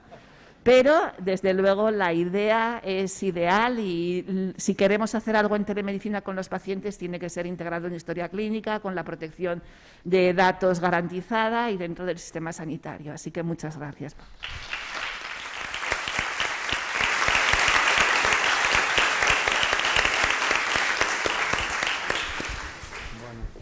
Pues muchísimas gracias, Ana, y es verdad, has cumplido. No me lo creía yo con las 20 y pico diapos antes de la presentación, pero sí, gracias por contarlo también y darnos esa visión de ese proyecto. Y bueno, pues seguimos, vamos ahí. Alberto, pues es el jefe de servicio de anatomía en el servicio y ya se enroló en un proyecto de innovación que nos va a contar, que es el proyecto Acadia, que es de diagnóstico por imagen. Es una parte ya muy casi informática, muy informático, muy a medias. Casi todo es informático, si veis que ahí de la tecnología no nos podemos escapar en muchos proyectos, pero Pero bueno, aquí se ve muy claramente la integración de los dos mundos. Y Alberto nos cuenta sobre el proyecto. Bien, supongo que se oye así. Sí, bien. Bueno, voy a ser breve porque Javier hace unos días en un ejercicio predictivo tremendo me dijo: vamos a ir mal de tiempo y tienes 10 minutos como mucho, si te puedes quedar en 7, quédate en 7. Y espero quedarme en 7. Voy a ser breve pero agradecido, me sumo a los agradecimientos a la dirección, a los responsables de todo esto, a lo que habéis montado y la acogida que ha tenido, felicidades. Y sobre todo me sumo al agradecimiento por contar con anatomía patológica para estas cosas, que no siempre pasa y sigue sin pasar en muchos ámbitos. Los patólogos somos agradecidos, ya lo veis. Para la siguiente lo agradeceremos igual, patólogos y personal de anatomía patológica. Bien, os pongo un poco en unas consideraciones previas sin antecedentes, porque uno con los años que lleva de experiencia profesional siempre ha tenido la sensación de que nunca ha acabado de explicar qué hacemos los patólogos, ya no solo a nuestros compañeros, os podéis imaginar al público en general o a la gente que os dedicáis más a la innovación, pero que realmente somos unos auténticos desconocidos, ¿no? Y nosotros hemos comenzado con la digitalización hace ya muchos años. Tenemos un sistema de información en el que colgamos nuestros diagnósticos validados. Esos diagnósticos se suben inmediatamente a una historia electrónica disponible para el resto de profesionales y ahora también para los pacientes. Digitalizamos fotografías, audios, muchas cosas, ¿no? Pero hemos mantenido hasta hace relativamente poco la manera en que visualizamos el tejido y nosotros nos dedicamos precisamente a eso, a hacer diagnósticos y a establecer factores pronósticos en base a el análisis de un tejido determinado que teñimos de colores, es así de simple. Teñimos con hematoxilina eosina azul, rosa, fundamentalmente, y con eso llegamos al 90% de los diagnósticos con los que trabajamos. Además de eso hay biología molecular, hay inmunohistoquímica, hay muchas otras cosas que también visualizamos, pero de otra manera. Pero básicamente lo hacemos así. O sea, en este sentido os podéis imaginar lo importante que es la imagen y tener una buena calidad de imagen. De esta manera, la digitalización de las preparaciones que nos planteamos con este proyecto y lo que va a ser el futuro inmediato, o ya el presente de la anatomía patológica, va mucho más que un escaneo de cristales y dejar atrás el microscopio. Llevamos pegados al microscopio siglos. Esto va a cambiar, el microscopio vamos a dejar de usarlo en un futuro prácticamente inmediato. La rutina digital que vamos a implantar implica necesariamente el aprovechamiento de sistemas de inteligencia artificial que ya empezamos a manejar y que ya se están validando en todo el mundo. De nosotros va a depender la capacidad de integrarlos en nuestros flujos de trabajo y en nuestros sistemas de información. Por tanto, ¿qué supone la digitalización de la imagen? Evidentemente va a modificar nuestros mapas de procesos en puntos clave, tanto de fase analítica como de posanalítica. Nos obligará a redistribuir los tiempos, las funciones del personal, incorporaremos equipamiento que va a ser caro además, y tendremos que revisar los procedimientos, la adecuación al uso de algoritmos validados o que acabemos por desarrollar, y necesariamente debemos o deberíamos implicarnos y colaborar en el desarrollo de esos sistemas de inteligencia artificial. Y en ese contexto de implicación nos hemos enrolado un poco en este proyecto que se nos ha propuesto desde Servicios Centrales, ¿no? ¿Qué es CADIA? Es un sistema de ayuda a la detección de diversas patologías basado en el análisis de imagen con técnicas de inteligencia artificial. Y esto suena, bueno, más o menos sencillo, ¿no? No lo es tanto, evidentemente. Es una solución innovadora que pretende ayudar a detectar patologías que sirvan y que tengan una aplicación en el cribado y sobre todo en el diagnóstico y pronóstico. El diagnóstico y pronóstico es fundamentalmente a lo que nos dedicamos en los servicios de anatomía patológica. También hacemos cribado de cáncer de cervix, cervicovaginal, ahora que vamos a implantar a nivel general, ¿no? Pero fundamentalmente nos dedicamos al diagnóstico y pronóstico. Y los objetivos estratégicos de este programa o este proyecto al que nos hemos sumado, únicamente voy a comentar dos. La reducción de tiempos de cribado y diagnóstico. Esto no es simplemente el escaneo de cristales y que los sistemas aprendidos o que nosotros enseñemos vayan a ser más rápidos que nosotros, que probablemente también, sino que los flujos de trabajo se van a modificar hasta tal punto que el sistema debería ser capaz de reconocer un proceso maligno al que habitualmente nosotros asociamos ciertas pruebas que son ineludibles para dar una información diagnóstica y pronóstica, y el sistema, antes de que nosotros visualicemos ese tumor, esa lesión, o seamos capaces de llegar a un diagnóstico, ya va a solicitar esas técnicas, escanearlas, integrarlas en nuestros sistemas de información y de visualización. Lo fundamental también en todos estos proyectos es la capacidad que tengamos de integrar con otros sistemas del SERGAS. Con otros sistemas del SERGAS, en nuestro caso, fundamentalmente va a ser con el sistema de información que utilizamos, que es a nivel corporativo. Estas son las fases en las que se dividió el proyecto. Únicamente os voy a comentar en las que hemos participado de manera más activa, otras se han hecho a escala de servicios centrales, como el escaneado y la construcción de la base de datos con la instalación de los packs, y también la construcción y el entrenamiento de los modelos. Nosotros hemos participado en la selección de casos.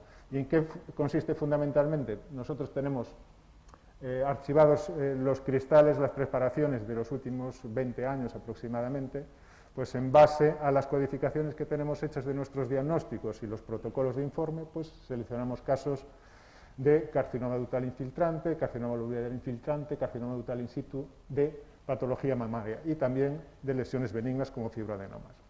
En conjunto, se han seleccionado más de 2.500 casos a nivel general para todo el proyecto, con participación de 12 patólogos. En números del área sanitaria han sido aproximadamente 420 casos y 2 facultativos que han participado de nuestro servicio. La anotación de las imágenes consiste simplemente en llevar al ordenador, es decir, a la digitalización, lo que nosotros hacemos al microscopio. Es decir, en cada una de esas preparaciones, como veis ahí, pues se pueden señalar diversos campos a los que se les da un nombre, y además de darle un nombre de carcinoma ductal, carcinoma lobulillar, pues se le atribuyen ciertos parámetros. Esto es como lo veríamos básicamente en el sistema. Esos cilindros de mama, esas biopsias por aguja, que son habitualmente las que solemos recibir, pues quedarían marcadas de esta manera las zonas de interés con los diagnósticos pertinentes.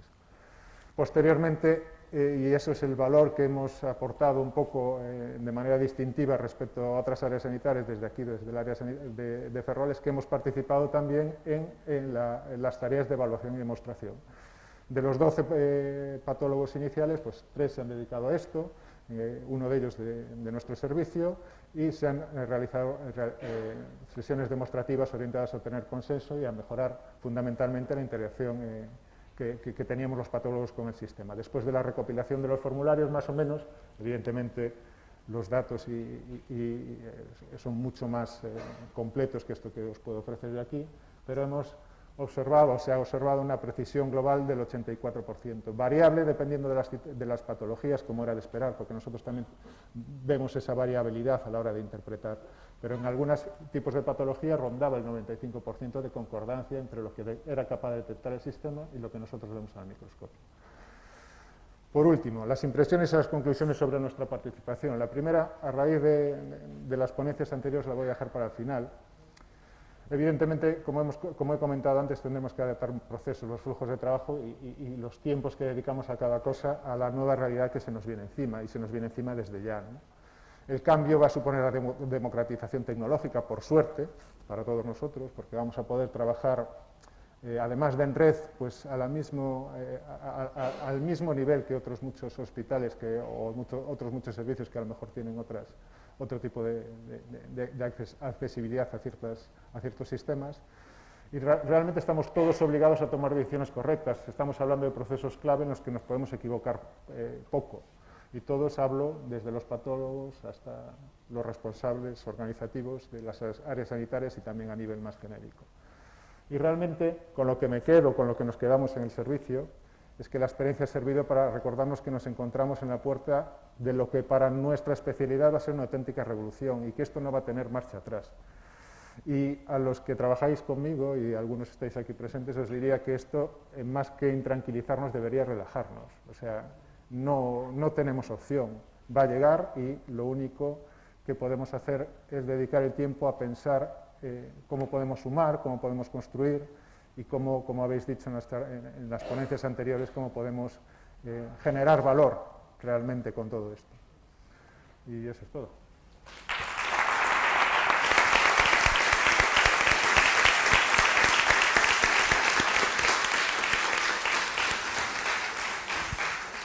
Bueno, pues muchísimas gracias, Alberto, por contar el proyecto también y hacernos más más entendible a los que nos acercamos un poco ahí de oyentes a la anatomía patológica. Tenemos el proyecto Tartaglia, que comentaba Nuria, pues es de análisis de imagen. Vamos a usar imágenes de oftalmología y también de anatomía, y este nos va a permitir hacer un segundo recorrido en un proyecto similar. Lo que ocurre es que el proyecto Tartaglia o la inteligencia artificial se alimenta de datos. Lo que pretende este proyecto Tartaglia nuevo es que va a haber una red de imagen en varios hospitales que van a poder alimentar un algoritmo más potente. Realmente esto lo hemos hecho un poco a nivel Sergas, pero ahora pues vamos a intentar dar un salto y combinar datos con otras organizaciones para que ese volumen de datos aumente y tener pues más capacidad de mejorar los algoritmos que están ahí detrás. Y bueno, nada, vamos a... casi llegamos. Ramón, te toca hacer tu presentación. Bueno, Ramón no tengo que presentarle. Ya es, bueno, responsable de docencia, formación, cirujano y reconocido en toda el área sanitaria de Ferrol. Entonces nos cuenta pues la experiencia aquí en las aulas de simulación. Y venga, adelante. Buenas tardes a todos y a todas por estar todavía aquí, por resistir, pero realmente creo que es fácil resistir porque ha estado todo súper interesante. Yo quería contar un poco, sobre todo una experiencia personal y grupal que transformó la vida mi vida la transformó bastante y la de más gente. Realmente creo que esto, trasladado hace años, se entiende de una manera, trasladado ahora, después de una reunión como esta, se entendería de otra manera, porque a veces uno sabe, probablemente ahora sabríamos todos un poco a dónde dirigir las ayudas, cómo orientar un poco todo. Cuando uno tiene una idea, pues siempre andas un poco perdido inicialmente. Entonces, bueno, que sirva un poco como para vehicular algo y situarse un poco en hace años, ¿no? Sé que una persona antes de entrar me dijo, te dejaron para el final porque saben cómo eres y te vas a enrollar mucho, pero no va a ser así, ¿vale? Bueno, lo primero de todo es abrir las puertas a las aulas de simulación de Ferrol, que están en la 4ª planta del Hospital Naval y que es un proyecto que nace hace bastantes años. Nace en un momento en que no había prácticamente nada similar o que lo que había funcionaba de una forma un poquito diferente, ¿no? Entonces ahora están integradas en una red gallega de simulación, se hacen cursos conjuntos, es decir, se ha transformado todo, pero situémonos hace años, ¿vale?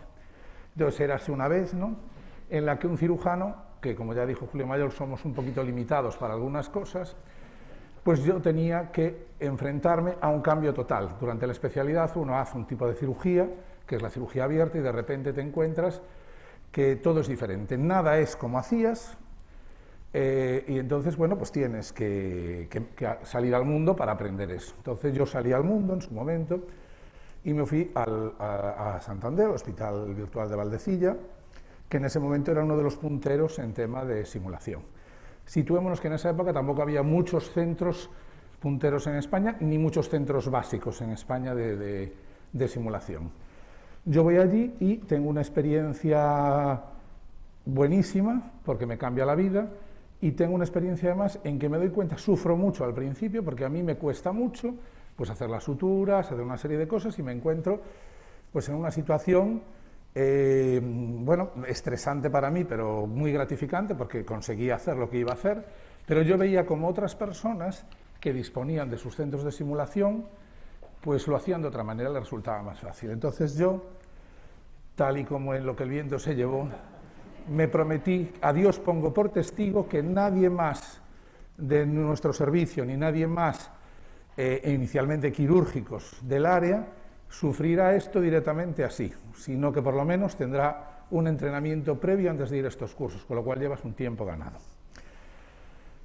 Bien, entonces me lanzo, ¿no? Como es todas estas cosas, dices tú, yo me lanzo ahora, y aquí empezamos a montar todo esto, ¿no? ¿Qué es lo que realmente tenemos que hacer inicialmente? Pero siempre hay muros.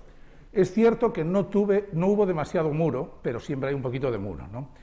En todo lo que quieres hacer, pues siempre tienes eso. Hubo una persona que me dijo, hombre, tú ahora vienes calentito de esto, que va, esto ya verás, da igual, porque al fin y al cabo no sé qué, tal, bueno, bien.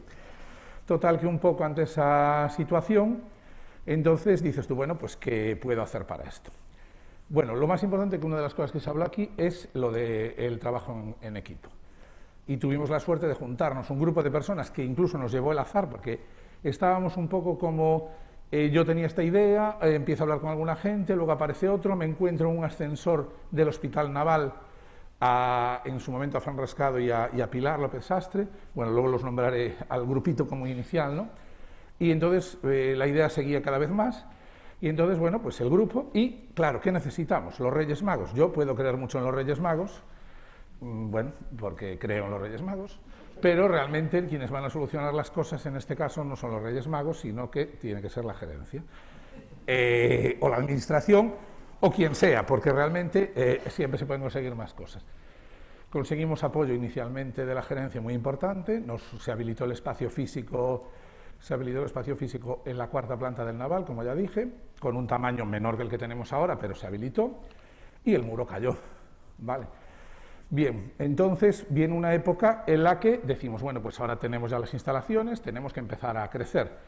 Todo esto inicialmente es carísimo, la simulación es algo que es muy caro, pero que a veces estamos obsesionados con que la tecnología es imprescindible para lo que hacemos, cuando realmente, recuerdo, fuimos a bastantes cursos, nos formamos en todo lo que pudimos en el tema, en debriefing, etcétera, etcétera, y recuerdo una frase de una persona muy implicada en simulación que dijo, la simulación se puede hacer con un peluche, depende de lo que quieras simular.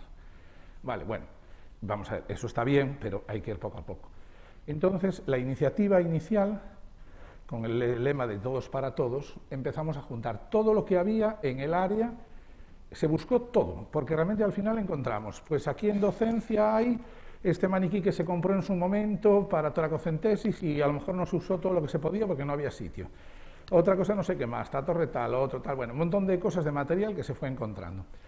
La colaboración de la gente, de los servicios, que empezaron a mandarnos cajas a cientos, de lo cual es muy de agradecer, con material fungible, pues que estaba a punto de caducar o que ya no se usaba, porque claro, todo esto avanza tanto que a veces pues el material queda en desuso, pero se puede utilizar para esto. Y luego la idea un poco, porque inicialmente era una idea quirúrgica, pero luego ya se extendió, gracias al grupo de trabajo, a área médica, quirúrgica, médico-quirúrgica, todo lo que pudiese ser, ¿no? Y entonces aprovechamos también todas las torres de laparoscopia que había y que como gracias a que se va avanzando, ahora tenemos 3D, 4K, claro, nadie va a usar una torre de las anteriores, pero para simular, pues no está mal. Entonces fuimos juntando todo eso y por fin, después de una temporada de trabajo y de conseguir todo esto, en abril de 2013 se inaugura, con un curso, por cierto, organizado básicamente por la doctora Echarri, de inflamatoria, y se inaugura. Aquí hago mención ahora mismo a las personas del grupo inicial, pero somos un grupo muy grande, esto es un trabajo en equipo. O sea, yo ahora vengo aquí un poco como el que tuvo la idea inicial y el que movió un poco todo el tema al principio, pero sin el resto no se hubiera hecho nada. Pilar López Sastre, Fran Rascado, Eulalia Vives, Jessica López Curveira, que fuimos como el grupito inicial, pero hay mucha más gente, que no voy a nombrar ahora, pero sería muchísima más gente, y un montón de instructores que después se fueron formando. Empezamos a salir en prensa, empezamos a salir una serie de cosas, y entonces partiendo de poca cosa, aunque teníamos las instalaciones, el apoyo a la gerencia, etcétera, etcétera, pero bueno, con poco dinero empezamos así. Viene la época Happy Flower, que estábamos, vamos, yo llego un momento que parecía que vivía allí, y el resto del grupo vivíamos allí, o sea que yo era, bueno, no parábamos, venga más cajas, venga más todo, venga material, empezamos a hacer los cursos, lo dicho, pues nuestro objetivo el paciente, nuestro fin mejorar, nuestra apuesta a la simulación. Claramente la simulación no voy a cuestionar, o sea, quiero decir, no procede ahora hablar de si sirve o no sirve para aprender, porque realmente eso está más que demostrado, ¿no? Si no, nadie se subiría en un avión. Y después de esta época Happy Flower, nos damos cuenta de que la simulación low cost, que era la que estábamos empezando nosotros, tenía visión fuera. Nos vamos a Madrid, nos vamos a Barcelona, nos vamos en la Sociedad Española de Simulación, presentamos la simulación low cost, éxito total, porque esto supone democratizar la simulación. De hecho, fuimos titular de una cosa que decía, nos dicen que somos el Decathlon de la simulación, porque esto suponía que se podía hacer simulación realmente en cualquier centro que se plantease con poco precio conseguir cosas. Y entonces pues hacíamos ecografía en un jamón de York, la sala de control era una cabina de audiometría reciclada, bueno, un montón de cosas que veis ahí y que realmente nos ayudaron a eso. Bien, nos vamos a conocer más, Facebook, Twitter, YouTube, colgamos vídeos de low cost, de no low cost, etcétera, etcétera. Bueno, todo eso nos situó un poco en el plano de la simulación. También hay que ir viendo que en España van surgiendo más centros, van surgiendo más cosas, etcétera, etcétera. Y entonces de repente decimos, bueno, nosotros necesitamos más dinero. La gerencia nos va a dar más dinero, es verdad, pero necesitamos aún más. Entonces nos lanzamos a dar a conocer a las empresas que quieran colaborar con nosotros. Y bueno, pues lo hicimos en esto, donde les ponemos que nosotros les vamos a ofrecer a cambio, pues ayuda un poco, bueno, como fue el caso que ahora comentó la empresa, en que les damos formación, digamos, a su personal, les damos ayuda en prevención de riesgos laborales, en una serie de cosas, primeros auxilios en su empresa, etcétera, etcétera. Nos lo divulgamos, nos ponemos ahí nuestros nombres en todas las redes para que nos llame la gente, y aparece Reganosa, que tenemos que reconocerlo, que colaboró con nosotros y con 150.000 euros, que realmente vinieron muy bien, que nos permitió, vehiculizados a través de la Fundación, para poder comprar material de alta fidelidad, un SIMBAN 3G, un simulador laparoscópico, algún material más. Entonces ya nos estábamos poniendo ya en una altura de una simulación de alta fidelidad. Con lo cual, bueno, está muy bien el low cost y sigo defendiendo el low cost y seguimos usando el low cost, pero también hay que saber utilizar y servirse de la alta tecnología, que para eso la tenemos. Y bueno, pues entonces, ¿cómo podemos resumir un poco de esto? Que una iniciativa, una implicación personal, con el trabajo en equipo de muchas personas, porque he nombrado a 5, pero somos muchos, cada vez más. Después, implicando con la colaboración empresarial, que por supuesto nos vino muy bien, les dimos formación, participamos en varios simulacros de salvamento de ellos, etcétera, etcétera. Y formación, es cierto que quedó un poquito truncada por las circunstancias recientes, que no voy a nombrar, que todos sabemos lo que frenó la colaboración con empresas. Y luego, con un fuerte apoyo de la gerencia, pues hemos conseguido hacer un montón de cursos gestionados desde docencia, desde formación continuada y de todo eso. Y bueno, pues la realidad está ahí. Tenemos actualmente con las reformas un aula de microcirugía, que antes también comentó Nuria. Tenemos una sala de control con sus 2 salas de simulación médica asociadas, una sala de simulación quirúrgica, la sala de formación, digamos, donde están, pues, digamos, se puede dar la formación teórica, y una sala de usos múltiples para lo que sea. Simulamos, ya veis que se simulan accidentes, lo mismo en la sala, que si podemos hacerlos fuera con la colaboración de ambulancias 061, simular accidentes múltiples o lo que sea, pues así lo tenemos. Y realmente, bueno, pues son las claves. Ya estoy. Muchas gracias.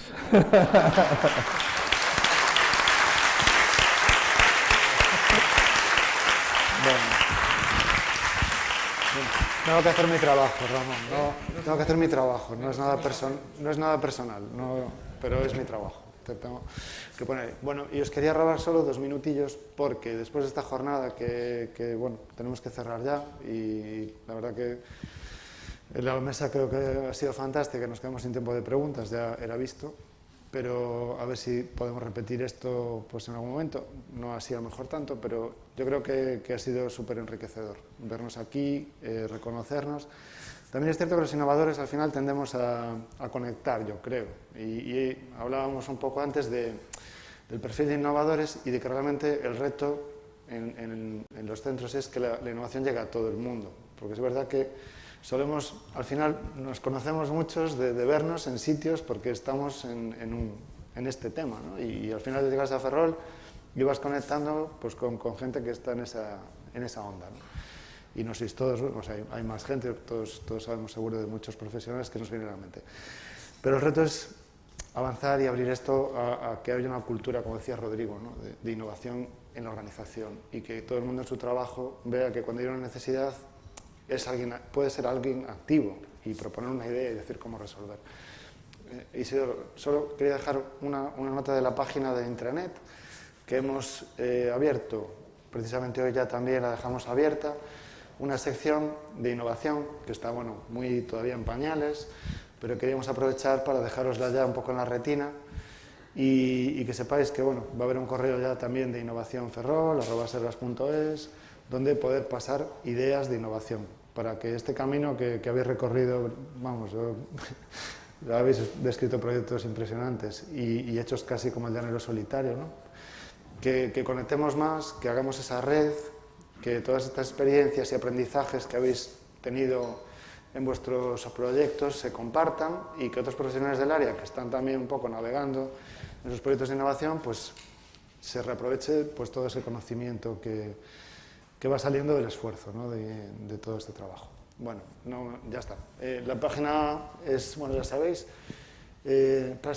Salva, si vas al inicio, en servicios va a aparecer una sección nueva que es innovación, que nos va a traer en la página principal. Bueno, si navegáis en la página principal, ahora vais a poder, bueno, seleccionáis unidad de docencia e investigación. Perdón, sí, y me estoy enrollando yo, ya os llevo ahora. Déjalo, debe estar. No carga. Bueno. Sí, esto es mi cruz. En fin, bueno, pues nada más, yo creo que lo dejamos aquí. Implicar también a personal no sanitario, me viene también a la cabeza, gente de mantenimiento, eficiencia energética, temas que también están. El paciente es, digamos, la clave de todo, ¿no? Pero tenemos recorrido para muchos proyectos que podemos hacer aquí. Y cerramos mesa. Isidoro, por favor.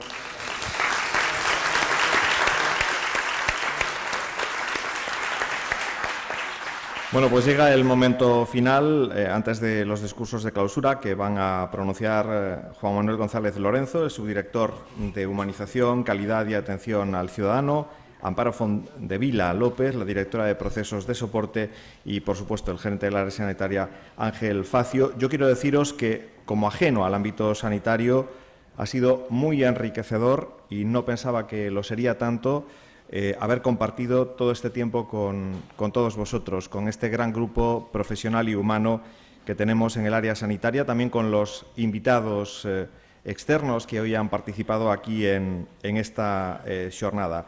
Llega el momento de marcharnos, pero me vais a permitir, os voy a robar solo un segundo, porque me ha llegado así como muy hondo lo que ha dicho Nuria Olivier, eso de el presentador se equivocó porque yo he fracasado. Bueno, yo quiero deciros una cosa, para también animaros a todos a superar esos muros de los que hablaba Ramón, ahora en su última intervención. Los que renuncian son más numerosos que los que fracasan. La frase no es mía, es de Henry Ford, un empresario norteamericano de la empresa automovilística. Jean-Paul Marat, que fue un científico y médico francés, también decía aquello de que no existe el fracaso salvo cuando dejamos de esforzarnos.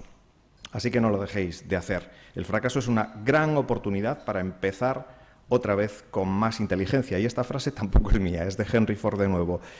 No he fracasado, he encontrado 10.000 soluciones que no funcionan, dijo alguien que hoy nos permite estar aquí con luz, Thomas Alva Edison. El fracaso, por tanto, es bastante relativo, según ese genial inventor americano. Y cada fracaso, decía Charles Dickens, le enseña al hombre algo que necesitaba aprender. Y yo termino diciendo que solo llegan a fracasar aquellos que dan lo mejor de sí. Así que gracias por hacerlo posible.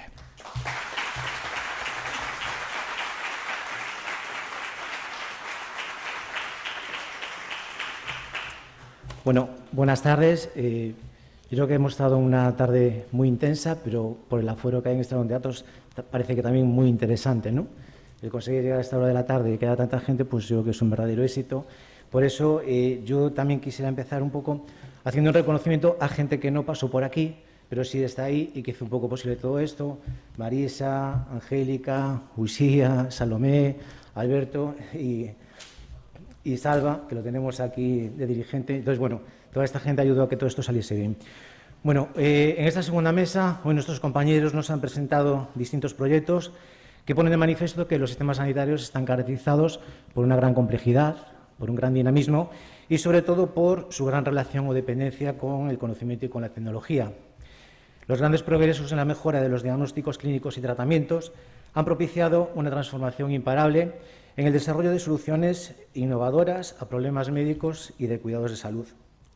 Sin embargo, los niveles de especialización alcanzados, junto con la magnitud y la complejidad de nuestro sistema, nos conducen a situaciones en las que, en no pocas ocasiones, la persona queda reducido a un proceso patológico o a una enfermedad, lo que nos plantea la necesidad de que el uso de la tecnología, la innovación, la investigación, no suponga una despersonalización, un menoscabo del contacto personal o una quiebra de la confidencialidad de vida. En este sentido, tanto la Estrategia de Humanización de la Asistencia Sanitaria como la Estrategia Sergas 2020 buscan orientar el funcionamiento del sistema a las personas, fomentando también su participación, con el objetivo de avanzar en la mejora de la calidad asistencial mediante la creación de una cultura de colaboración entre profesionales y pacientes que permitan enfocar a la organización a la resolución de problemas, ya sean redefiniéndolos o ya sea generando nuevas ideas y formas de trabajo. De ahí la necesidad, la pertinencia y la conveniencia en la convocatoria de esta jornada, de la que estoy seguro será el germen de futuras jornadas que vendrán y en la que creo que deberíamos contar con el apoyo y la colaboración de los que son el fundamento de nuestro quehacer diario y que cualquiera de los que podemos ser aquí también podremos llegar a ser. Muchas gracias y buenas tardes.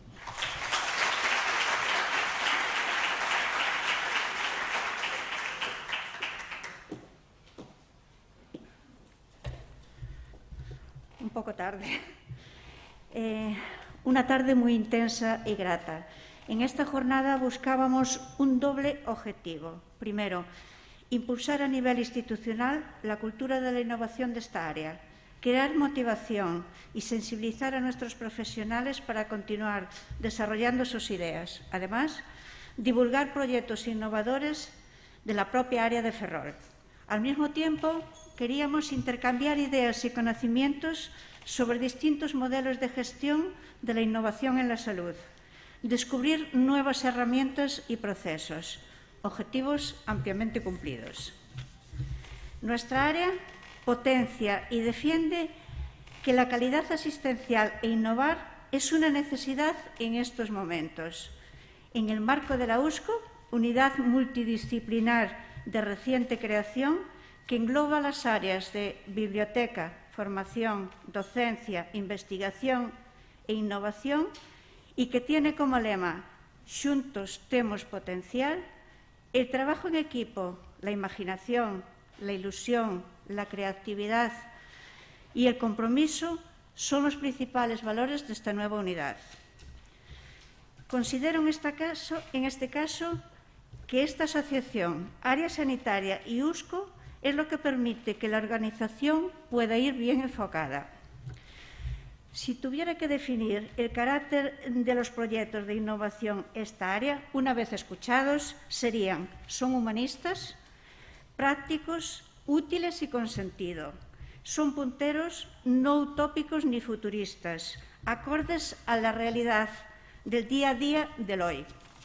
Por último, si la USCO pudiera pedir dos deseos para llevar a cabo la innovación en el área, serían: convertir esta unidad en algo identificable dentro del área, referente de todos los proyectos, de las ideas y de las inquietudes de los profesionales y sanitarios y no sanitarios. Hacer sinergia, sumar con otras áreas sanitarias, con la universidad, con la Fundación, con ACIS, con la Agencia Galega de Innovación, con Petri y con otras muchas entidades, para aprender de ellos y de su experiencia. Juntos, todos juntos, contribuiremos a formar una sociedad emprendedora, próspera, sostenible e innovadora. Gracias a todos. Y no puedo acabar sin un gran reconocimiento para mis compañeros de la USCO, que sin ellos no sería posible la organización de esta jornada y el apoyo de nuestra gerencia. Gracias.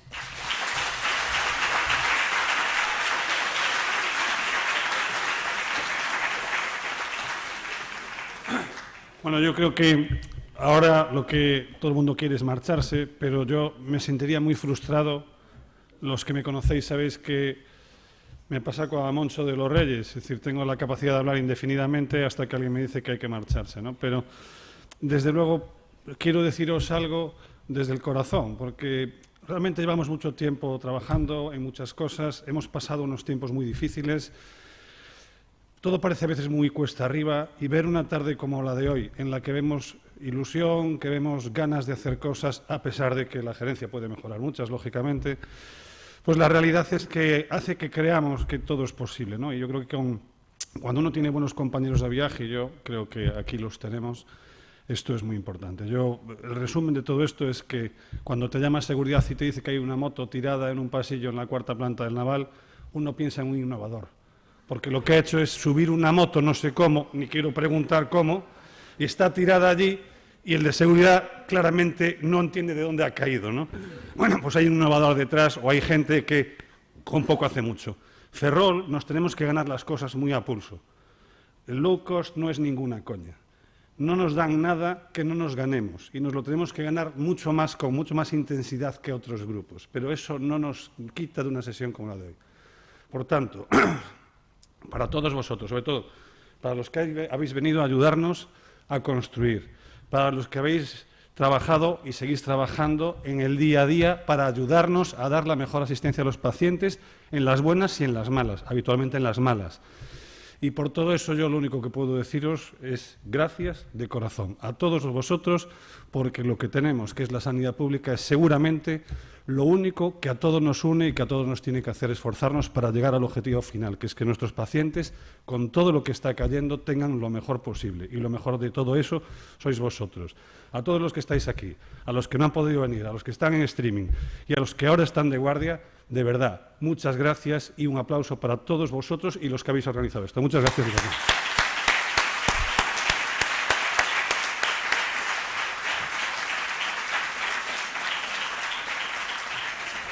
Por cierto, el logo es Ferrol Mola. Gracias.